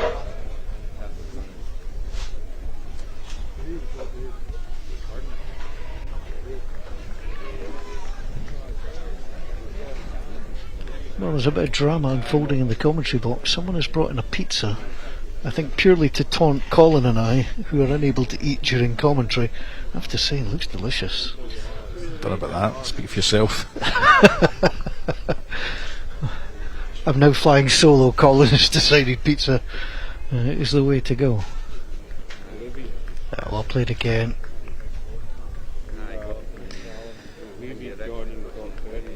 Yeah, he's not really given Lorraine much of a sniff. Yeah.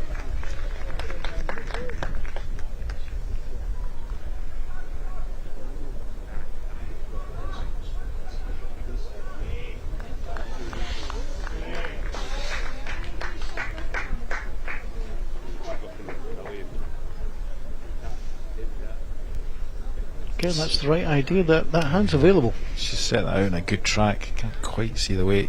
It's coming off it now.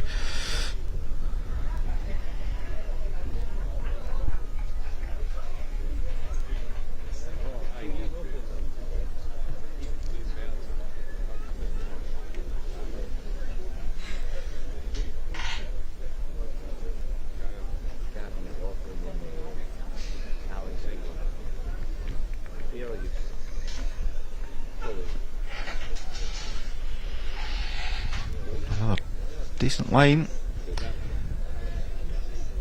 Just willing this on, I think.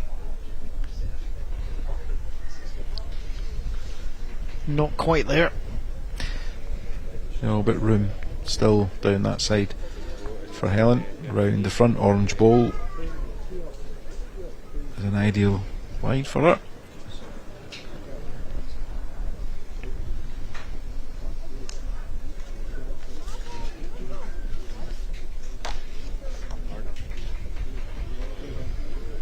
Well, Helen McVicker, familiar face around these parts 16 times in different disciplines in the national championships.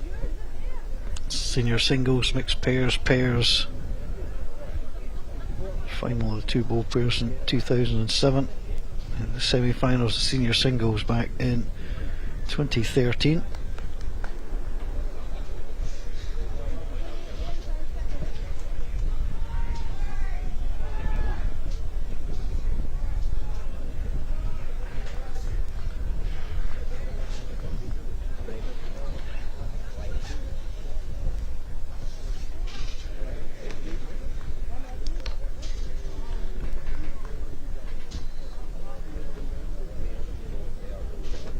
First time at the National Championships for Pauline Harper.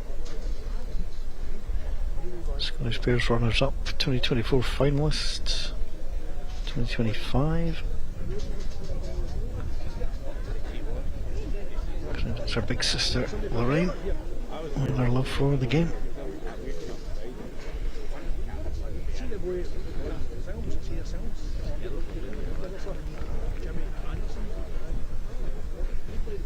Yeah, dirty arm round there.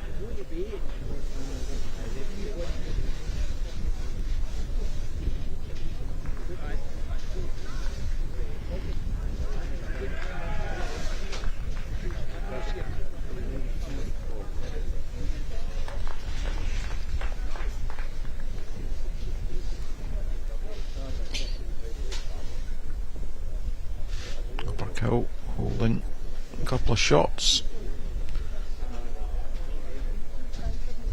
Helen's just overgreened that.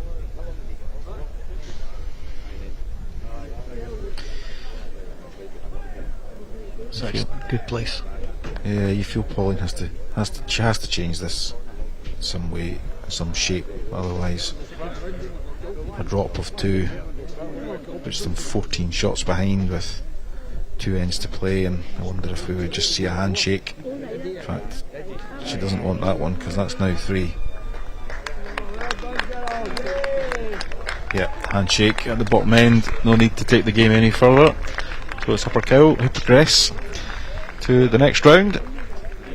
Yeah, sporting play. It's been a tough old shout for Spixton's pair of Lorraine Tate and Pauline Harper. Ailey Simpson got into a groove. Helen McVicker used their experience just to add the shots where required.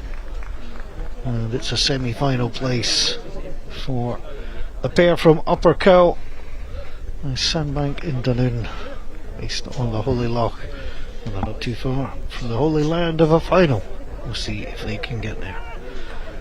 Do join us again for what will be a terrific ladies quarter-final. Megan Sprott against Abby Harris. All the action coming up here at 3:30. But for now, see you soon.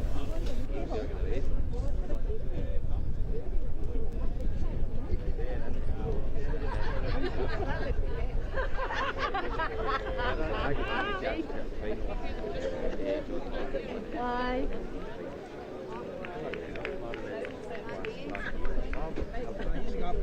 Why not?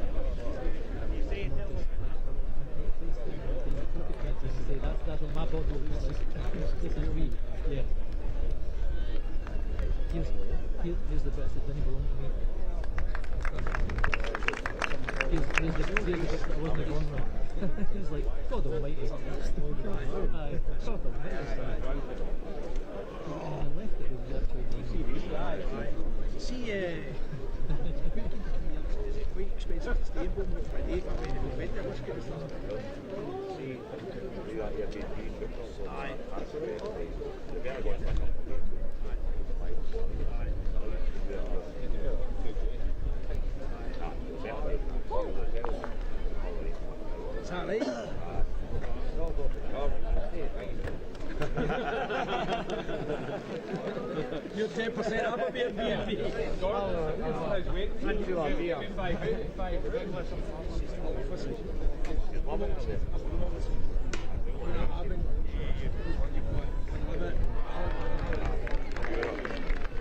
Your journey's better actually. Your journey.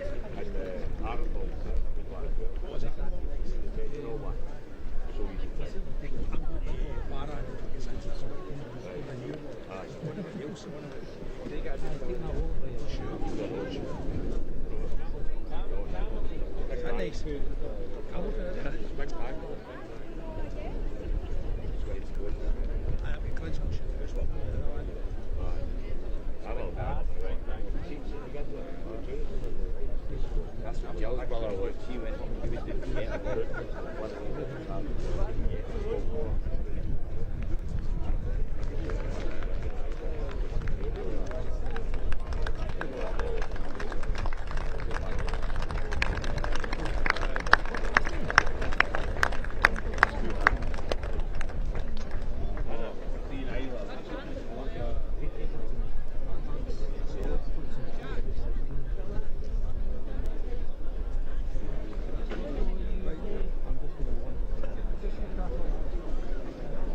If we get into a place and ask you for 6 pounds, I'm not just, I'm not getting that. Can you check that price?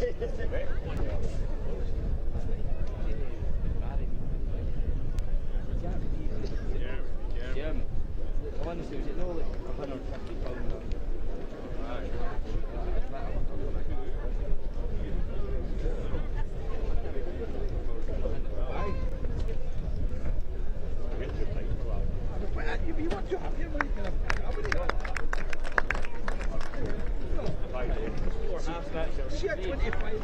Whiskey the Duke. Yes. It's the same. It's the same ingredients.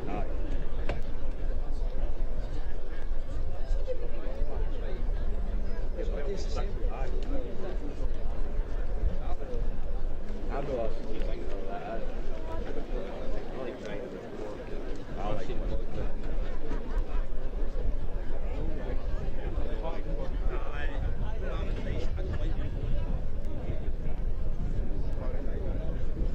Where's your... Well,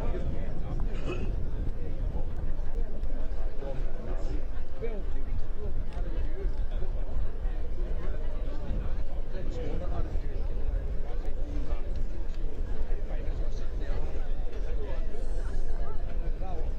Basically, look, the guy started doing, he goes, "You alright, Drew?" You don't get me? What's that? I don't recognise him.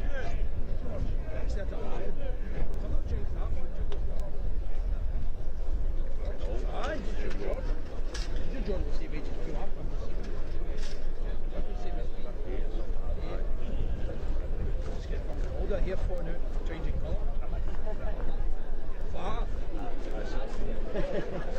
How was that? 2 years ago, by the way? 2 years ago. 2 years ago. 2 months ago. I don't recognise him. How am I supposed to be? Alright, Drew.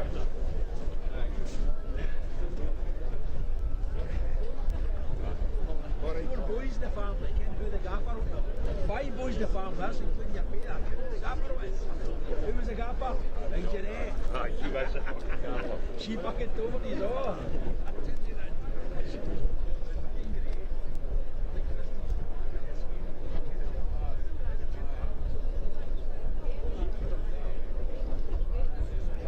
I think we still need Stuart.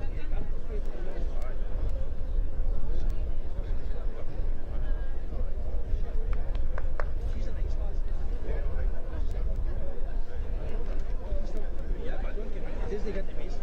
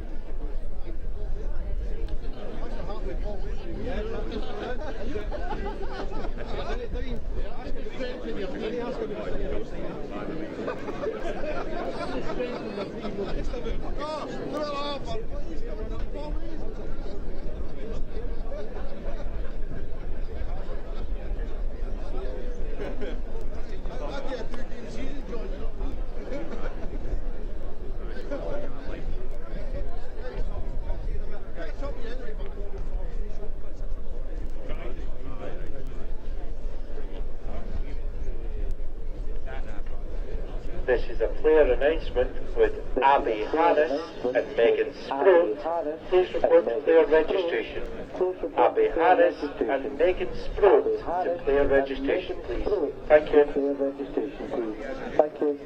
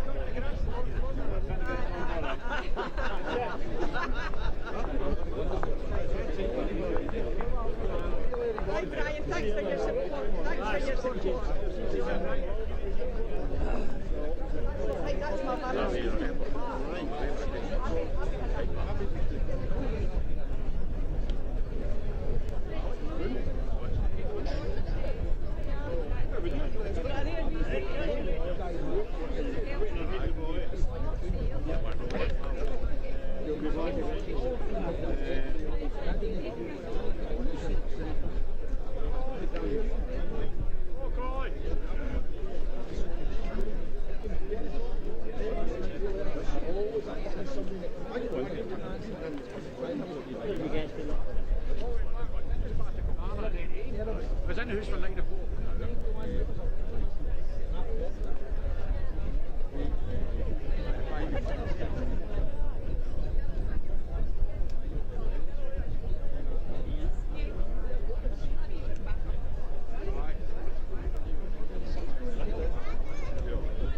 Thank you very much.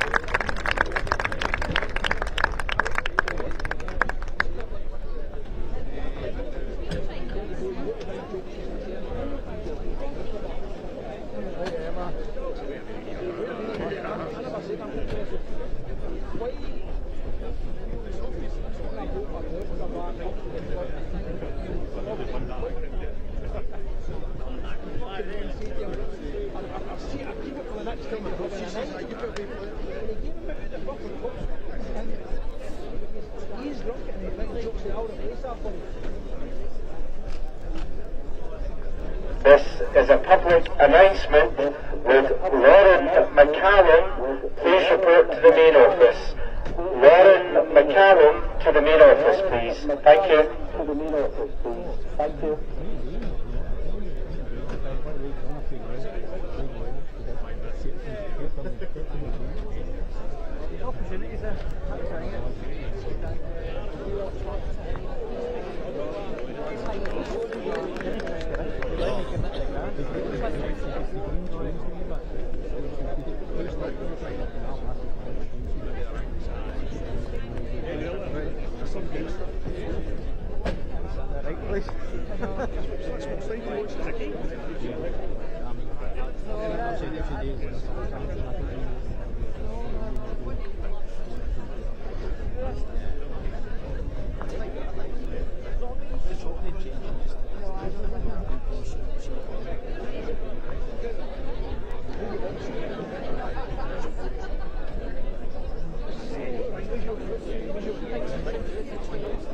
Hi, Brian.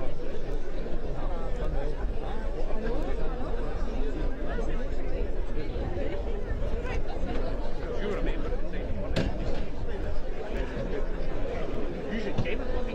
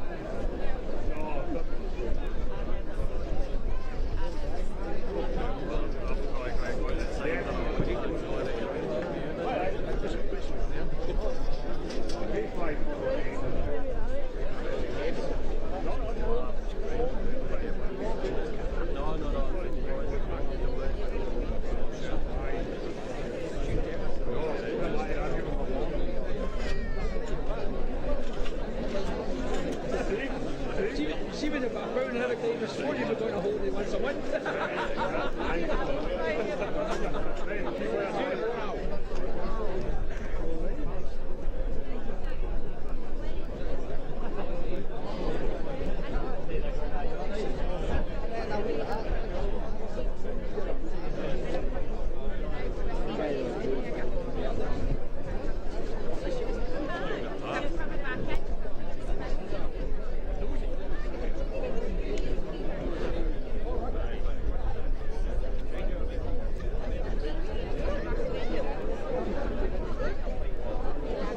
Well, it means you need to buy your wine back. Is a miserable.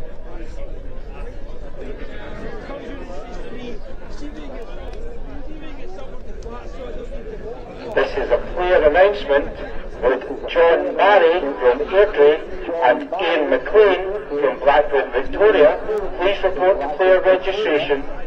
John Barry and Ian McLean to player registration, please.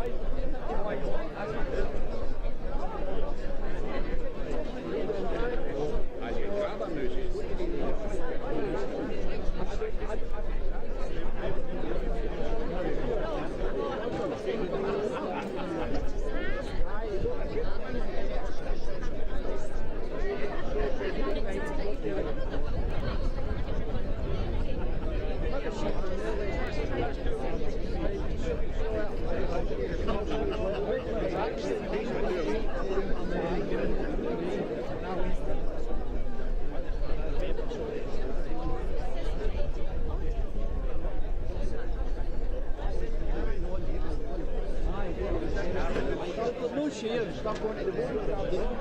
Right. Good luck tomorrow, Les.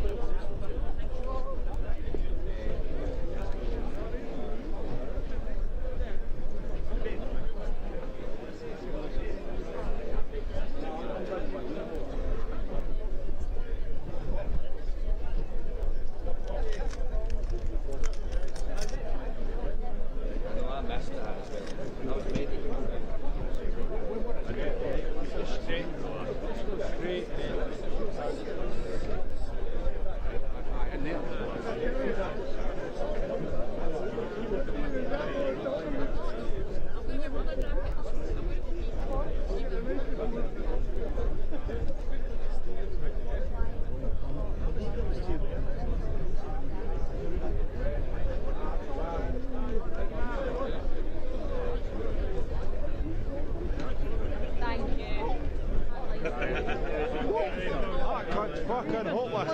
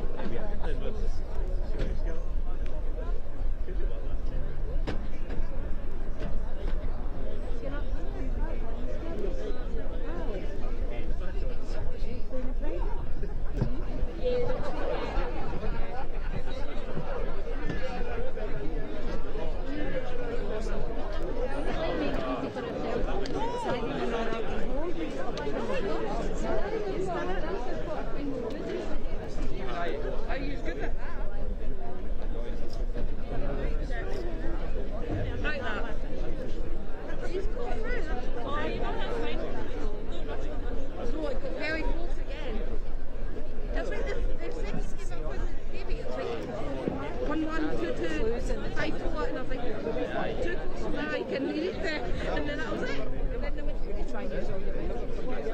Well, good girl.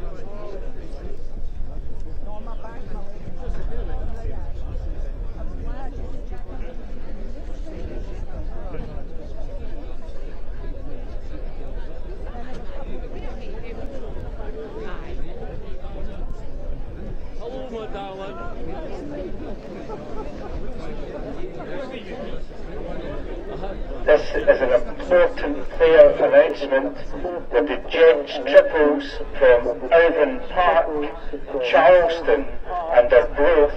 Please report to player registration. Irvine Park, Charleston and Arbroath. Gents triples to player registration, please. Thank you. Registration, please. Thank you.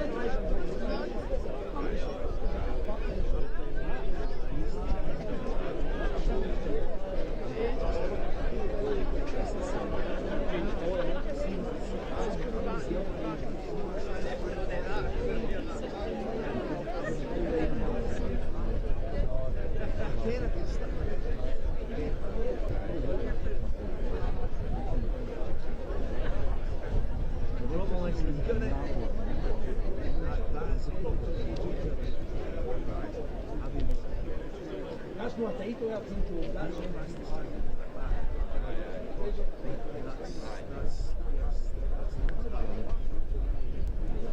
but it's the same as say aces though, if you go in that. Stick with it, say aces, something like that.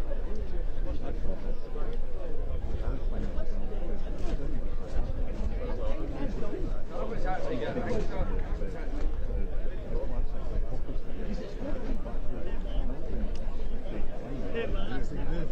that. It's in my bag.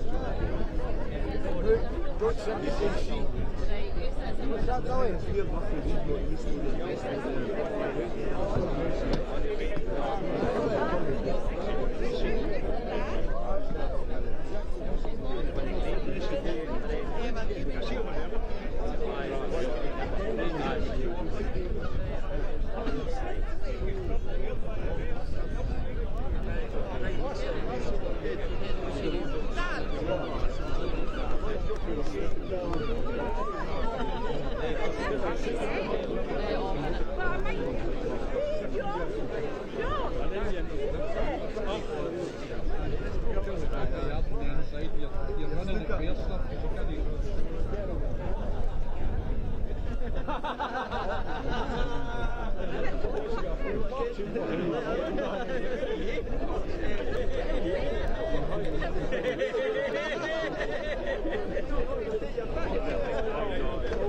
Everyone stop.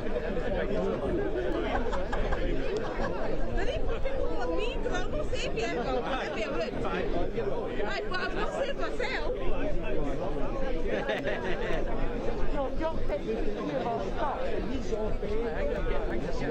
Someone's sticking on a sofa. Not saying that, he's got his dad's number, I'm sure it's still safe. Absolutely like that. 588 then. I'll message him. Is that okay? Well, what if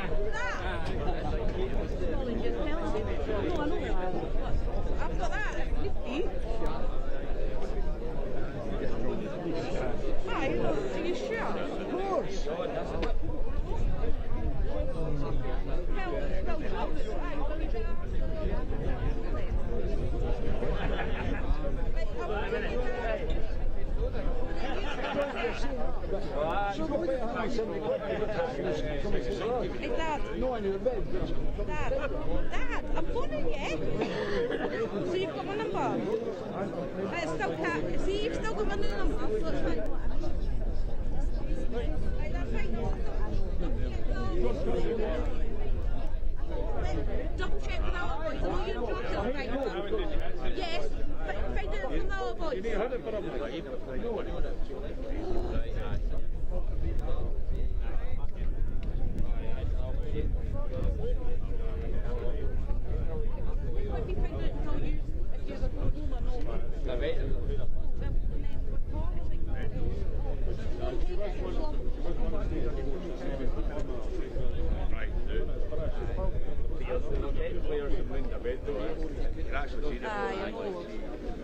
champions.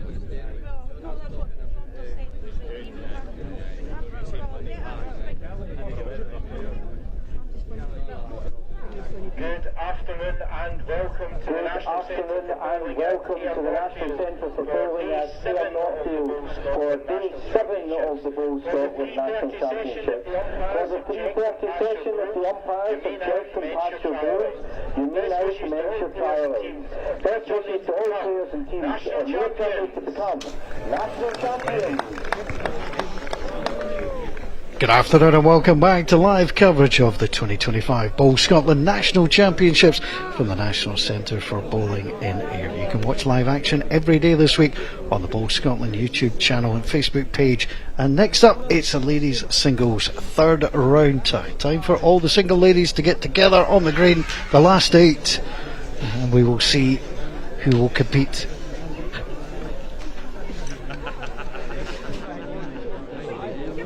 In the final and semi-finals tomorrow. I tell you what, we've got an absolute cracking match for you coming up here. Megan Sprott against Emily Harris, two of the rising stars of Scottish bowls, and this will be fun. I'm Paul Mitchell. Colin Noon is alongside me. Colin, you know these players. This could be a real close encounter. Yeah, this could be a cracker. Yeah, good afternoon again, Paul, and everyone at home. Both of these players, well known. They come with pretty big reputations in terms of what they've done in the last kind of 12 months or so. Megan won the under 25 singles here last year at Northfield, and in fact defeated Abby's sister Amy along the way. Abby, in her own right, has come charging through the ranks in the last while, competing, at every level, and only a few weeks ago won the British Isles under 18 girls singles down in Landrindod Wells in Wales. So she comes in good form. Both players have been playing very well this week, and sometimes you have to remind yourself this is the ladies singles, this is not the junior singles. So they are very much competing at the top level, and looking forward to a cracking match. We sometimes have talked this week about players being slightly odd. The fact that they're on the streaming rink, the television rink, won't affect these two at all. Not a bit. I think they'll focus in on what they have to do. They're both very competitive girls. Good styles, good deliveries, good consistency, and they're just working out the trial lanes, what the best side of the rink is to play, and they will settle down, I am sure, into a really good rhythm. We'll let you watch the trial ends, and then we'll come back with the whole match live. The ladies singles third round for a place in the semi-finals tomorrow. It is Megan Sprott against Abby Harris. Stay with us.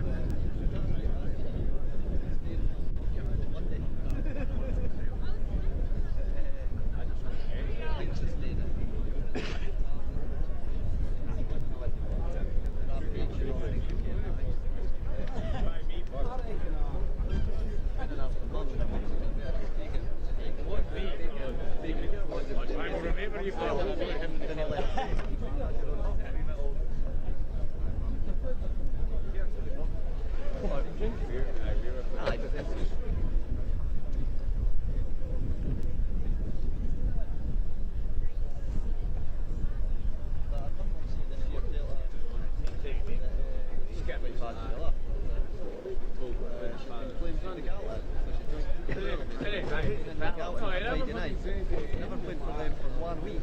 Played for Cooper in the ladies in the Dayside League night. Actually played for the Galton, and after she was playing and how she was getting on to the night, they started up to play against her for Cooper. Your dad? That's everyone's up for. And that's the only game she played all year. The only game she played. They were the best ropes. They were the best ropes. Day, what's good for?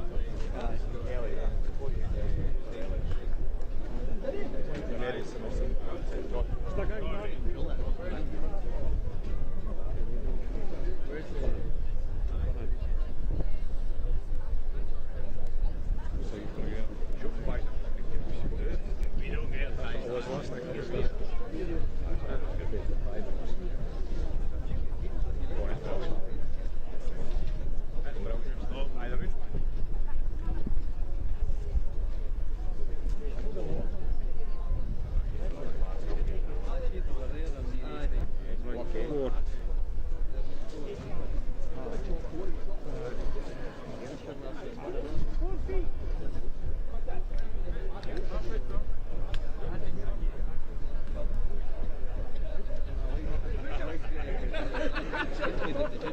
Your likes the butchers aren't the bacon.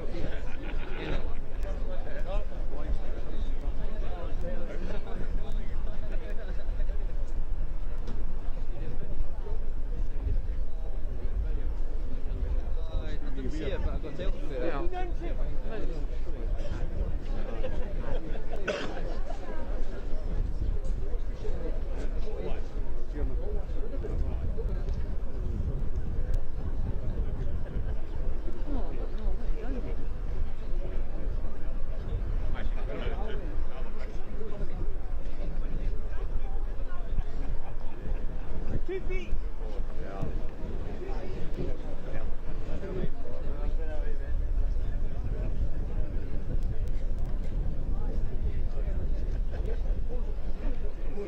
They joke names.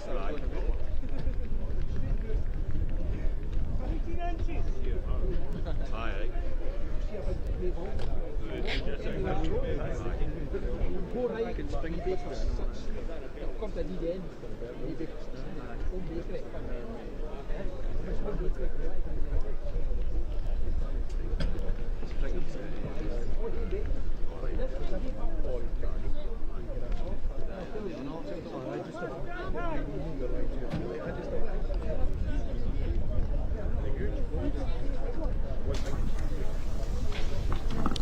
Well, we get ready to get underway in this last 8 match.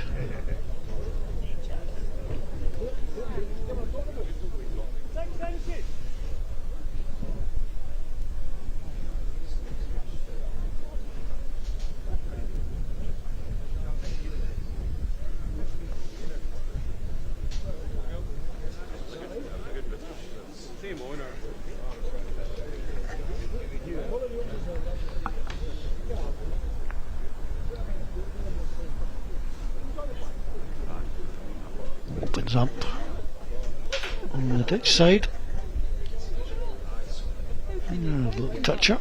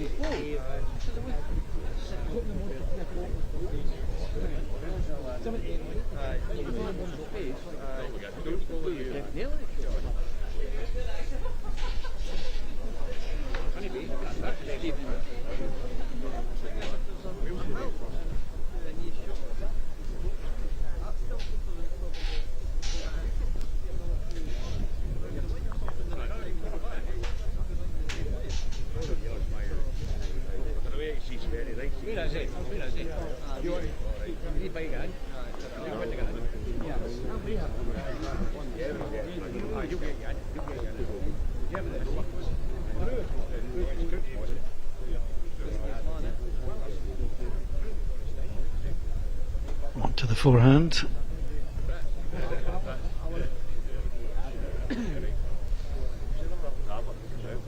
Not going to punish too much. Comes in for the shot.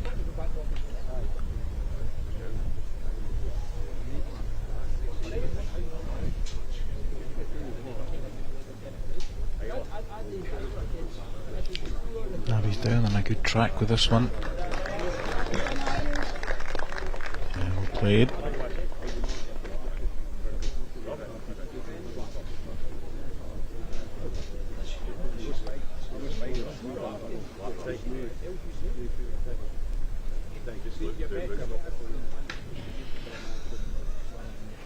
Just looks to be under the line, unfortunately. So a chance for a second shot.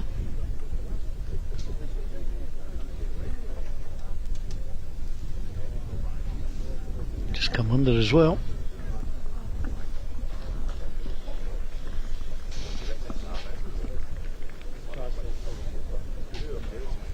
So the opening end goes the way of Abby Harris. Lovely contrast of bowls colours. Makes it nice and easy for the televised stream.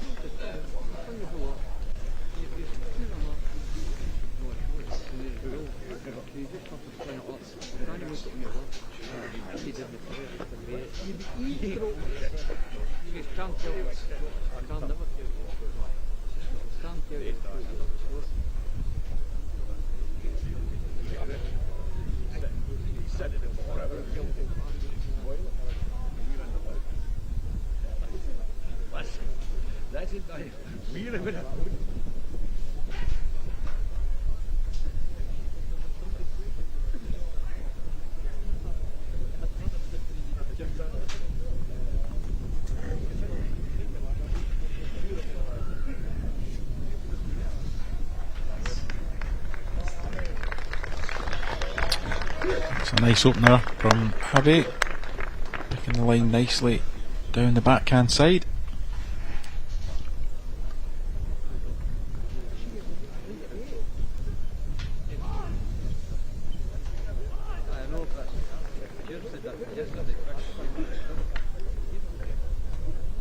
Megan opting for the same side, just going to come through.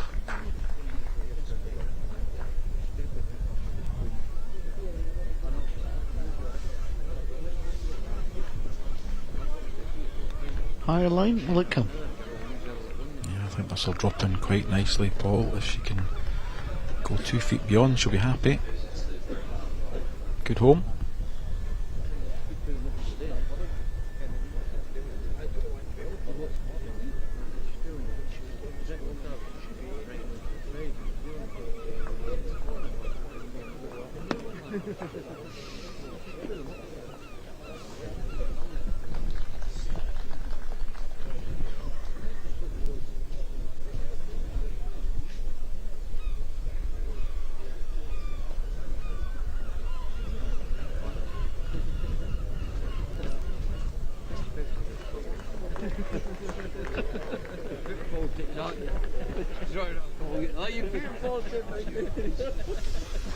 Megan switching down the forehand side.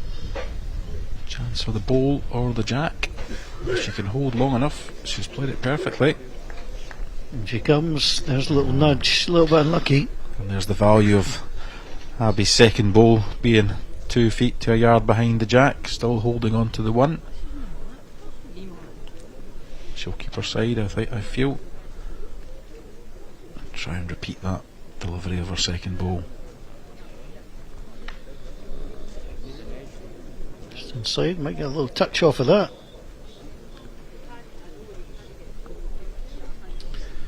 Again, it's not landed in a particularly bad place. No, it hasn't. Sure, that's not where she was trying to be, but equally, you know, sometimes you need second prize.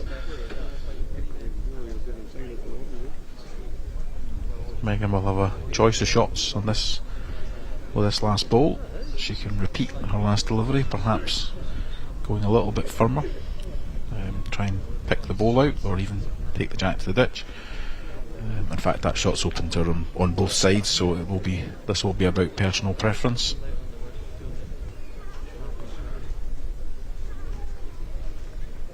Won't want to take her own out. She'll be conscious of that too, but I feel she'll attack this.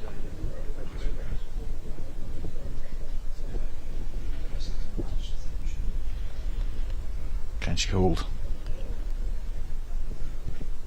Just a little narrow, but the idea was there. The intent was certainly correct. Let's have Harris, who will go on the card with another single.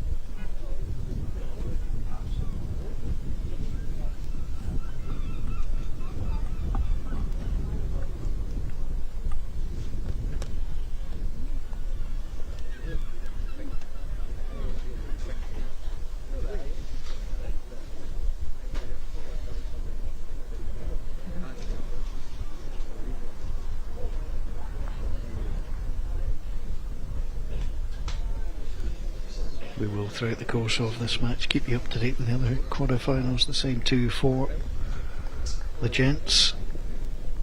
Those matches on Green B.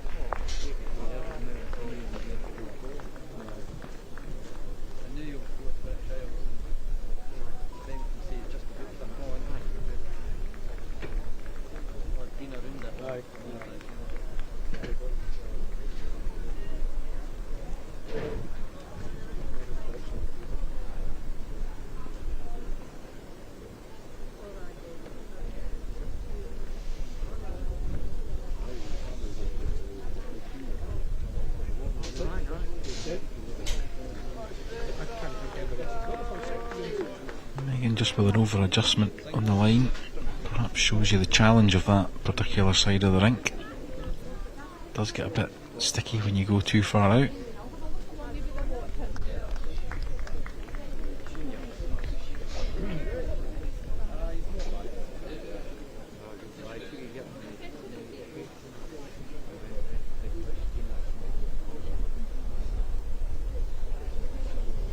There's the switch.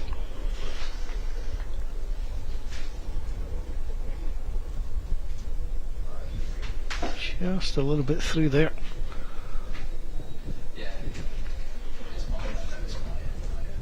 Great chance for Abby to add another.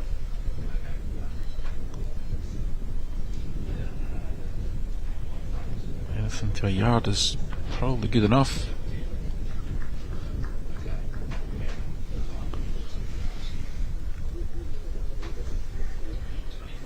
That forces Megan back onto the forehand, the left hand side as we look. She's picked a better line. It's all about the weight here. She could rest. Very well. Oh, she gets a good result as well.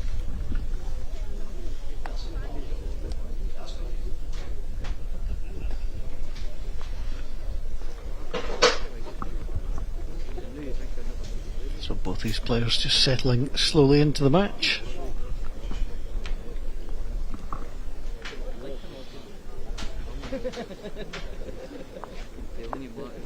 Small things, isn't it, Colin? Get yourself on the scorecard. Don't concede anything silly in the first 3 or 4 ends. And get yourself available. We've just got an error on the scoreboard for now. We'll get that fixed.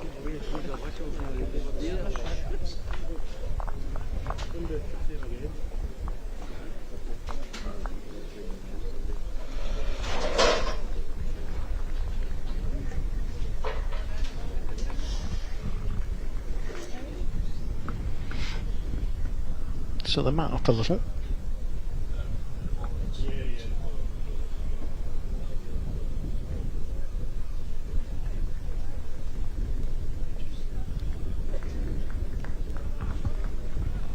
Good opening ball. Yeah, nicely done.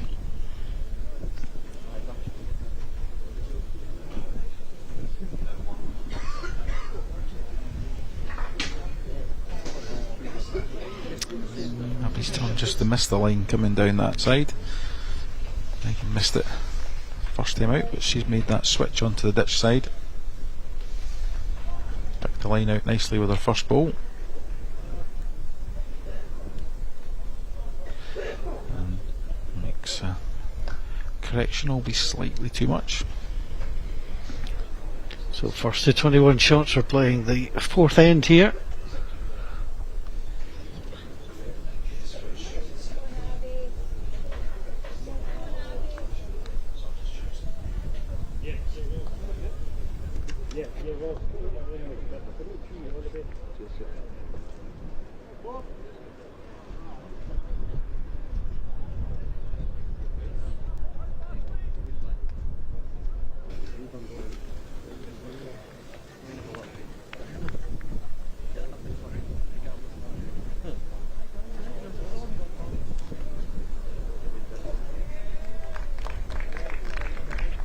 tidy.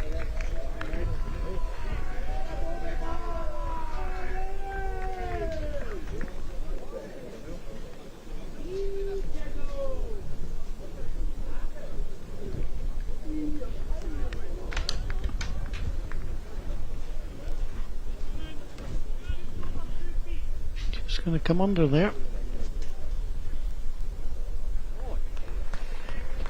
Well, there's a chance here, just come off your own. A little trail, you've got two nice balls waiting for you. Yeah, a couple of chances down there. Just underneath, as Paul says, touching the jack for 3. But equally, the contact on the front bolt would do the same job.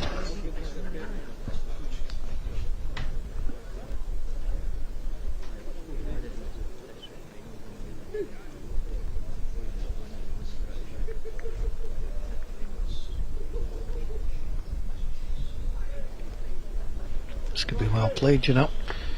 Might need a contact on the front one. Oh, from one. Just the wrong contact. Always the risk.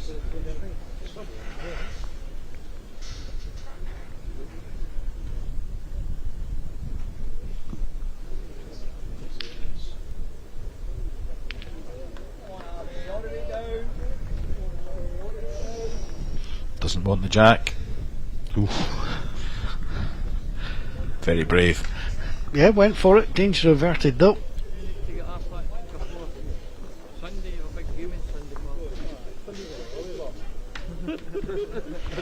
You'll love about the boys who sitting down there in the morning.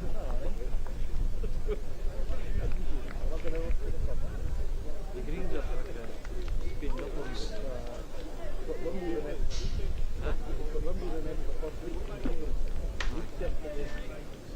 you see that?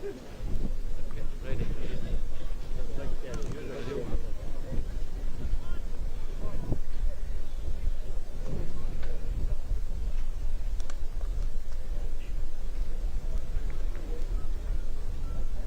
So certainly going for the longer length here.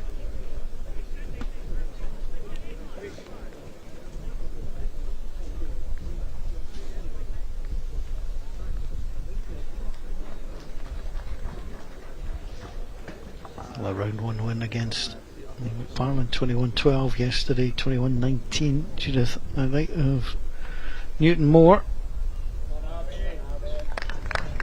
It's a good opener.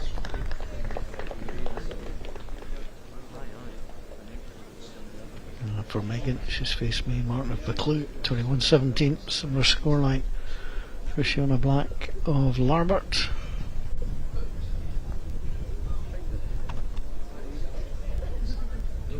So both players have had good workouts already.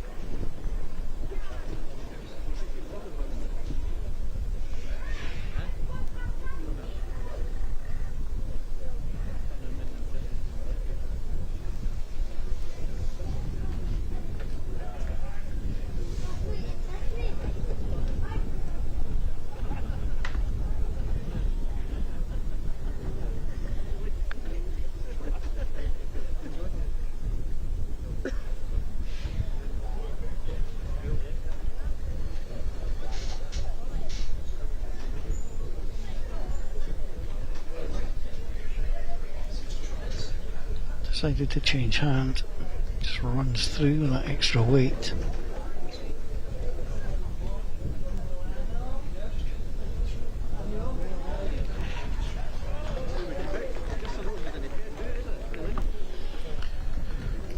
Hanging out in a better line. This will drop quite hard at the death. Just about getting for the shot. Yeah, well played. Kept belief in the hand.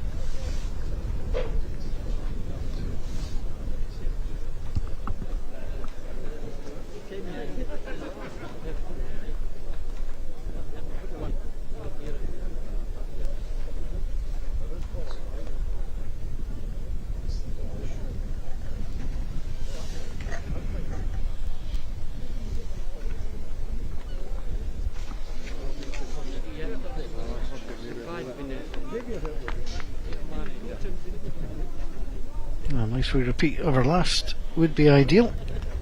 Do you know, she's very close. This will come right down. Ah, it's nicely done. Yeah, 2 crackers in the end.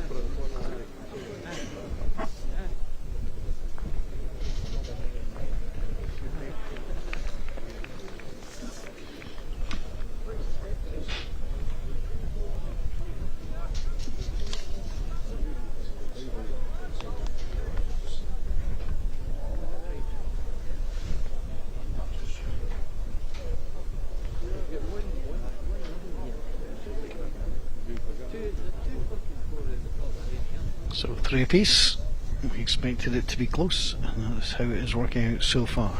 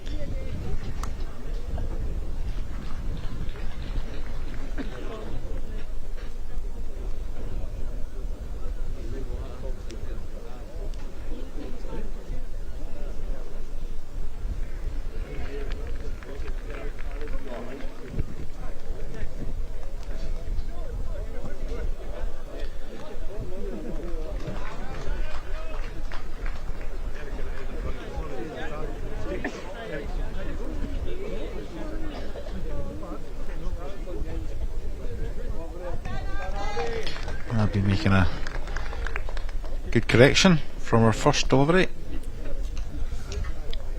and likewise Megan will look to give this a little bit more green with similar weight and drop in. All about weight from here, I think. Did it nicely. Responded well.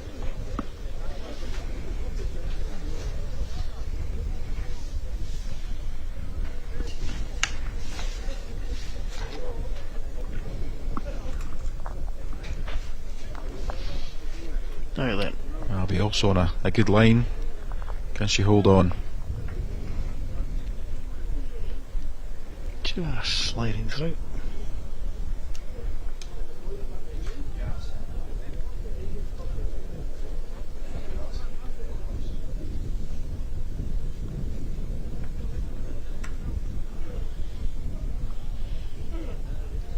This just has to be good weight. Very close. Just maybe slipping through. But Abby has the right of reply. There's your weight.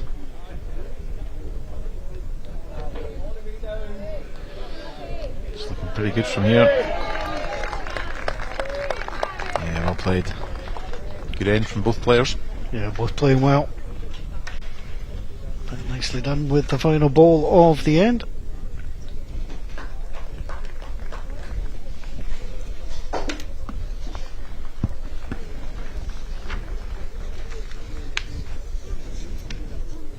So across the green, and the Fleming leads Emma Fry by 4-0.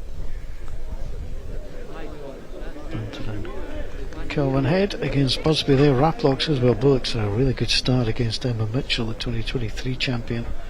Leads by 8-1. Maurice Sandra Dean leads Dumbarton's Emma McLeod 3-2. In the gents singles, Michael Keenan of Dumbarton leads Airdrie's John Barry 7-0. Jamie Mitchell of Churnside leads Blackwood Victoria's Ian McLean 4-1. Ellen's Robert Marshall leads Drummoyne's and Ryan Langdon 7-3. Liam Mackay of Tanfield. And Buchan Park, Stephen Fleming 3 apiece.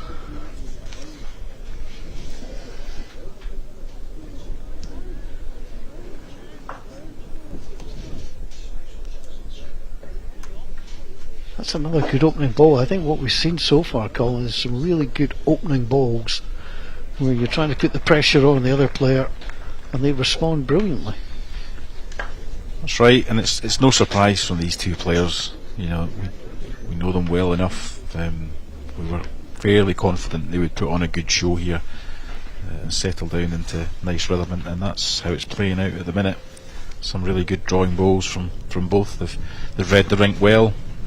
They've established what side they're comfortable on, and if it continues to this standard, then we're in for a treat.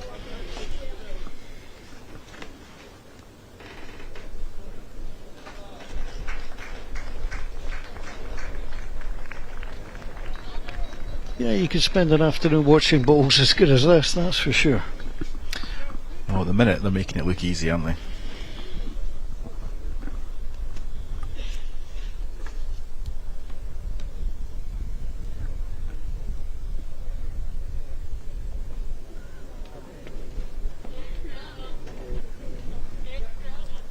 Goodness, this is close.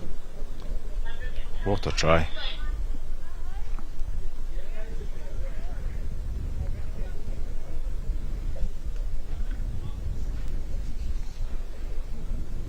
Well, just inquiring there, Megan, if she's lying.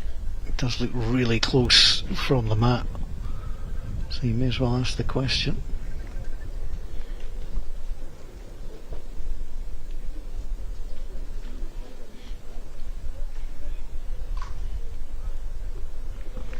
Trusting the hand.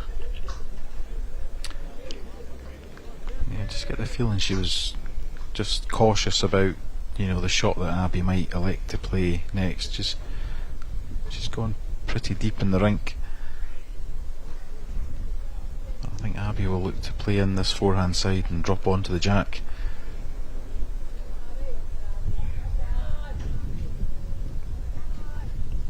Just on the wide side. Possibly if she'd held that in, she might have ran just that bit further, but Megan goes back to the mat. Sure, she'll keep that backhand side, the ditch side, and hope to draw in for another.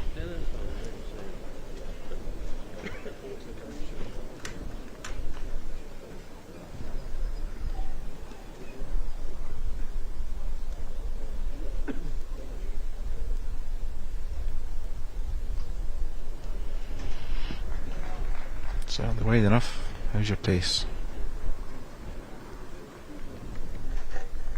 She comes. Well, has 3 great balls. Could be kind of 1 in, 1 out, perhaps. Yep. 2 conceded. Yeah. No, 3.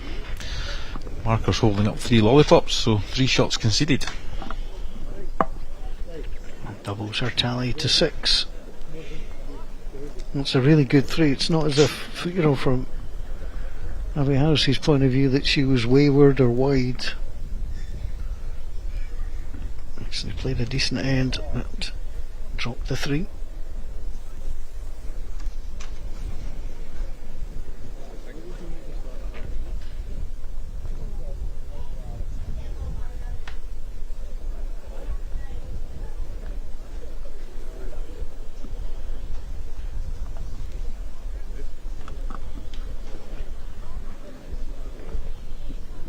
Change of jack length from Megan. Shortened it somewhat.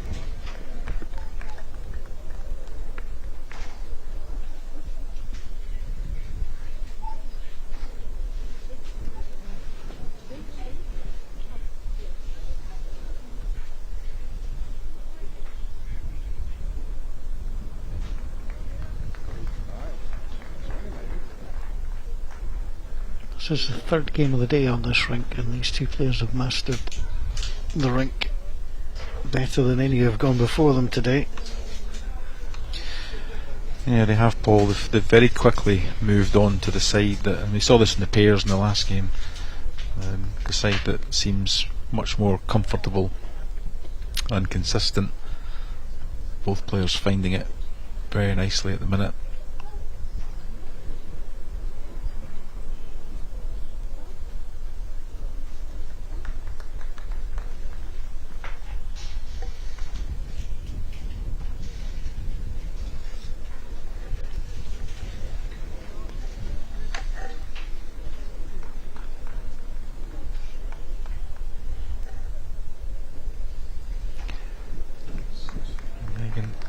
She's maybe just a little bit heavy with this, but I don't think she's bad at all. There's three really good bowls. Just ask some questions here. Doesn't like it.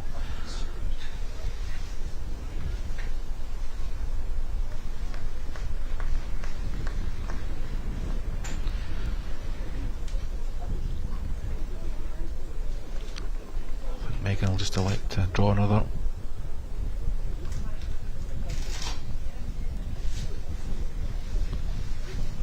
Just missed the line of fraction.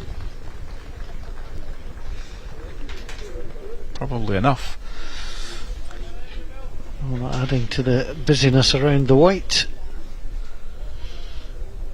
Much better line from Abby. All about pace from there.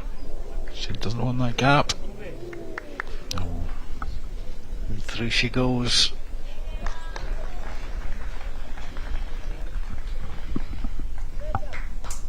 Well, decision to change the jack length works out nicely.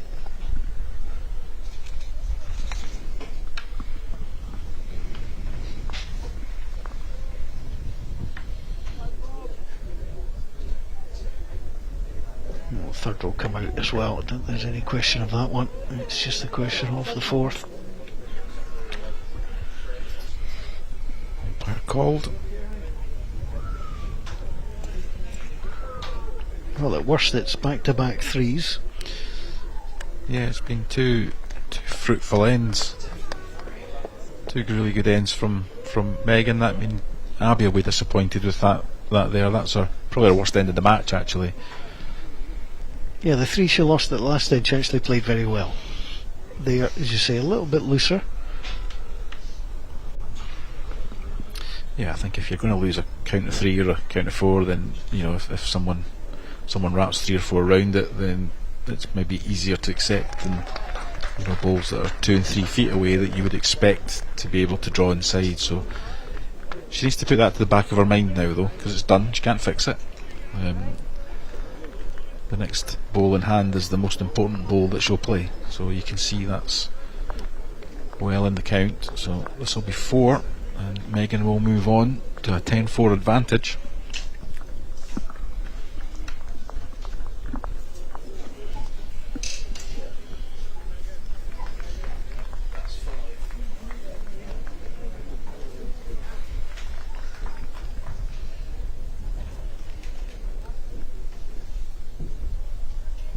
So I think we'll see a similar jack length here, going the other way.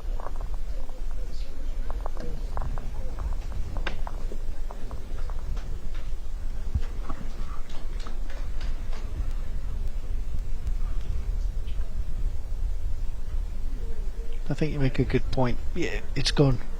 You know, you've dropped the 3, which was a tidy 3. You've dropped the 4, which wasn't a great 4. Let it go. It's the mental side of any sport, isn't it? You know, you get a result that goes either for you or against it, and you need to put it to the back of your mind and regroup and go again.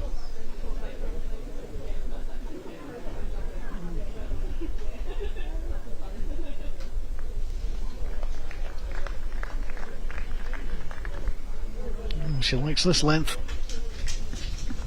Very consistent so far.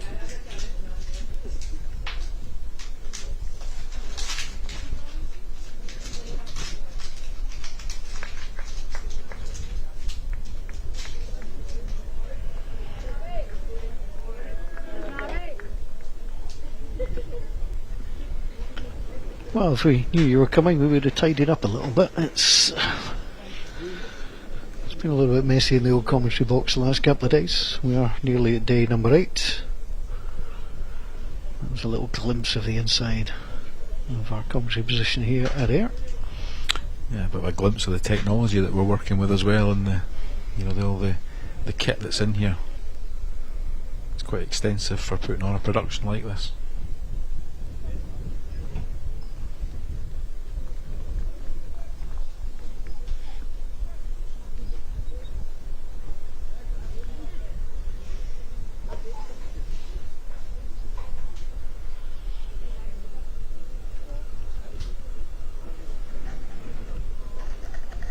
What's that to come round?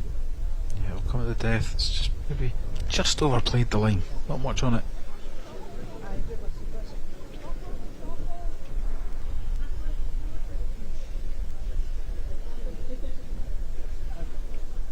Does dip away very quickly indeed. This change of length's just shaking Abby a little.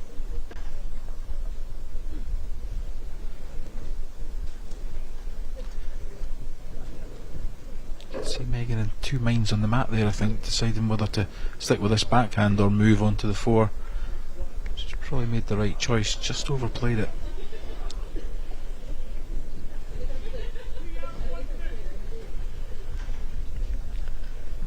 Holding the advantage though.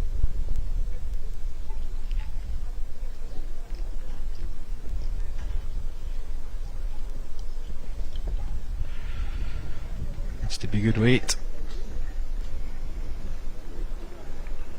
Didn't come down. Well, it's another pickup for Megan Sprott on the leg side of Kilburney.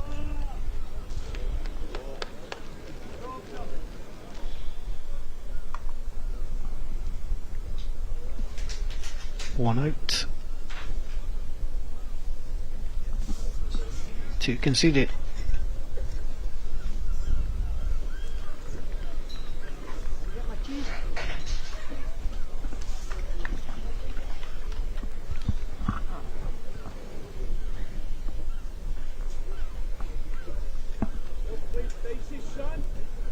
You can almost feel Megan get into a little rhythm here. So again, she repeats the jack length and gets in a good first ball. You can just feel that she is hitting her stride. You certainly can, and that will concern Abby a bit, but it won't take long for Abby to get back into this. It just needs perhaps Megan to have one slack first bowl, and Abby will be in there taking advantage. So a long way to go in this one yet.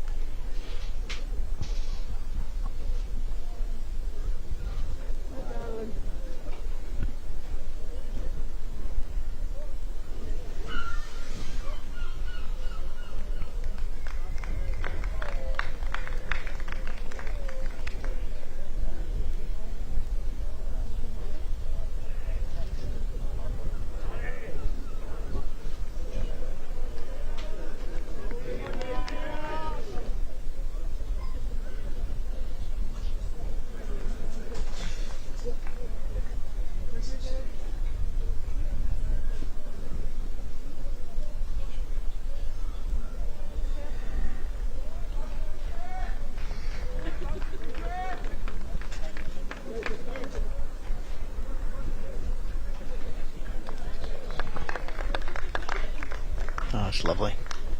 Yeah, nicely played. Catch for Abby though. She can catch either of the back bowls, so just about deliver the shot. Good enough line. Played nicely.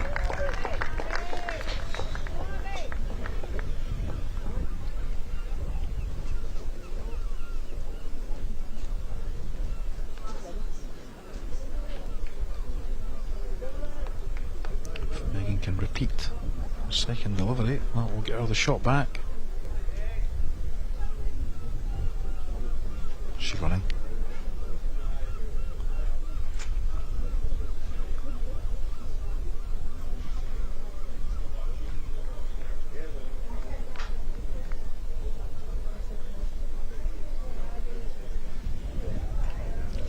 Yeah, good line on that side.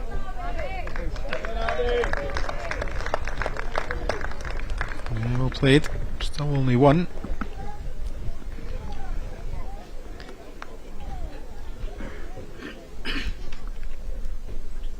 Well, options here. Fairly quick shot selection made.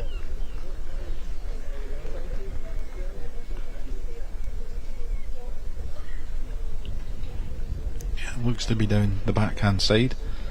Set the ball away for two. Just got to make sure she gives this enough green because it will go really quickly.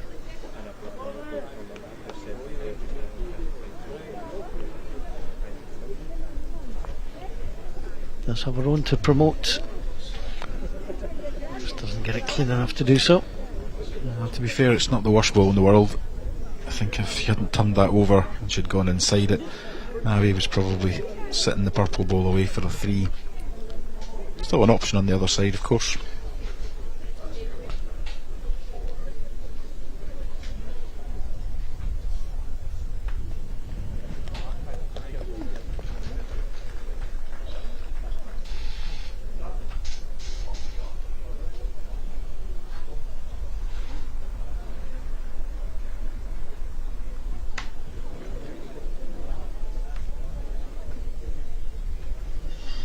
It's coming back, but not quickly enough. Another good set of ends.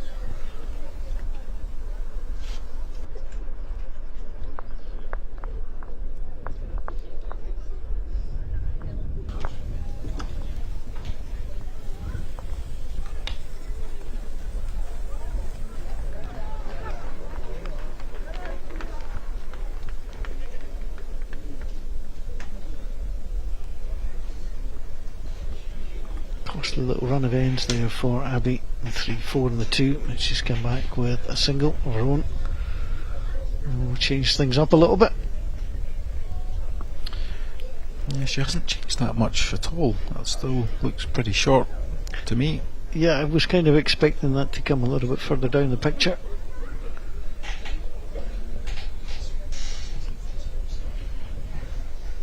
Well, you've picked the length, go and pop your first ball on top.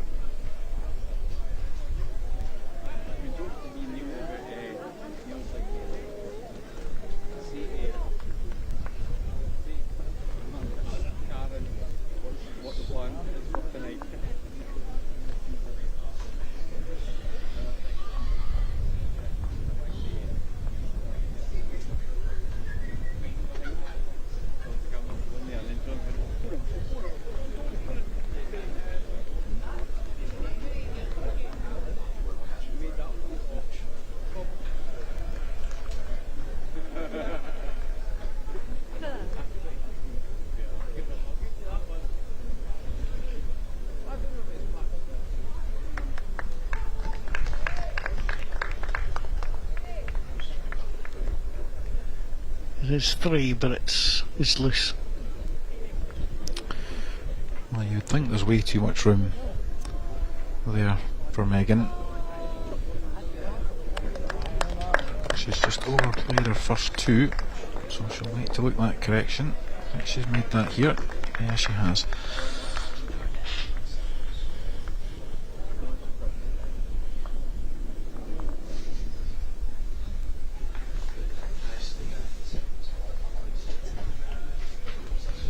All down to good weight. Just overplayed the field.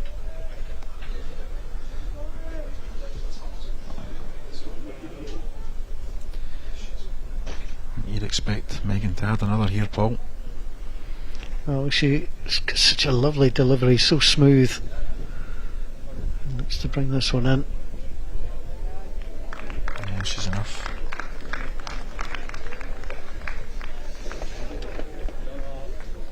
She's just in a rhythm at the moment that her opponent's unable to find.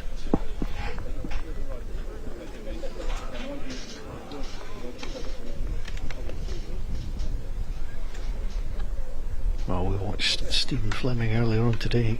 The man from Bucking Park has a 14-5 lead over Liam Mackay of Tanfield. Ellen's Robert Marshall is leading Ryan Langdon of Drummoyne 9-8. It's pretty tight.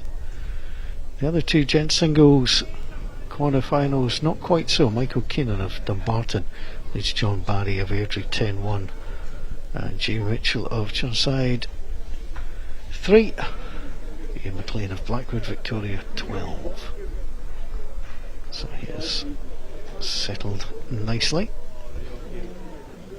Linda Fleming leads Emma Fry 8-3 in the ladies singles. That's on the rink next door to the one you're watching here on the live stream. Emma Mitchell's fought back a little bit against Raplock's Isabel Bullock, but Isabel Bullock leading 13-7. And Sandra Dean 6 from Murray Dumbarton's Emma McLeod 9. All of these players playing to get through to tomorrow, and it'll be semi-finals and the final. That's a nice opening ball from Abby Harris.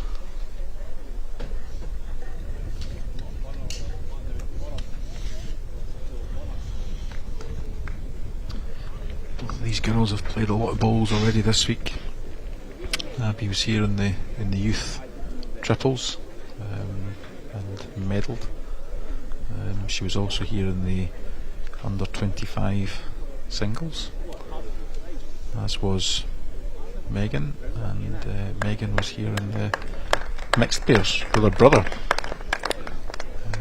Unfortunately, didn't get a run in that one.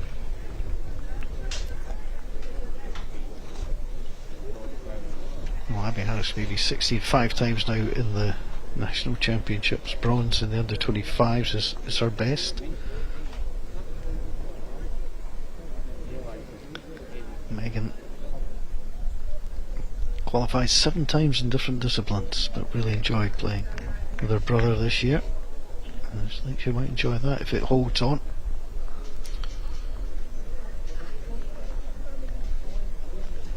It's a nice little hold for Abby just beyond the jack.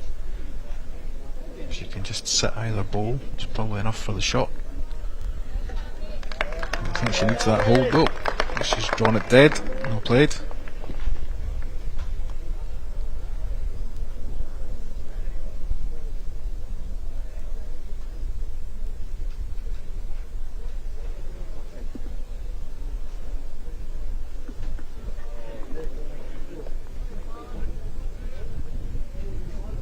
There's your weight, Megan.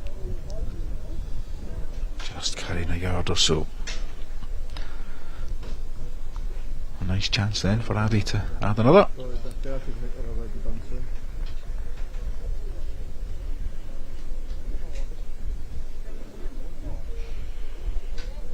Needs to be down in a good line. Well, she played that really well. Big end to. She didn't want to go any further down, being 14-5 down.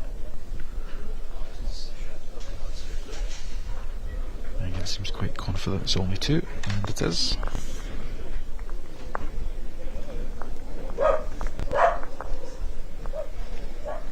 So 14 plays 7. Nice shot this.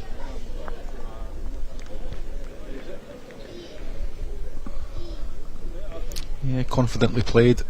You can see the line that Abby's picked with all 4 bowls there. It's been very good.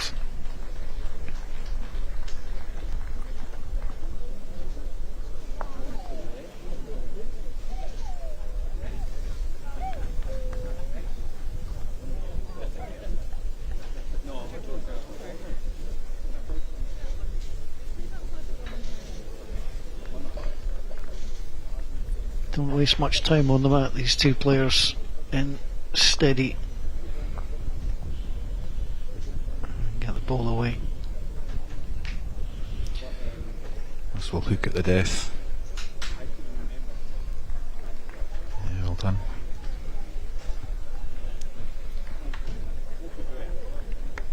A hand that finishes like that is so much more graceful than a straight run up the middle.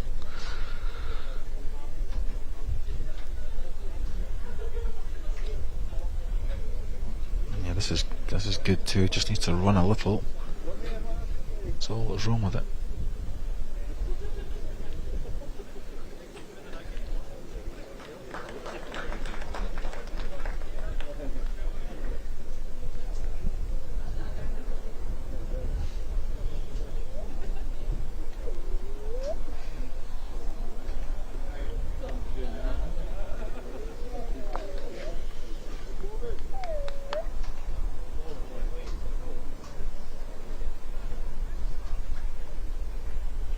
Both girls sticking to this hand. I think previously we've seen people chopping and changing on this ball, haven't we? But they're making good choices, I feel. Yeah, almost got round. They're both trusting the better side of the rink, certainly today. It seems to have played easier.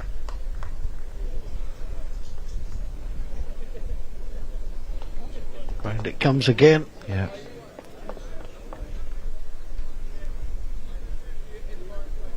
Almost like that was pulled in by a string.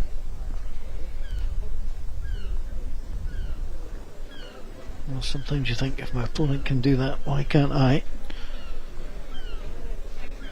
I think maybe it's just over the line this time, I think.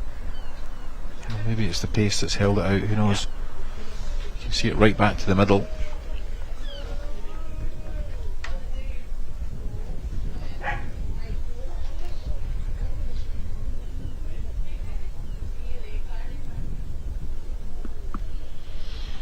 Pushed out in the nice wide line again.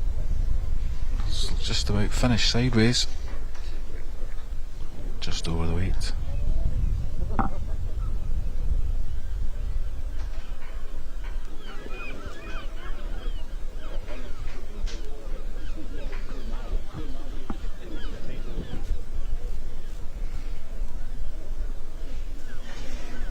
Well, Megan just glancing back to see if there is something else on rather than continuing to try and draw it, but she's been very steady. She does have a choice. She could move to the other side. There's her own ball coming, but she's actually played this backhand very, very well. And she does know that, you know, if she goes on the wide side, it will drop, as I say, almost sideways at the end. Set it off on a great line.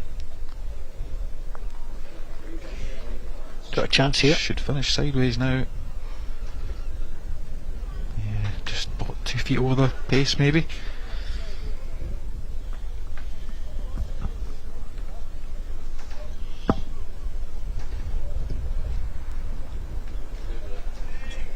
Two shots.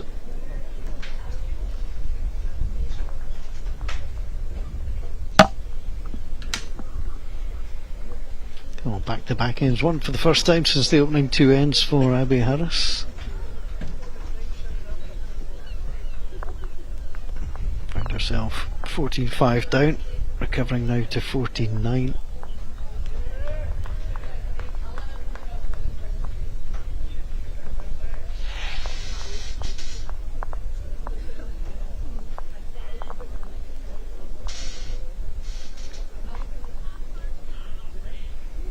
I always think there's something psychological when you're chasing somebody when you're down. If you can keep them 15 and under and you keep that chase up, second it goes to 16, I know that's not a closeout number, but there's just something about it that tends to trigger it, and that could be too far for me. Yeah, I guess it's just when you start to see the finish line, isn't it? Yeah. You know, you push on from there. But I'll be missing the line with her first one. Her weight's been good though.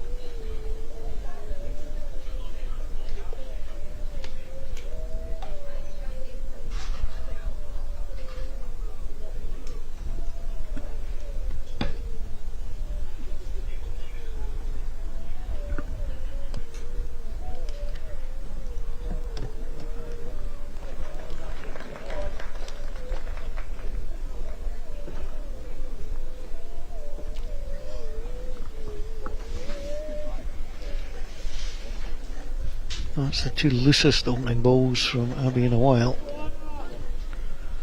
And Megan will go to the killer instinct. I'm trying to make sure you pop one on here. This is the widest line she's taken.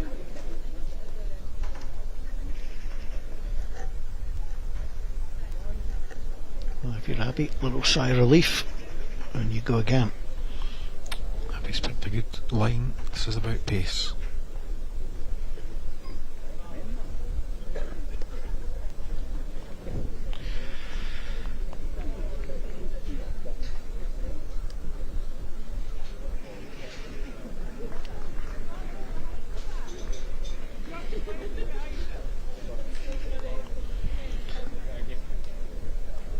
Megan might like to be just a touch wider, but it's all about pace. Yeah, good enough.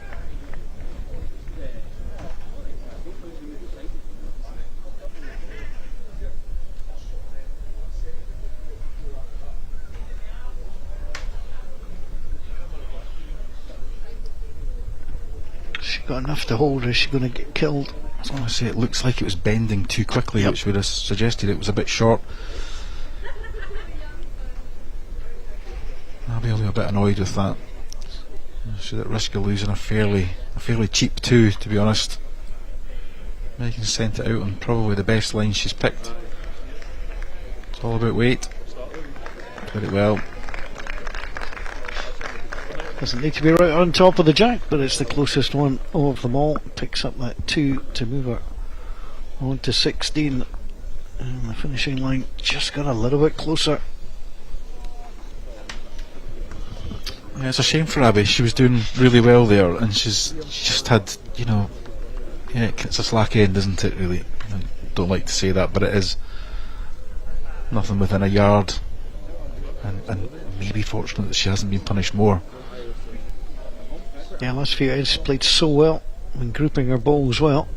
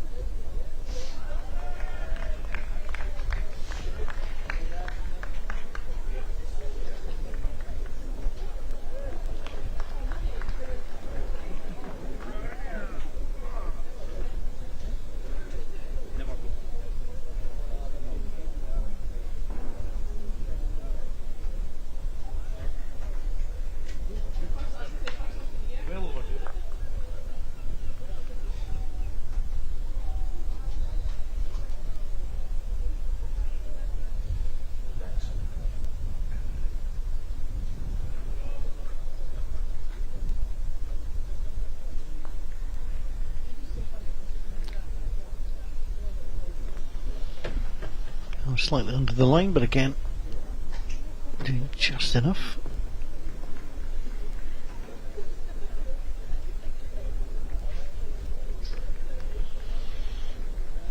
Good weight, this will work well. Yeah, coming back nicely, right across to lie. Yeah, nicely done.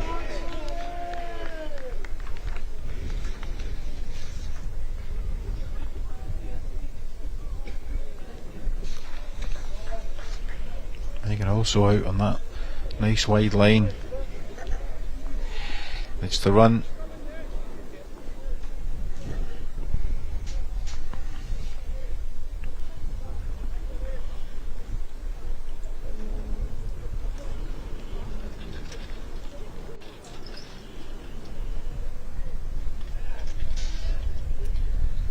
Just over the line, maybe?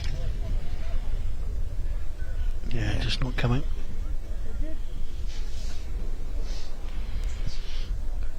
Megan can come up to that bowl that's just past jack high. Chance to set it away. Needs to be dead weight from there. And just overdid it.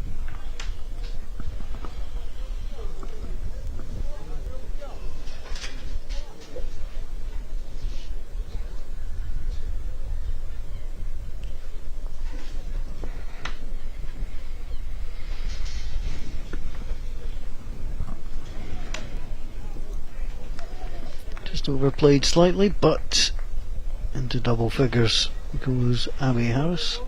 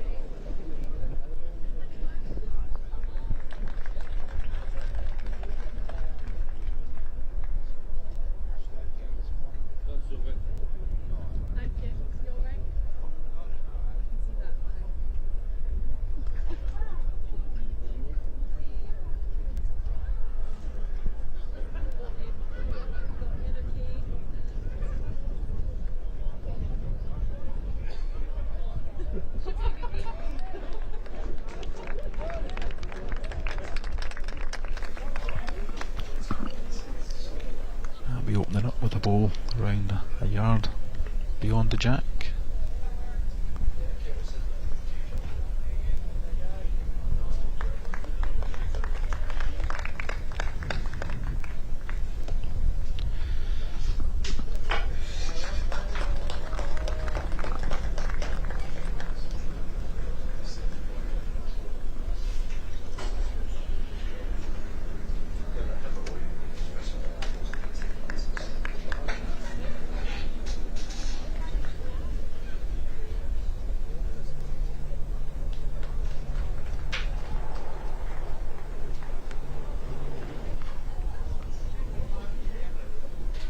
Picking a super line again. Body language says she's quick. Yep.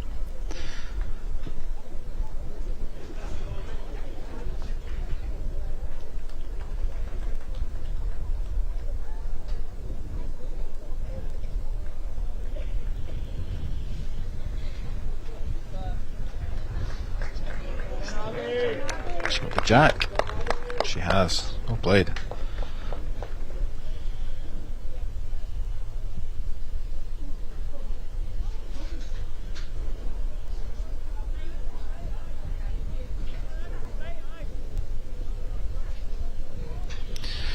The widest line Megan's been on. No, that was probably the biggest problem. I think had she been up, she may well have had a better opportunity. Maybe with a chance to drop off the wide ball, make a couple of shots.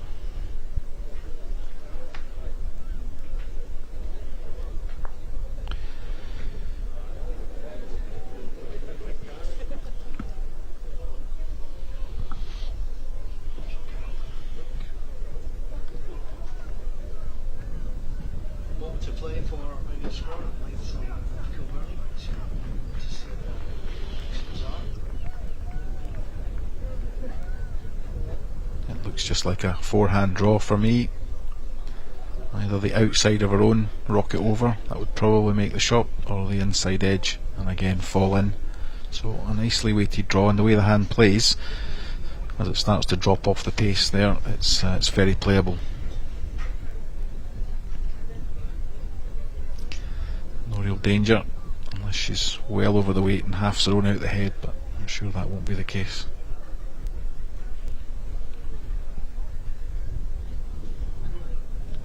Just to start dropping quickly now.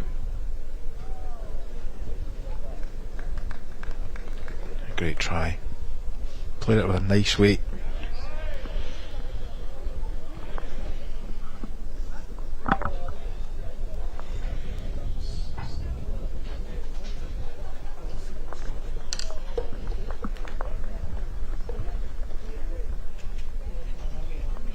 Perspective for the last 5 ends have gone her way.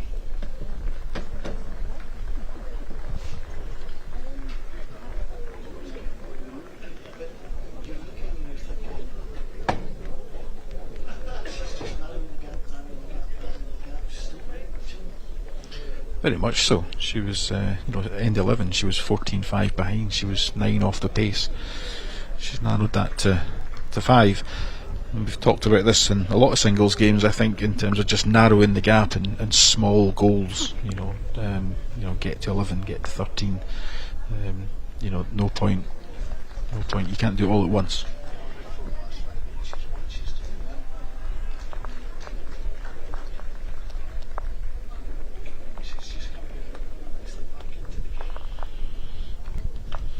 Megan's objective will, of course, just to maintain the gap.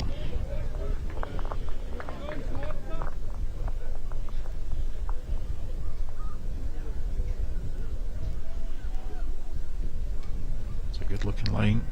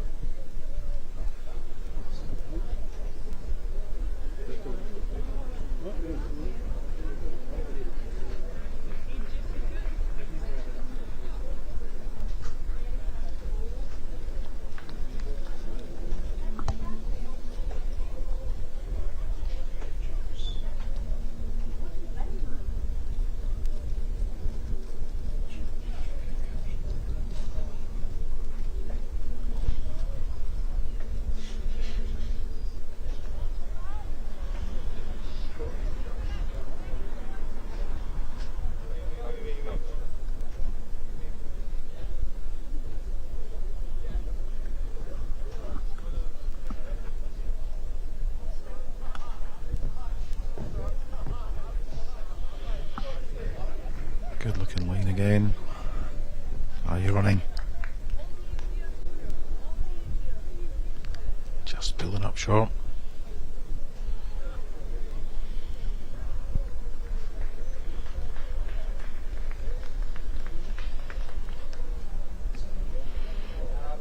Are we looking good here?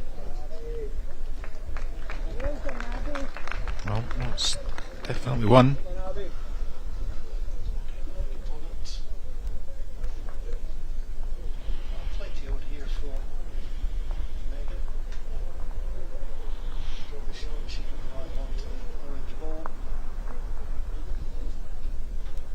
Play on either side if she wants it. I feel she'll maintain the backhand. It's the hand she's been playing really well. Just needs to be slightly cautious she doesn't take her own out, but I don't think she'd be much worse, to be honest. Maybe one worse.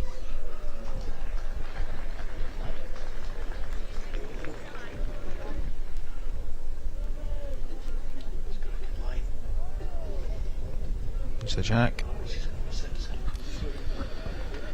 Yeah, the jack was always the prize there. It was going to yield 3. The risk, of course, was taking their own out.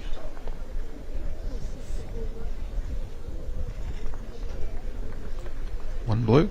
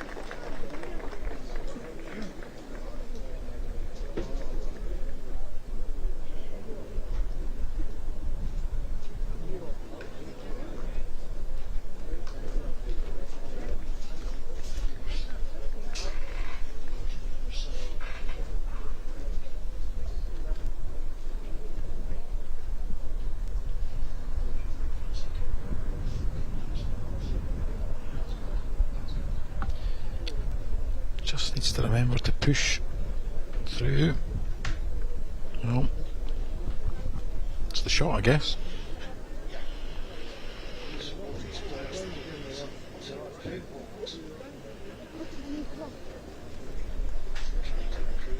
This looks decent. Gosh, ran quite a distance at the death there, didn't it?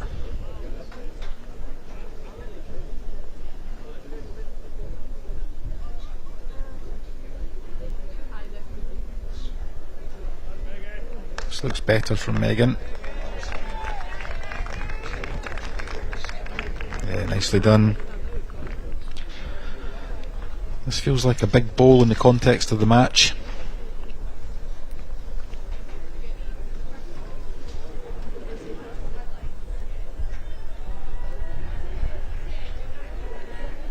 Needs to be clear. Wow. Wow.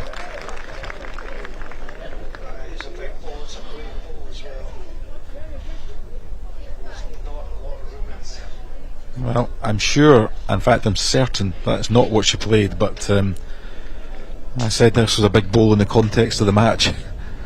Certainly could turn out that way.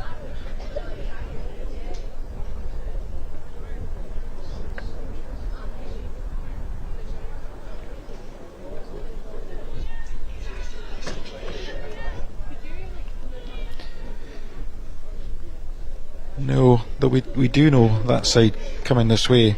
You know, if you're brave enough to put it out, it does drop.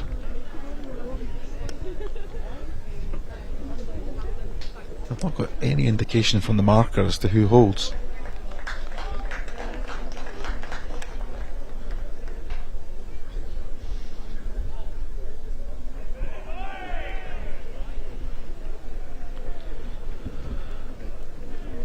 This is under the line.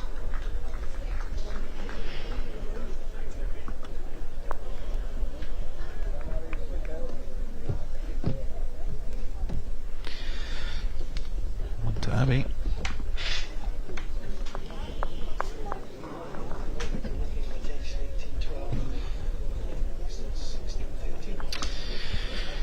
Yeah, that was fortuitous, but if you're going to win a title, you need a little bit of good fortune along the way.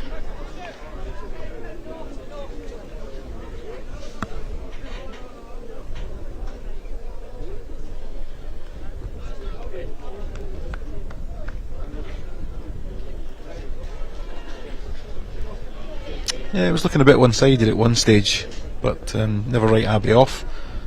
She's come back well into the game, just needs to maintain that level of concentration now. Both players playing quite well. A bit of a scrappy end the last time, other than the last couple of bowls, I guess, but they're both playing well enough.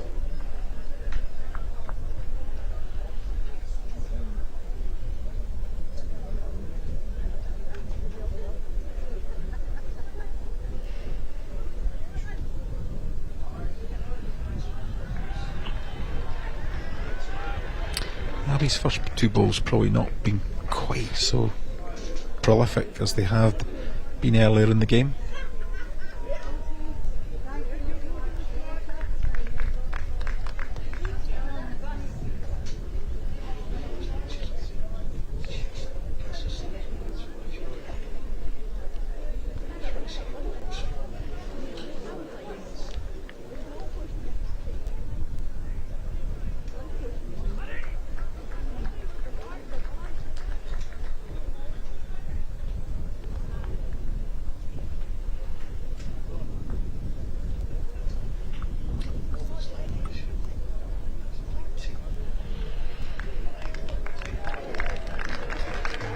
Quite a cracker here.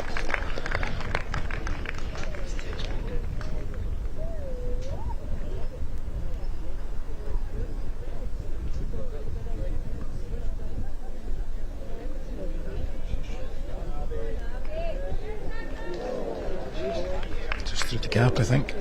Yeah. Chance for Megan to apply some pressure.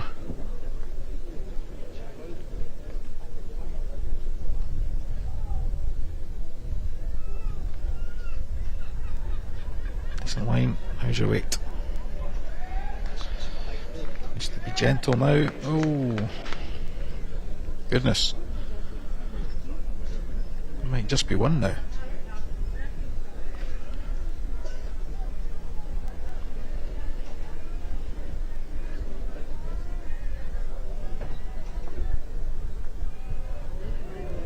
And this is just going to drop under. I think she's also just taken Megan's play down the other side away. You know, if she chose to change, try and trail the jack for 4.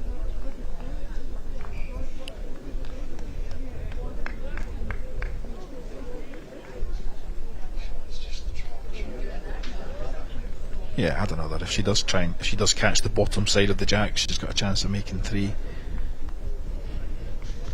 She won't want to overplay this and chip her own out the head.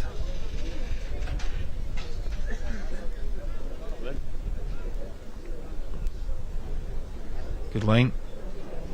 Down to pace.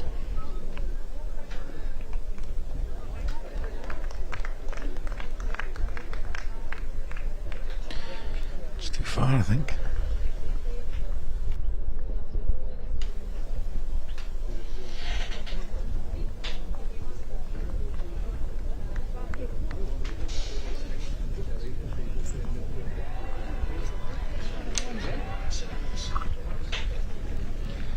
Yeah, they have, but it's Megan who's gets the first look at the finish line on 17. Can be one in one end.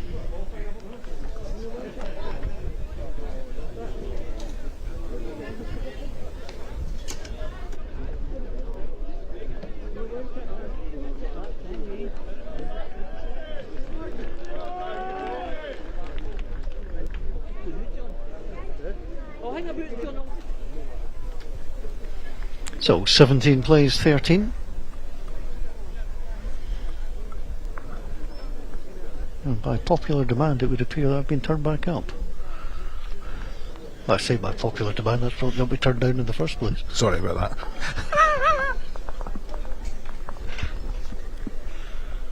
I'll take note to buy you ice cream tomorrow.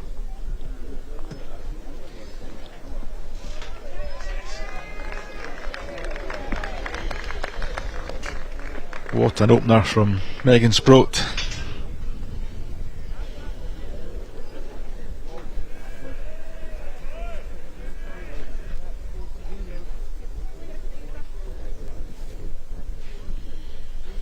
Abby turning her back on that one. She knows that she's put that through.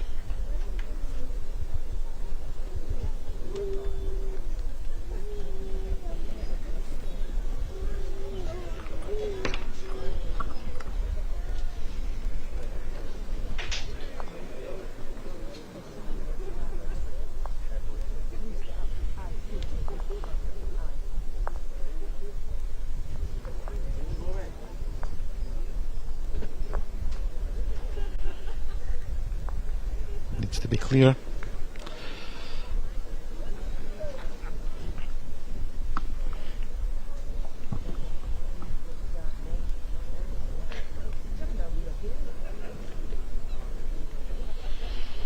It's an important ball. Can draw the shot here. Oh, it's a great chance to apply some pressure, but she must be round the front. Abiel just taking a huge sigh of relief.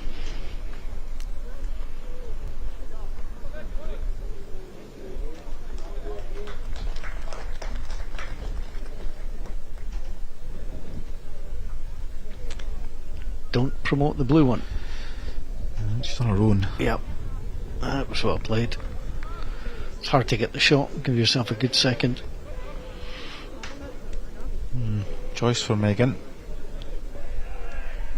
Forehand looking a little tricky, but equally what she won't want to do is play the backhand and potentially fold the head open and give Abby a chance. So maybe just a wide side draw.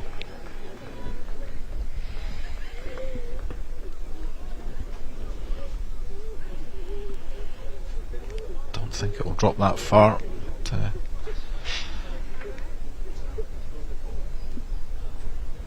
Abby has a chance down the backhand side should she choose to take it.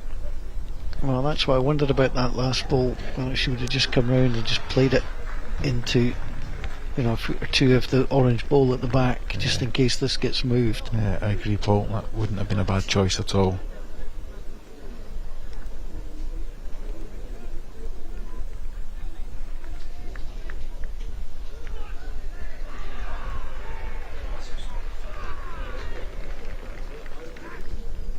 Going pretty quick. She's under, but what's she getting? Wow. Oh, that's unlucky. Yeah. You wouldn't have called that one, really. No. Tried to be positive.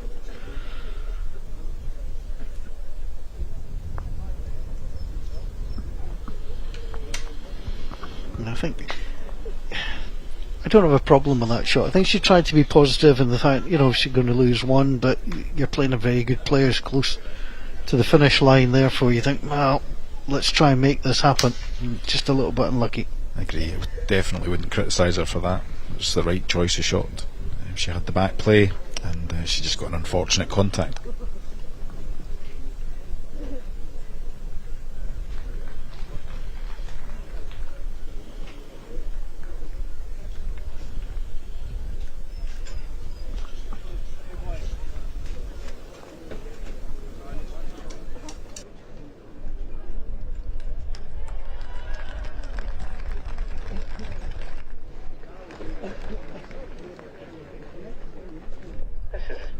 Announcement.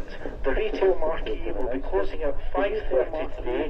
Be sure to visit a large selection of stallholders now to avoid disappointment. As the retail marquee will be closing at 5:30 this evening. Looking for two. This is the opening ball. Dropping a little short.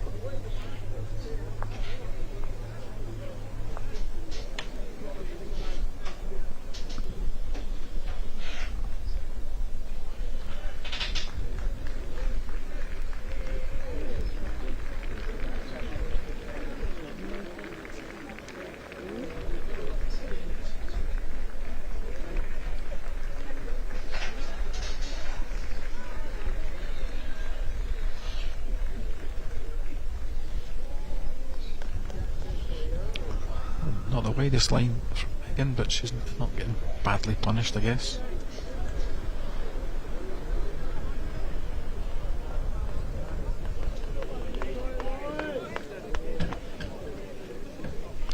Abby down a very similar track. Can she get round that front one? Oh, didn't want to do that.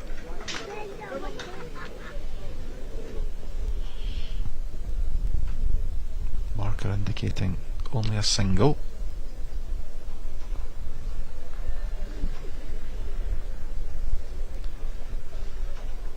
She's down a good line.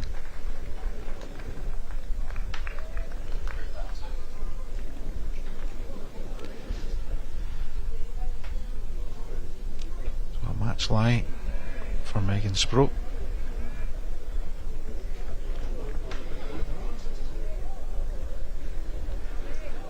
We need to slide off the front. Not getting it. Well, just fading away there.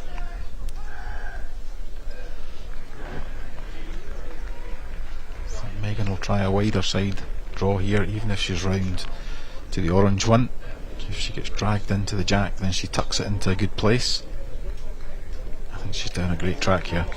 This is a great track. She likes this. Well,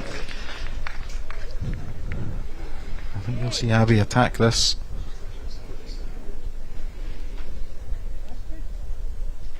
It's a match lie. She's playing the draw. It's brave. She's wide.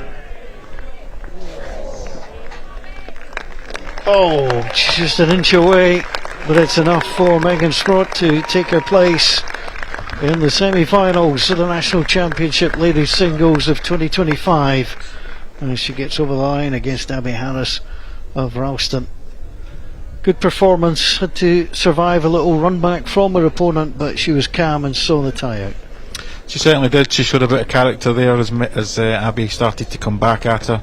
a good performance from both girls. As we said at the start, both very, very talented individuals who have a great future in the game, and we look forward to seeing Megan in the next round. Well, tomorrow we'll see the semi-finals of the ladies and gents singles 2025, both finals live here on all of the Bowl Scotland channels, and also live on the BBC iPlayer and the BBC Sport website. Do go to the Bowl Scotland website for all the updates on the scores from the other greens. But it was a tale of the tape today for Megan Sprod of Lakeside of Kilburney, and she managed to get her way past Abby Harris of Ralston. That's it for our coverage for today. Do join us again tomorrow morning. We'll be back with a semi-final for you, and say both finals tomorrow afternoon. On behalf of us all here at the National Bowls Centre in Ayr, thanks for watching. Bye for now.